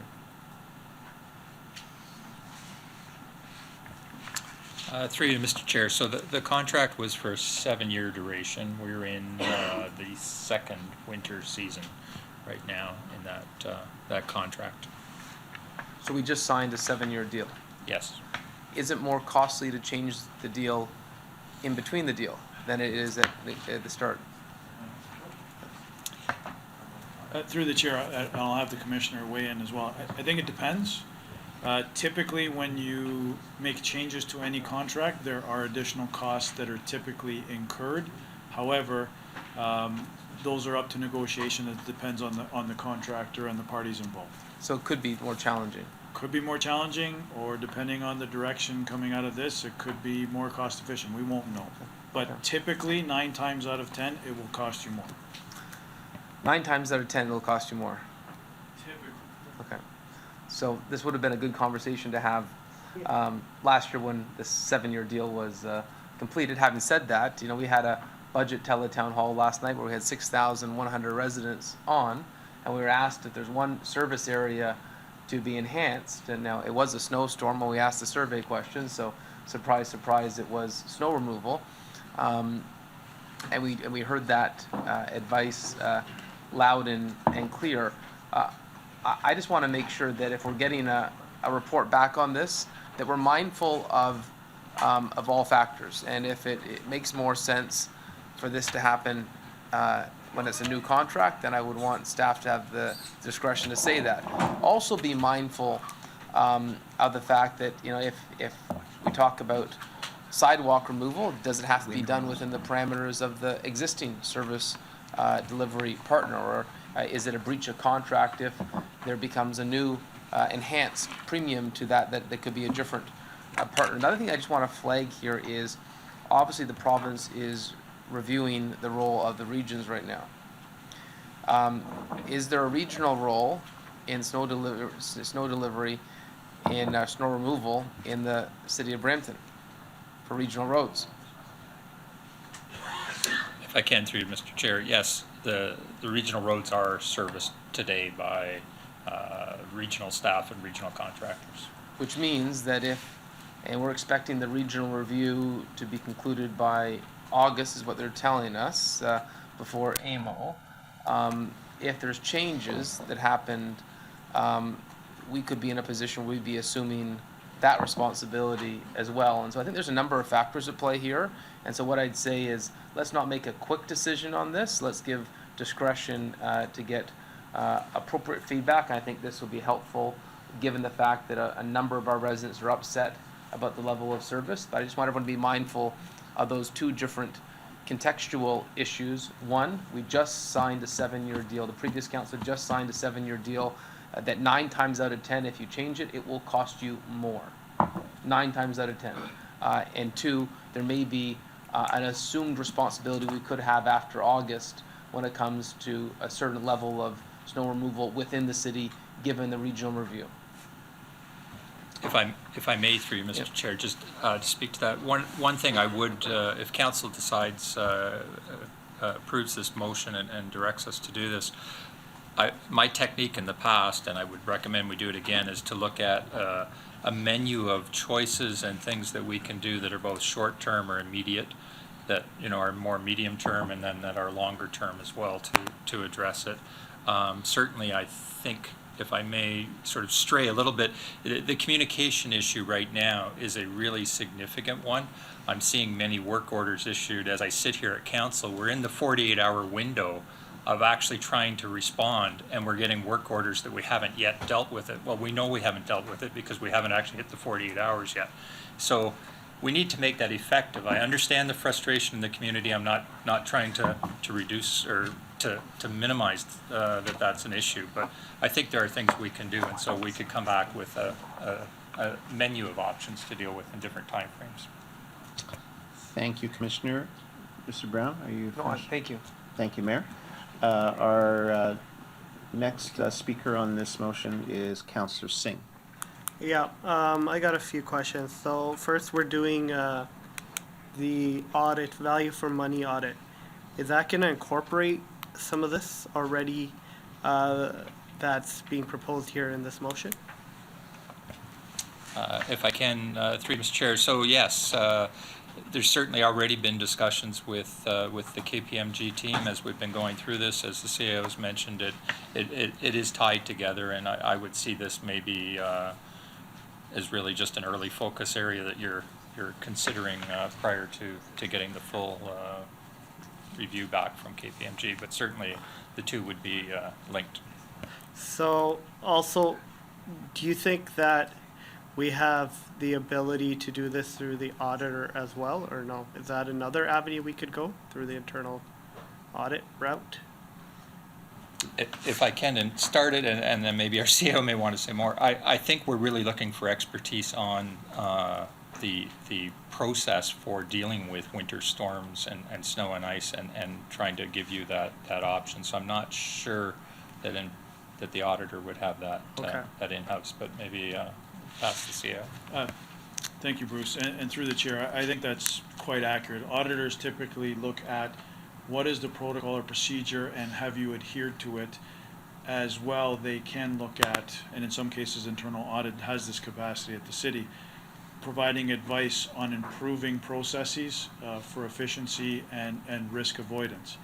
In this case, much of this is about service delivery, looking for optimization of service delivery, efficiencies, cost effectiveness, and that fits nicely into those operational review deep dives we're doing as part of those value for money assessments. I would just prioritize this as one of the first ones we do to make sure we have it back in time. And again, I think part of what the mayor was indicating as well in terms of whether it's a suite of ideas or options or menu of alternatives, it's recognizing that we're not just going to come back and say, here's what it is and here's the cost, and we can't do it because we'd have to break the contract. We would, from a due diligence perspective, have a discussion with the vendor to say, these are the recommendations we brought forward. What can we do to provide to council in terms of advice and alleviate some of these opportunities? Is there low-hanging fruit that we can do now, as Bruce was indicating, in terms of medium and long term? And again, depending on what happens with the regional review, there may be other implications and, in effect, an opportunity with the regional rules as well. Okay, and that's sort of to my next question. With a motion like this, and say we have the value for money audit happening, are we just doing duplication? Because this is saying external consultant, or are we assuming that we can also go through the value for money auditor? Because I'm just looking at a cost standpoint. Through the chair, we are not doing this twice. We would have the external consultants doing the value for money piece doing this work. Okay, so we're not looking at getting another additional. So what I'm hearing from staff is this is potentially something we're already gonna look at, but this sort of brings it down to another level, perhaps. Through with the external. Through the chair, that's correct. This is a perfect piece to copy and paste into the scope in terms of reference for whatever external consultant does the work for us. Okay, and that was my major concern. So if that's what this motion allows us to do, then I will support it. Okay, thank you. Thank you, Councillor Singh. Our next speaker is Councillor Dillon. Good pronunciation. Thank So you had mentioned, the chief commissioner had mentioned communication, and I think when it comes to councillors, communication for us is pretty much everything. That we at least know what's going on, where we are in the process, and so I'm hoping that maybe within this, or if we need to add or amend this, that we take a look at the 311 and the dispatch processes as well, because I found, especially over the past couple of weeks, we're sending stuff to dispatch, and that's it. That's the last we ever hear of it. And I've had to, I know Councillor Fortini goes out and shovels snow, and so I've sent stuff to dispatch. I've had to actually go out and help some seniors couples because I have no answer for them, and I have to actually shovel their snow for them. And so, because they have a big windrow in front of them, or there's they're in a court and there's an area of the court that's been entirely missed, they can't even get out. To me, that's unacceptable. That we don't even have any communication back. I know you guys are working hard, but it's the process that I'm speaking about. If you send a letter through post, you have a tracking number. You can see where that letter is or that package is along the process. Something along that lines, if we can at least know where we're at, where where dispatch, where staff is within that process. Like, we need to track it at least, or we need to at least give something back to the residents, because we don't hear back unless we follow up with them or they call us back. And so that's something I think that needs to be addressed, or I don't know how we could amend that, if you want to add a communications portion to it as well, that we look at some type of response back from dispatch that it's been completed, or at least some type of update. If I can, through you, Mr. Chair, I read Clause D there, opportunities to enhance the timeliness and relevance of service status communication. To address that, Councillor Dillon, I agree with you completely. And one of the challenges we have in the way we do things today is that the operational staff who are delivering the service are trying to deal with the communication while they're trying to deliver the service, and we need to find a way to separate those two so that it can be done in the way that you're asking. And so staff has been amazing, but like I said, we have communication within ourselves, we send something up, but I think we get those updates lost within everything. And you guys are really working hard as well, and I just want to acknowledge that. So it's within E. You guys will look at that. Is that correct? Through you, Mr. Chair, it would be D, 1D. Sorry, D. Okay, so that's that. Has anybody talked about windrows yet? We can. No, I just want to did anybody here talk about windrows? Not yet. Okay. So there was a report back. I know a couple of years ago, 2 or 3 years ago, talking about the costs of windrows. So I guess we hear about it every year. And is that something that will be looked at within this? Through you, Mr. Chair, if council adopts this motion, then I would say yes, 1A, the service level to be provided would address that issue. Including windows, yes. Pardon? You don't need the language in there, do you? Through you, Mr. Chair. Certainly, if you feel it's critical to be there, that's council's prerogative, but I don't see it as necessary because there may be other elements like that we're not specifically mentioning. It's just part of the service level. So can we just, you've already acknowledged it, but I think it just might be a good idea to, if we can add including windrows in there. So that's a friendly amendment. Thank you, Councillor Dillon. I will ask the clerk to add that to the motion. Our next speaker is Councillor Williams. Thank you, through you, Chair. Councillor Dillon just brought up exactly what I was going to talk about or ask about. Like 95% of the emails and calls I get are people having difficulty with managing the windrows.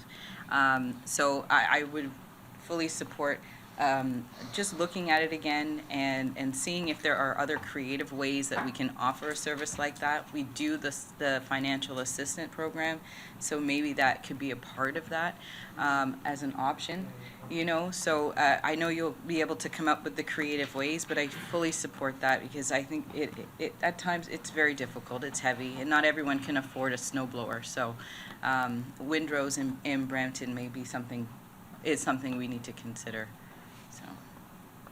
Thank you. Thank you very much, Councillor Williams. Our next speaker is Councillor Willens.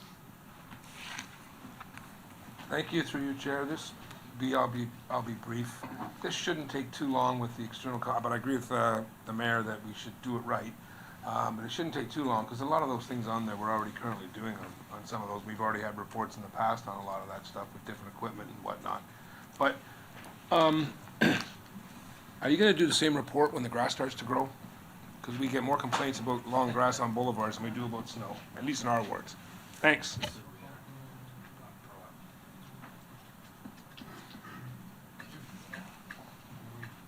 Can we have an answer from staff or? No? Okay, so that was just a hypothetical. Well, and that hopefully can be an important consideration when you look at how you deliver service across the city. We have needs during the winter months and also during the summer months. And if we're contracting external companies to do both, there may be a different way of delivering that service. Next speaker on my board is Councillor Paleshi. Councillor, the floor is yours. Thank you very much, Mr. Chair.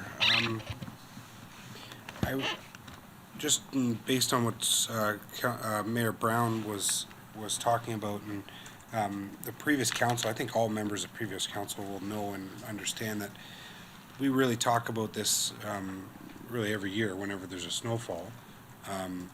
But I look at each one of those items, and from my understanding, and I was past vice chair of Public Works, maybe I had the benefit that some members didn't, but and we recently had a meeting with Franco and Mike Parks to talk a lot about this up and coming winter season. So everything on here, from my understanding, we already do. So are we looking at, so I'm just not clear on what the direction would be after this. If we move this motion here today, nothing changes, right? You still do everything we do? Through you, Mr. Chair. So certainly my understanding is for the remainder of this winter, we wouldn't change anything, and we would bring a report to you sometime next fall about whether or not we have adjustments to make to the to the service, basically, for the 2019-2020. We do, as you've indicated, we do have a few things, we're doing many of these things. We have a few things underway now, and actually on the communication, we'll hopefully have out to you shortly information that provides the AVL information from our plows, so that you can actually see which roads have been cleared and serviced and that. And that tracking system that's a new system, so we're just kind of getting used to it. So it'll take a little while for us to be able to, I guess, utilize it the best way possible and try and get that information. I know we can't. We talked about getting it out to the public, but not live, but somehow giving them the ability to access it, I think. But there was problems with doing it live, and I don't recall what those problems were, but there was issues anyways. And then as for you had said that you'll come back in the fall, but you always come back after every winter cycle we go through. There's always a report to kind of say, you know, how it went and best practices moving forward. And from my understanding, the contract that council approved last term, it's a partnership with the contractor to see how we can do things better, right? There's always the ability to change things for good or for bad, but it's really about that partnership that we have. If there's a hard line where we say you need 10 more trucks, then absolutely there's a cost to that. But so I guess I support the motion, but I still fully don't understand what changes we'll have coming back. Mr. Mover and Chair. Thank you. Thank you, Councillor Paleshi. Councillor Fortini, for the second time. So every year, we talk about Windrow. And last time, the last 2 years, we said it was gonna cost about $6 million, 3% or 11. It was gonna cost 5%, 4.5% on the property tax. Snow's not like grass. You don't do it today, you do it tomorrow. You don't know when it's gonna snow. To clean 300,000 homes, it's not gonna be easy. You get a backhoe there, $120 an hour. He does one street in the morning, At 10 o'clock, the guy's gonna complain, why is that street done and this one's not done, and been done late? So you're not gonna keep people happy. And plus all the damage we have, that's why Vaughn's starting to take it away. We keep saying it's the contractors. Go over to the Chrysler yard at 2 o'clock in the night, and you'll see the trucks are parked there. So our dispatch is not dispatching the contractors to come out. Now, I drive by Van Kirk, where they are. They got the side of the yard, because I do all the plazas there. All the trucks are out. So we gotta look at it's not the contractor we're blaming. I think it's all of us, maybe we should put more money into it and say, hey, we need more trucks, call them more often, because the trucks over there are sitting there, they do the main roads, and the side streets, they're not doing them. So maybe we should see if we have to put more money into the budget, to put more into the snow, to get more the trucks out there, because it's up to the dispatch to get them out. It's not, so the windrows, I know it's I'll leave it them fine. I remember it was gonna cost a lot of money, and if we wanna raise the taxes 5% just for this, hey, it's up to, when we vote on the budget, how it's gonna be, because it's a big expense. And we're not gonna keep everyone happy on that. Thank you, Councillor Fortini. May the chair be heard. Thank you, Council. So the purpose of the motion is to give us an opportunity to work closely with staff over the next several months to take a real close look at how we're delivering snow removal service. We get a lot of inconsistency in terms of the experience by the residents across the city. I think it's fair to say that we have no issue with the level of service that is being delivered on all of our major corridors, the arterial routes.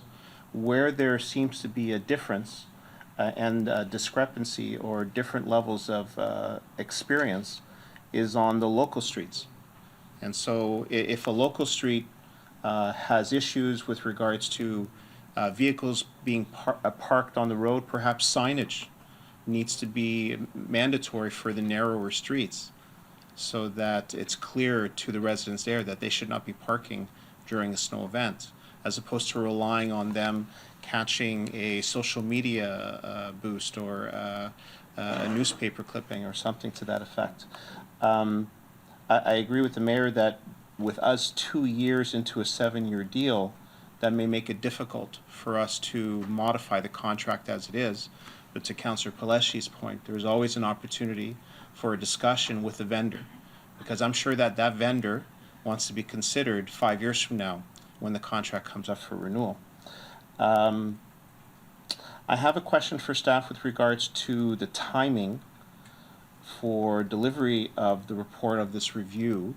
When would be the appropriate time for us to have this in council's possession in order to make decisions that could have an impact on the quality of service delivery next winter?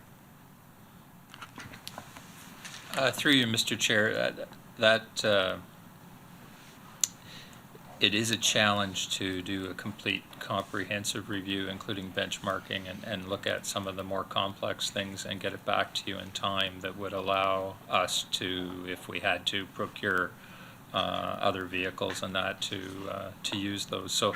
So we've indicated your motion here talks about having it back prior to the winter season. We're going to try and deliver that to you as early as possible, but it would probably be in the September timeframe, so that we could work with our own in-house crews as well that about process.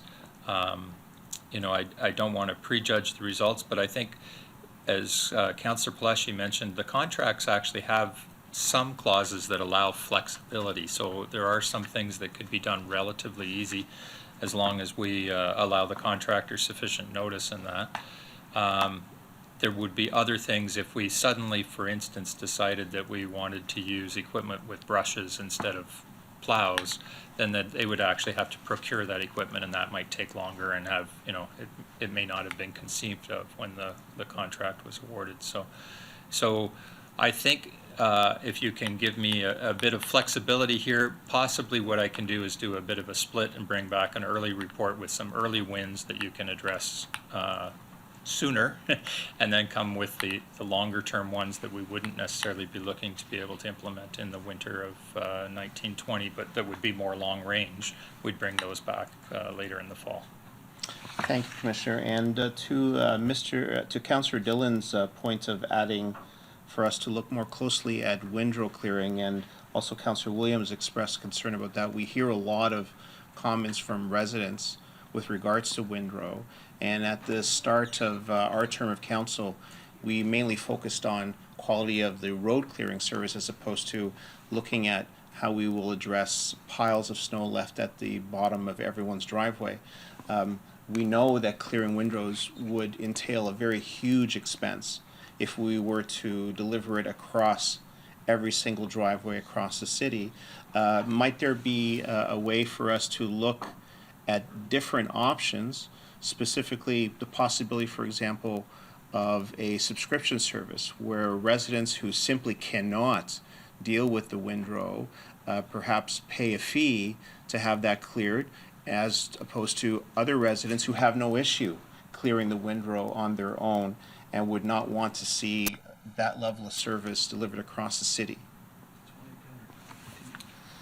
Through you, Mr. Chair, certainly we can bring those opportunities back to council. There are municipalities that do windrow clearing only for particular, with criteria about need, whether it's elderly or whether it's a financial need, and that ability, and it could be offered as a variety of ways, whether it's through some central contracting of that and administration of that, or whether it's through simply a grant or a allowance of financial allowance.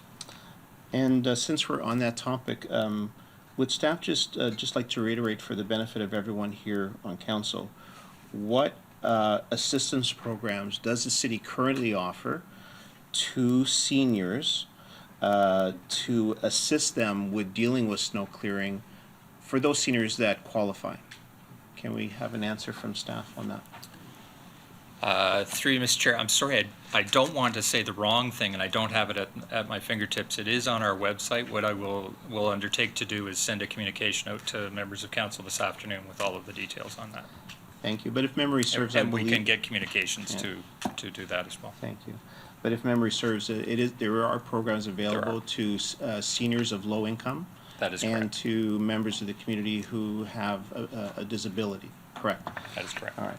And with regards to the narrow streets where currently staff are having a challenge or a difficulty in fitting the plows through those streets and being unable to clear the streets, we want to look at how we might be able to deal with that in the future, whether it's signage, as I mentioned before, or is there a willingness by staff and council to address that by other means, perhaps by ticketing or by deputizing the drivers, as Councillor Pelleshi said.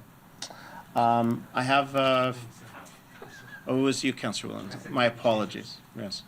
I have two more speakers on my board. Councillor Pelleshi. Very briefly, thank you, Mr. Chair. Are you going to be able to report back by next week to how much a external consultant is going to cost?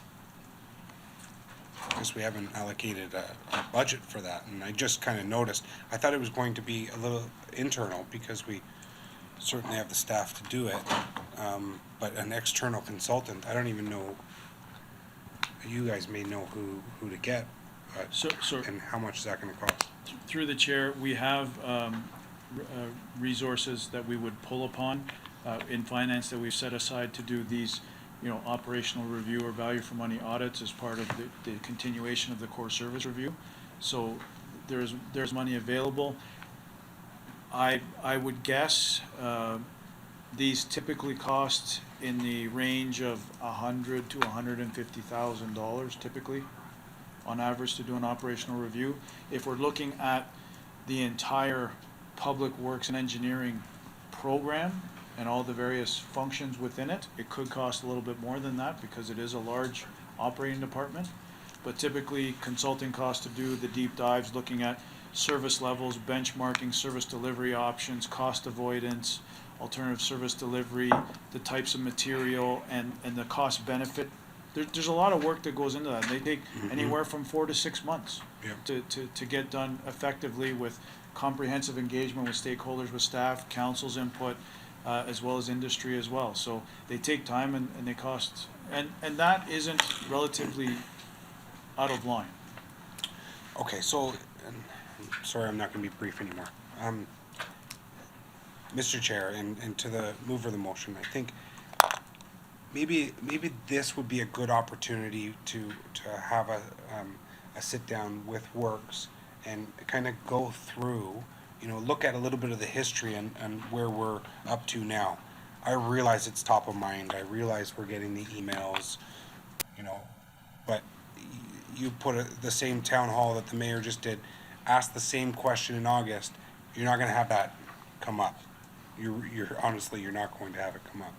So maybe if there's an opportunity just to kind of hold this off a little bit to get a better understanding of what led us here today.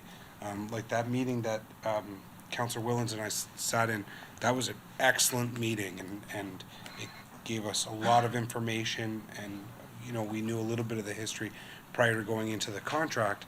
But I think maybe that, instead of being so reactive and I'd rather, if you move this here today, next week I'm going to ask for that money to be put over to the Sustainable Brampton fund instead. So if we could have members of council have that opportunity prior to us pulling the trigger on this, then I would appreciate it. Thank you. Mr. CAO? If I may, Mr. Chair, in response to Councillor Peleshi's request, and in speaking with the Commissioner, would a workshop on this topic where staff and potentially even bring our contractor in to talk about some of these things may help facilitate this dialogue and even further refine the scope of work to ensure that this is, correct, or maybe we need to expand it, focus it a little bit more, and give everyone the opportunity to get up to speed as Councillor Peleshi had requested. Thank you, sir. We have another speaker on the board, Councillor Fortini. Thank you, Joe. I was gonna say that maybe we could get, because I don't blame the contractor. If we don't call them, then we always blame the contractor. We gotta put more, if we have to put more money into the budget for the snow, because even the mayor said 46% of the complaints were on the windrows or on the snow. We cannot clean every house. So we do have a program, and I give tons of applications out, and it's getting less and less every year, because once they enter into the system, the city automatically mails them the application again for them. So you get $300 if it's a corner lot, $200 if it's a regular lot. So there is programs out there for them to help them out. Maybe we could increase that a little bit to help them out more, or do like BC, if there's husband and wife and they're both disabled or over 65 and they're under the $47,800 threshold, they take $400 off their property tax, and or $200, and if they're only one of the partners has passed away, just take $400. Might be easier too. But we are paying for the snow facility. You go to Toronto and other municipalities, they don't pay, and they don't come and clean your windrow, or they don't come and clean. Toronto comes gives you a little path for a senior to walk in and out. They don't clean your sidewalks. So like at Brampton. We get a lot of complaints, but you go to other cities, it snows other cities too, and they don't have these programs we have. It's part of life. You go up north, Barrie and all, there's 3 feet of snow in front of people's driveway. What are they gonna do? So we did have these couple of storms, and my complaints were not on blocking driveways. It was because they were not salted. It was so icy on the side streets that the people couldn't walk to go to school. So that's where we gotta focus on. So if there's 5 centimeters, 7 centimeters of snow and it's minus 30, salt's not gonna work. That's why up north they put the sand.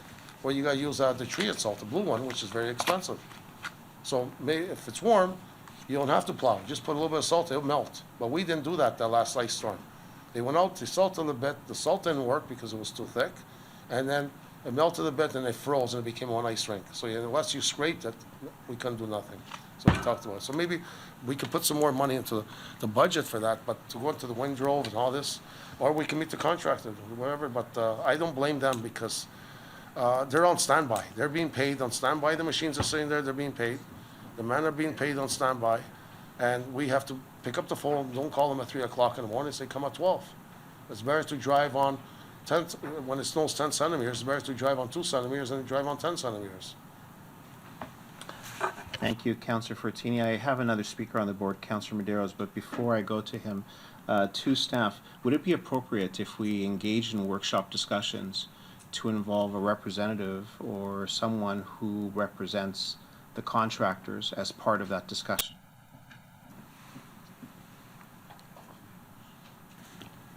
To you, Chair, I think that would be wise. It's a holistic dialogue that is a balanced discussion between the contractor in terms of what's working and where there's opportunities for efficiencies, as well as an opportunity to staff to indicate how we do our work, as well as our perspective on what enhancements could be made or not. And if I may, since I've got the floor, in addition to the challenge related to cars parked on the street. So again, our procedure with our enforcement team is to ticket and tow. And we try to get out in front of the plows to ensure that those roads are cleared, and they typically do a very good job. However, we try to not necessarily start towing, but we do start ticketing. The challenge, with council's support, I am confident to direct our enforcement team to tag and tow. However, you are going to get a number of emails saying, why did you tow my car? So we'll take that direction, but I just want to be clear, whether you deputize the drivers to do it or not, or we have our enforcement team, they are directed to do that. I just want to know that we've got council's full support to actually truly enforce the tag and tow in major snow events such as that. Thank you, Mr. Seo. Councillor Medeiros. Thank you through the chair. It does seem like deja vu every year we go through this exercise. That's correct. So I do appreciate it. I guess my first question regarding the external review, as part of our KPMG value for money audit, could this not be included or directed as part of that budget? Through the chair, as I've indicated, that is part of the intent here, yes. Yeah, so the one, I guess, aspect of it and getting to staff, and staff have, provided us with, I found the beginning of this year to be a lot more responsive. Our communications seems to be improving. We performance manage them, and, through the chair, based on the last couple of snowfalls, when you get all our feedback, how does that get transmitted to the contractor, and how do we performance manage them? Through you, Mr. Chair. So we do have regular progress meetings with the contractor, focusing on problem areas and any of the if there seems to be any kind of patterns, like to deal with that. So it is very much tying that in. Again, the AVL system will give us a lot firmer, tighter data on what we can see with it. For instance, are situations where the plow goes down a street and then stops and sits and then backs out, and it's clear that there's a parked vehicle blocking his way, so he can't continue. So with that, we use that follow-up with the contractors as well to understand the approach in that and try and focus getting enforcement out there. So it is an iterative process, but unfortunately, and I think my predecessor, Mr. Patushka, would have said the same thing, it's a challenge because each storm is a little different. The weather conditions are different. Where the people are parked is different. And so but we do look for patterns that we can keep correcting on. That is very much part of the process. And through the chair, would you candidly let us know? So, for example, we get the nature of the calls are basically, it snowed, and within the hour, residents are like, what the hell's going on? I pay taxpayer dollars. I'm waiting for you to clean. But based on the professional analysis, you're an expert in the field. Would you summarize to us how the response has been over the last couple of weeks, and then also measuring the amount of feedback and the type of feedback you get, because I'm sure when we whip off, this street hasn't been plowed, that seems to be the nature of it. But have you found any type of patterns starting to evolve in terms of the complaints? Thank you. So yes, I guess there's been a couple of patterns. One is certainly seeing complaints come in during what I would call our service window, and so we haven't actually completed, nor would we say we've completed the city yet, and we're getting complaints at that point. So to me, that's an indication that residents don't actually know or understand the timeframes that the service level is set at. As well, the issue on local streets of plowing. Again, the standard is at 7.5 centimeters or 3 inches, height of a hockey puck. So in situations where it isn't that high, but when you drive out on a collector or arterial and it looks clean and dry, and your local street is quite significantly different, I think that's what I've seen, a pattern of residents being concerned about that. It's not that we haven't actually achieved the standard as set by council and the resources. In many cases, it is that contrast, and it, as I say, I think that's a reasonable reaction generally by a resident to see the contrast. So we need to deal with the communication a lot better and have better status information out there for them. So, and I guess through the chair, I guess where I'm going with all this is that clearly from this motion, there's an attempt to get at the root of the problem. So there's an ongoing problem, and I guess we're thinking that someone externally is going to come and do comprehensive review, which through the chair, I imagine this is something you do anyways. We know that this has been an ongoing issue. I know our CAO will certainly make you accountable to improving service, because that's what we hear. So I'm inclined to support a workshop. I understand the spirit of this, but at the cost of what we're talking about, I'd rather throw that money in the actual service and then get an external service. So I do feel that you have a handle, you do understand where we're coming from, and I guess through the chair, what this council is looking for is, what is it that will allow us to show improved service? So if you come back to us and say, reduce a centimeter and this is the cost. If you come back to us and say, guys, this is, I guess we're just searching for that magic answer that doesn't exist. This is one of those services that you can't make everyone happy. And so I'll leave those comments as that, but I would support probably, I would hope that my colleagues would take a sober second thought, just to think that maybe it's an opportunity for us to sit down, have a workshop, divulge in the issues, and because it's complex stuff, but I do feel that staff have an appropriate control of it. And as you suggested, KPMG will do that service review, but it is a challenge. Thank you very much. Thank you, Councillor Medeiros. I have Councillor Dillon on the board again. Yeah, just one more quick point. Can we also look at bus stops within this? Through you, Mr. Chair. Yes, thank you, Councillor. That is an important component. It may be implied through sidewalk, but I think it certainly is worth having a special attention to. Thank you. Thank you, Councillor Dillon. So I am happy to retract the motion. If we can instead schedule a workshop for us to hash through this issue. I think everyone knows that this is important to all of us and that we want to fix this term. Councillor Medeiros is absolutely correct. It is deja vu. This happens every year. I've seen it for the past 6 years on this council, where around January, February, we see councillors talk about this issue, and then there is some suggestion that staff will take a look. But I think that staff need proper direction. And so whether direction on this is made today or a few weeks from now, after we've had a discussion amongst all of us, I am happy to make this happen.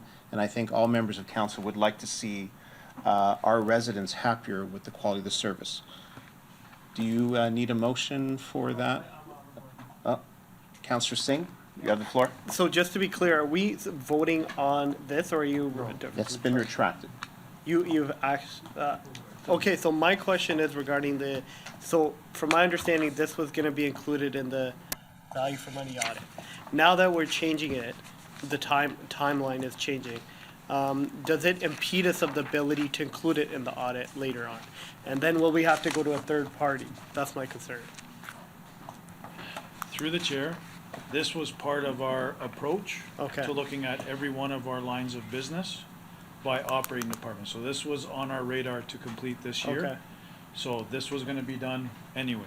Okay. And whether or not there's refinement to this based on the workshop, Yeah. that's perfect timing for us to be able to do that. Okay. I think the added benefit to the workshop is, again, getting everyone on the same page in terms of Yeah. what we're actually doing and not doing as it pertains to winter control. Okay. So maybe we should pass this so that it is included. That's my thoughts, but I'll leave it to the mover.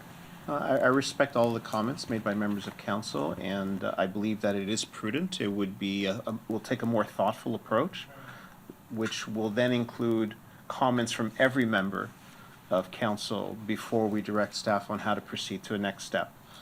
So with that said, staff have their direction there.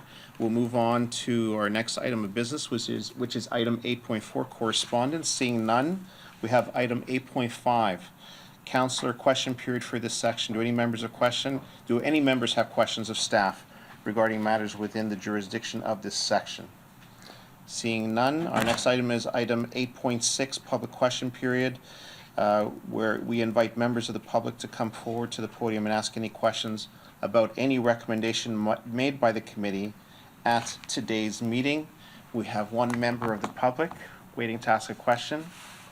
Please Hello, proceed. my name is Sylvia. I'm a member of I live in Ward 3, and I was wondering if your value for money audit factors in other costs. So there's some places look at, well, we're just looking at liabilities to the city from us being sued.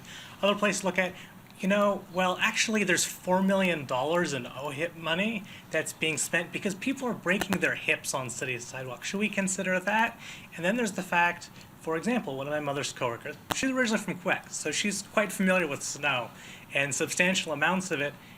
Today, she couldn't go to work because there was too much snow on the sidewalks to be able to use the buses to get to work.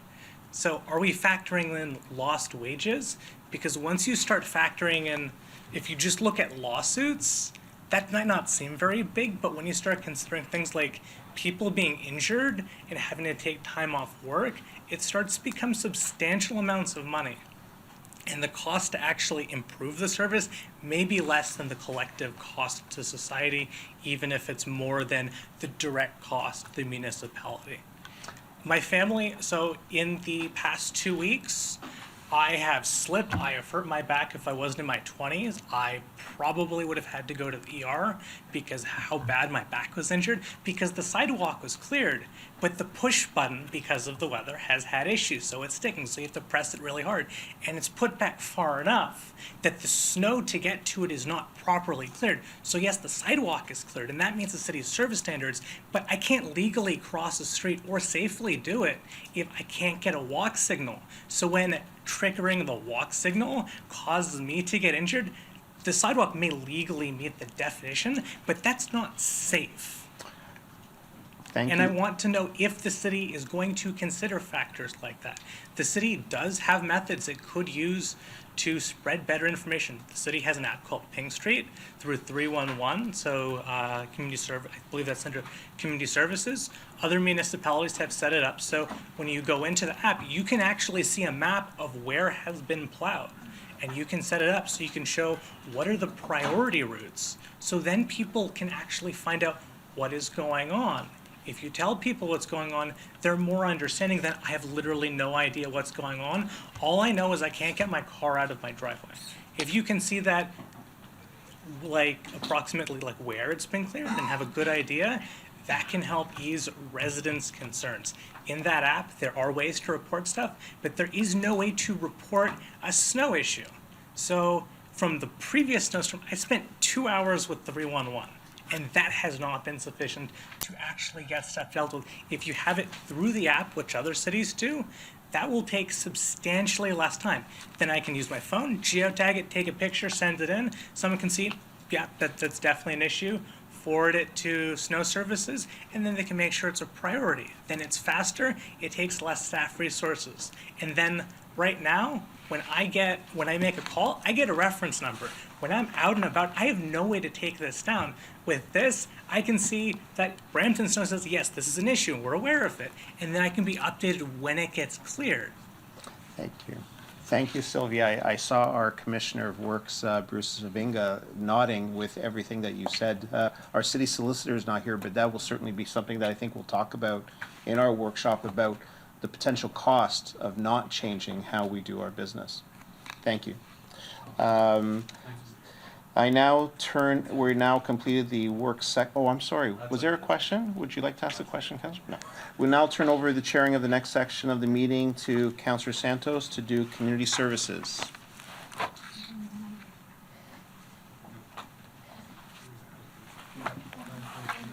Sorry. Yes, cricket. Yes, that's right.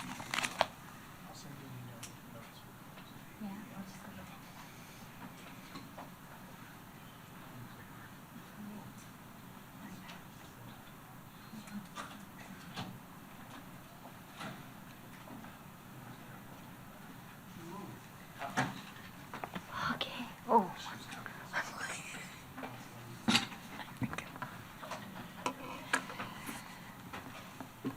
Okay, we are now at the community services section of the agenda.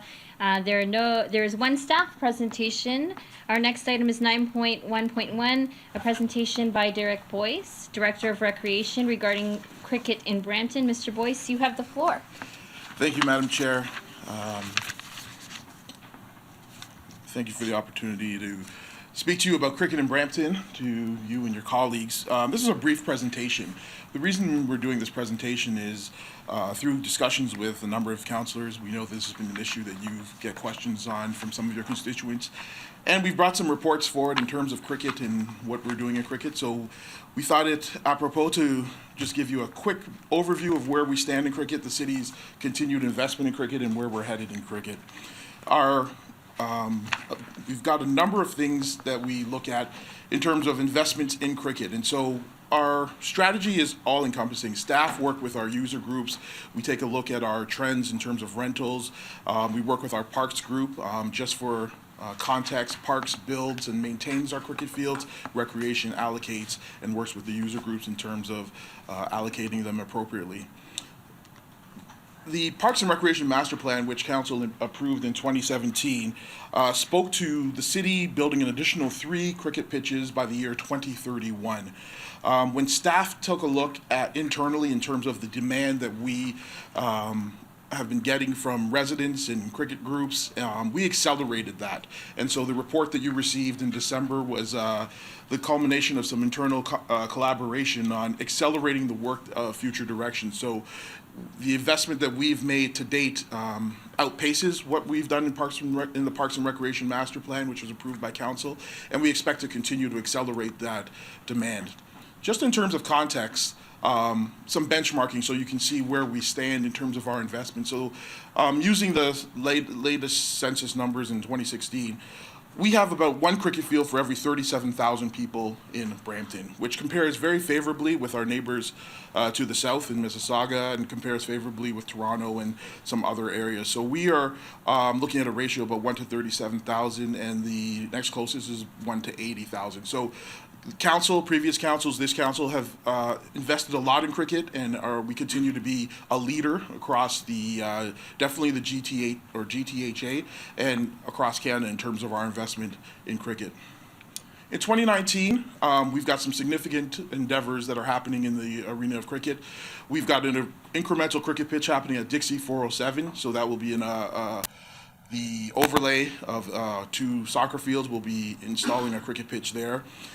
Gore Meadows will see the installation of a cricket pitch on that facility, and Parks is working on that. Council approved that accelerated funding in the last report.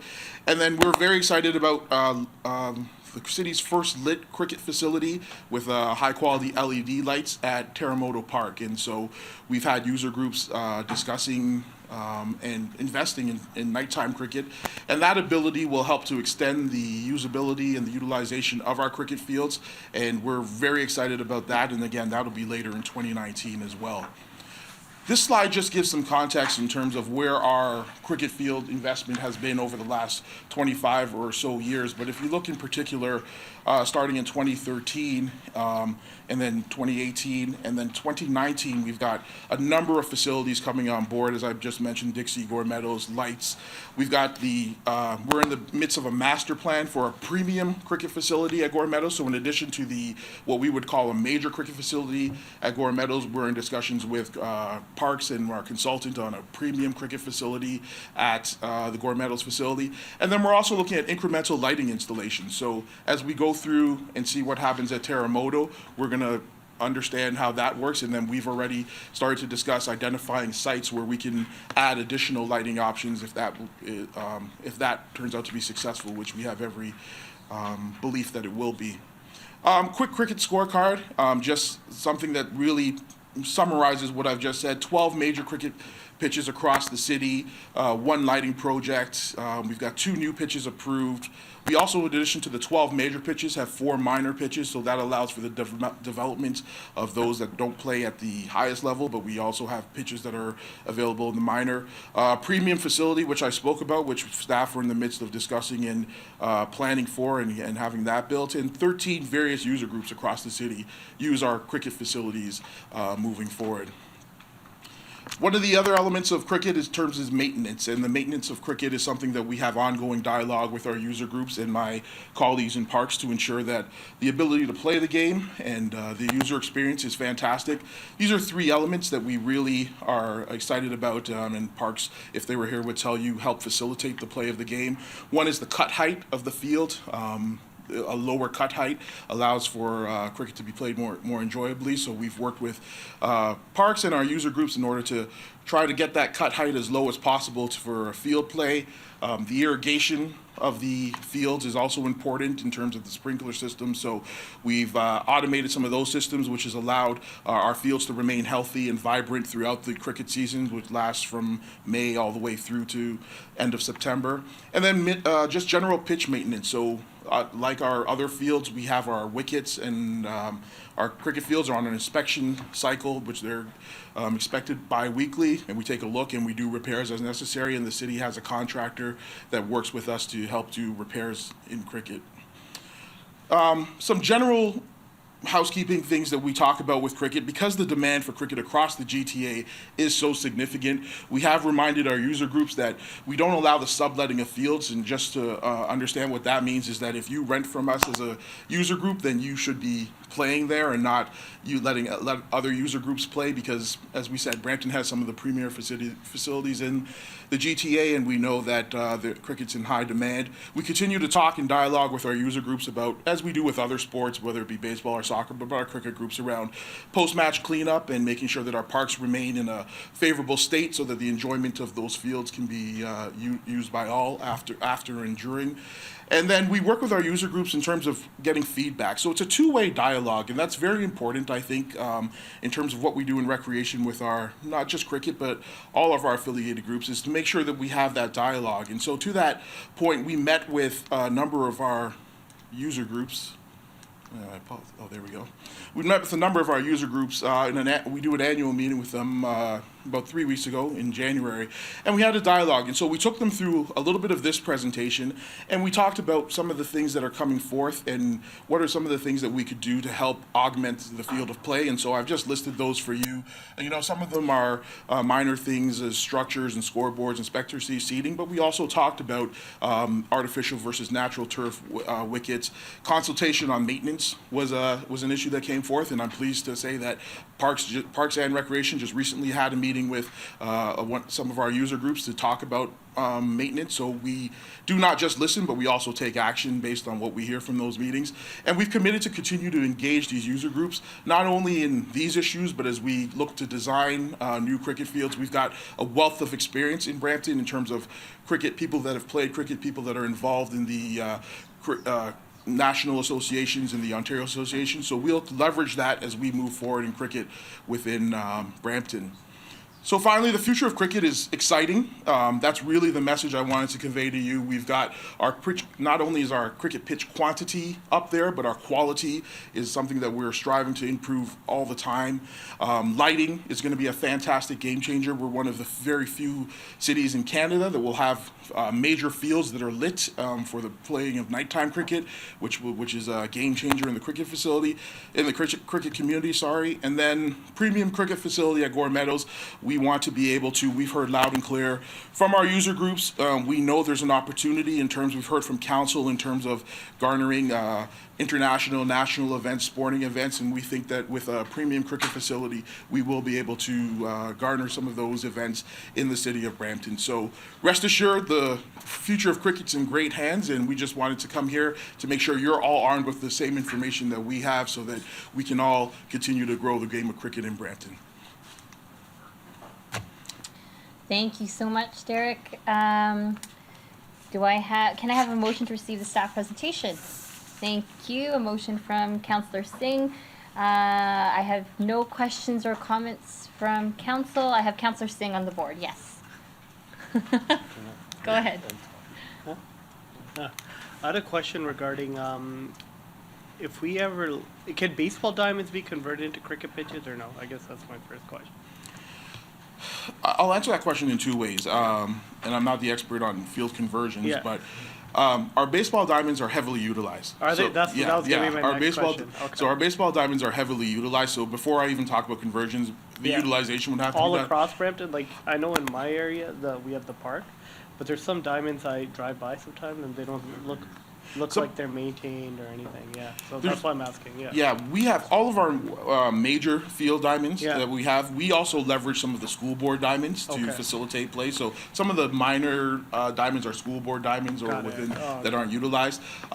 Conversion is always a possibility with sports. It's just a matter of cost in terms of what you're willing to invest. My second part, which you just answered, was going to be if they're utilized, and you're saying we have a lot of user field in our, I'm looking at my team and they're nodding their heads. So yes, when I looked at the stats, we definitely have a lot of usage in terms of our major baseball diamonds for sure. You might find minor diamonds to be a little bit less, but they're major ones for sure. Okay. All right. Thank you. Thank you, Councillor Singh. I have Councillor Medeiros. Thank you, through the chair. I think Councillor Singh touched upon something that I'm not sure if it's part of this discussion, but when we look at the cricket field, is it something that can be used for other sports at times where cricket is not being used? So I guess I guess what I'm seeing is the we're going, the baseball diamonds are being utilized. We have cricket here. Soccer can be utilized. So I guess looking at it from a multi-sport perspective, and if it's something that's easily something that we can do. Because that seems, I remember a comment by a former councillor, Councillor Gibson at the time, when he talked about, back in the 80s or 90s, baseball was such a craze, the Blue Jays, so it was all about investing in baseball diamonds. Then everyone started playing soccer. We know there's somewhat of a decline of soccer, and I guess cricket becomes. So I guess it's just looking at multi-purpose uses. To that point, through you, Madam Chair, we do have a number of cricket fields that are overlays on, so we have adjacent soccer fields, and in the middle you put the wicket. So that allows us to maximize use during the week for soccer and the weekends on cricket. So where possible, we do try to maximize the utilization. Okay, but this site specific, through the chair, will not be multi-purpose. Which I guess the one that's for Gore Meadows. A premium facility, most premium facilities are usually specific. If you're talking about the highest level of play where you want to have that, those are most times those are specific to that sport. So. Okay, and through the chair, I guess you'll be reporting back in terms of usage and everything else. Great. Yes. Thank you. Thank you. Thank you, Councillor. I have Councillor Paleshi.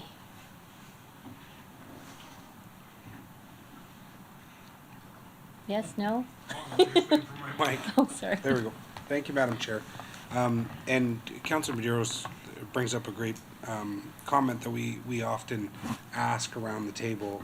We have some cricket pitches out in our area that the soccer people complain of the cricket people complain of the soccer because they don't wear it out as the same. So it gets, it's unfortunate, but it does seem to happen.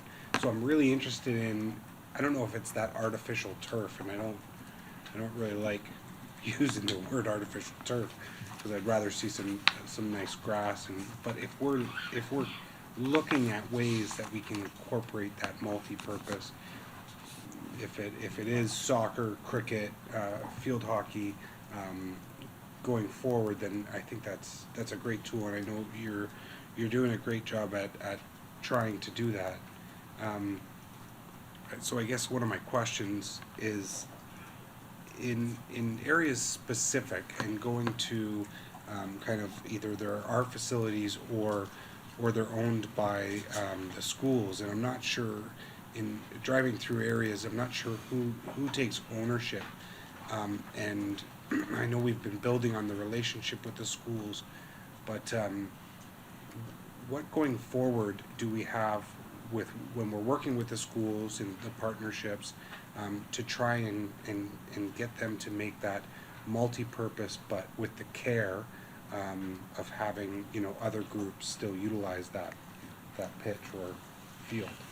Through you, Madam Chair, what you'll find is we, in our discussions with the school board, particularly around what I'll say is soccer, football fields, because most of the high schools, those are sports that they have varsity teams in. So Jean Augustine and McCandless Park, that right there, the last one we did was an artificial field with the school board because the use is so complementary. They use it during the day for their sports, and then we use it at night and permit it. So we find that with the major sports. We've also done some in terms of converting old tennis courts at schools into either tennis/basketball facilities. So Judith Nyman, that's one that we're working with Parks in terms of converting that facility. So where opportunities arise, we definitely work with them. Cricket is one that's not really feasible right now in terms of the land required, and it's not a outdoor cricket isn't a school sport. Schools are playing indoor cricket, which is something that we're very excited about, but outdoor is there's not a ROPSA or an OFSA for that, so it's not something, but something we'll keep on the radar. But we definitely speak with school boards in terms of all their new builds, in terms of where can we do adjacent fields and share field usage and share cost in order to provide value to the taxpayer. Okay. And Derek, with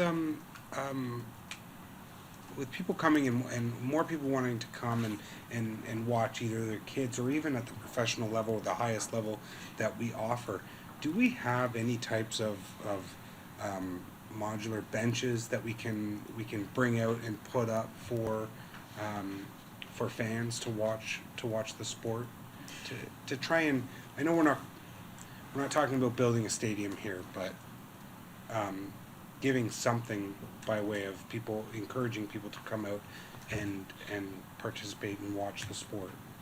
Through you, Madam Chair, your comments are right on time. We spoke with our user groups, and that's one of the things they mentioned. So Parks will be looking at, do we have, it's going to be location specific. It's got to be specific where our crews can bring them out and take them back. Some of the groups, user groups, just talked about maybe even picnic benches around the field so that families can come. So we're trying to do what you're speaking to in terms of allowing people to bring their families, their kids to watch the game. But we're working with Parks to figure out what locations that make sense and what type of infrastructure can we bring there. So that is on our radar, absolutely. Derek, you often come here and bring some exciting stuff that's happening here in Brampton.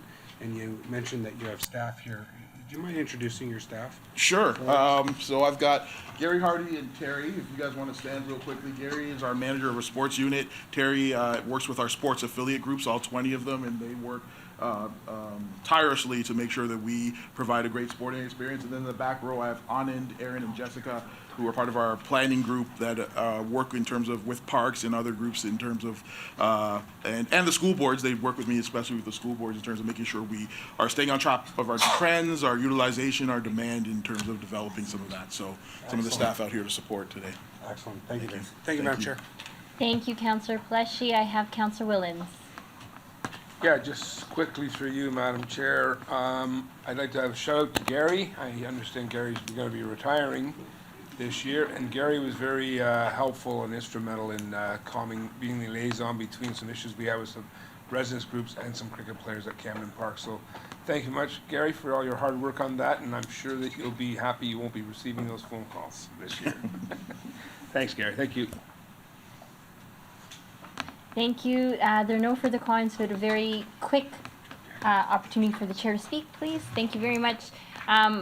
On that note, I think it's great that Councillor Paleshi and Councillor Willens have acknowledged the staff who've come to share the presentation. Councillor Vicente and I and other members of council have been touring various departments, and just another opportunity to thank all of the amazing staff who work very hard to deliver on the things that we ask for. So thank you. Thank you for coming.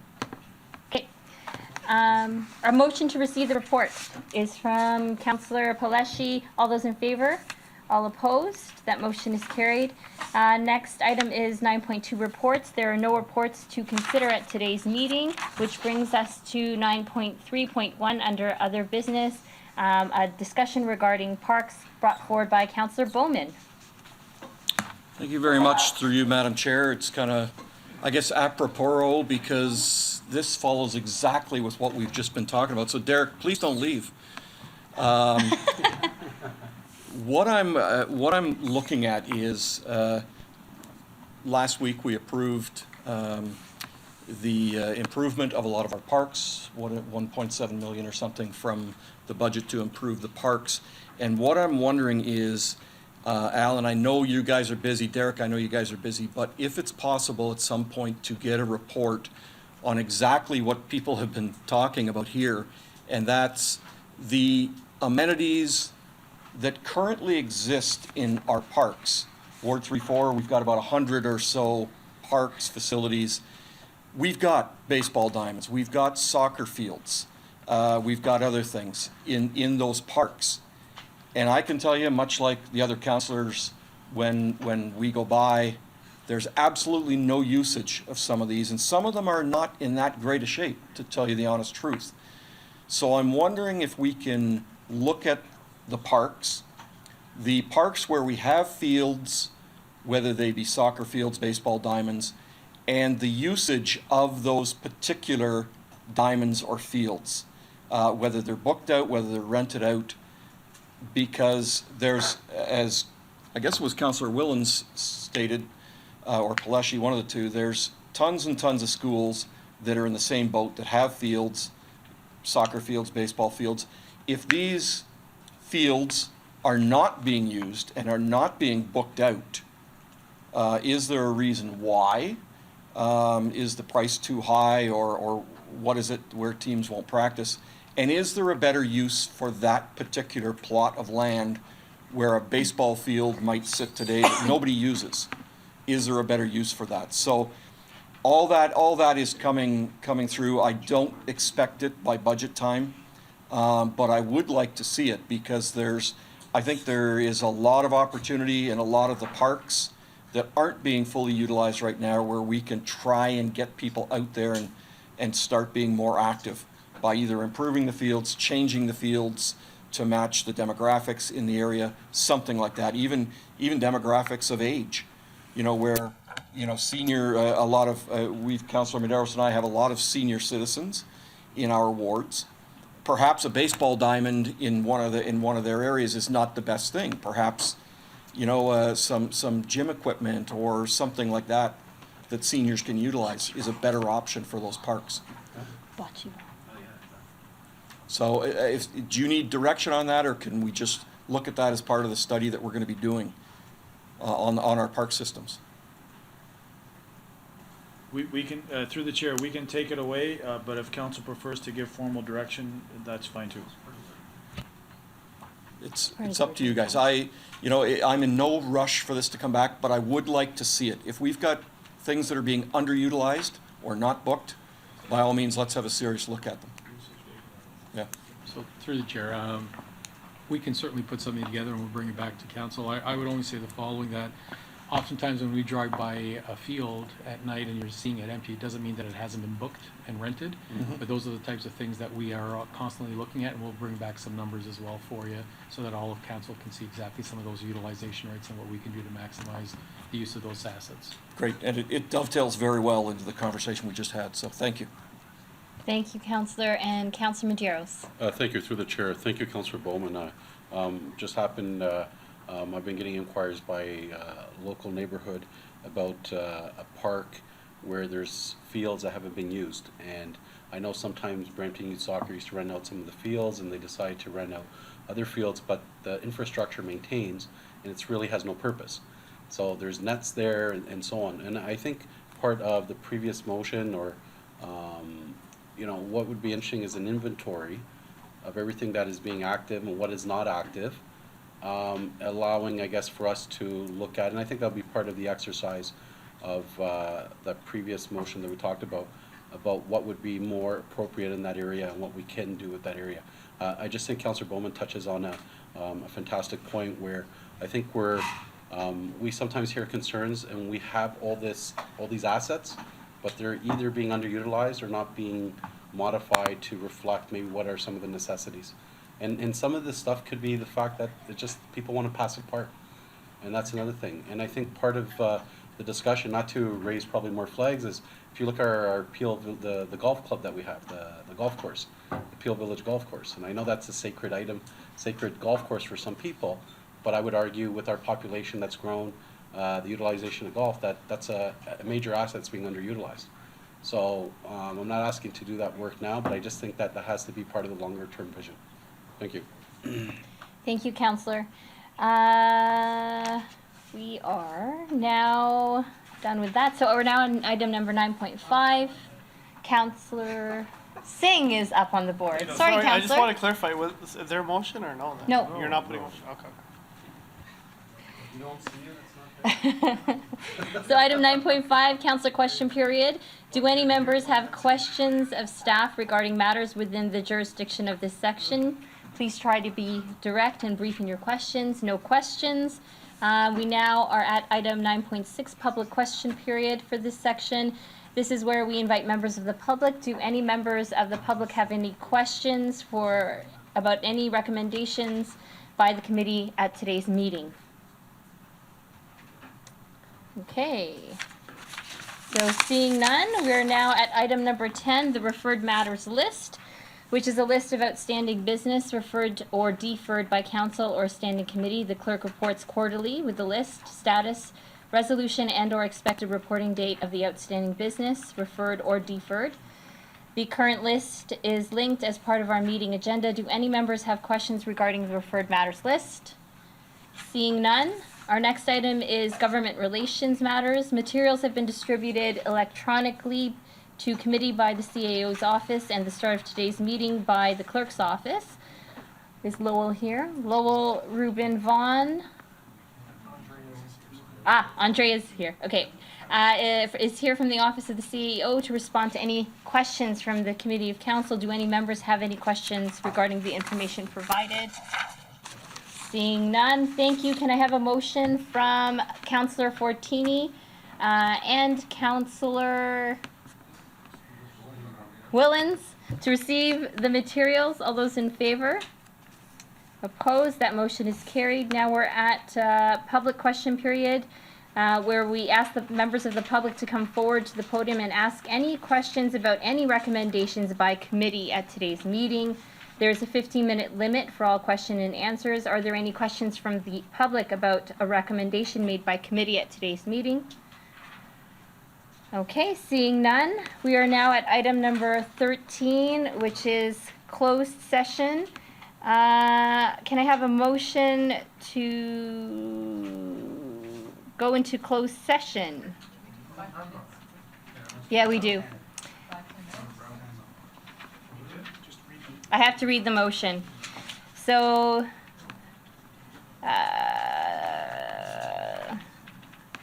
item number 13.1, a position, plan, procedure, criteria, or instruction to be applied to any negotiations carried on or to be carried on by or on behalf of the municipality or local board. All those in favor? Opposed? That carries. We will take a 10-minute recess before going into closed session, and then we will return to public session after close. Thank you.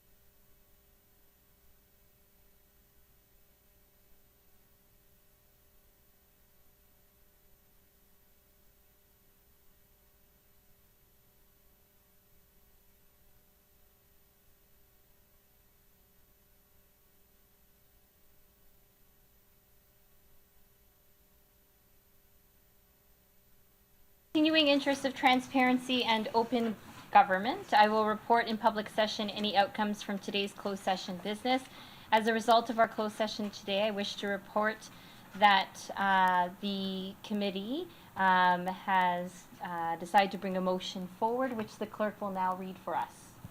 Madam Chair, the motion will read that the city initiate a new fair deal for Brampton campaign to raise awareness to the provincial government over Brampton's lowest per capita healthcare funding in the province and need for fair healthcare funding and services, that the city initiate an appropriate public awareness campaign for this strategy, and that the mayor establish a task force to develop and implement the strategy and public awareness campaign comprised of the following members: the mayor, Councillor Willens, Councillor Williams, Councillor Santos, and Councillor Dillon.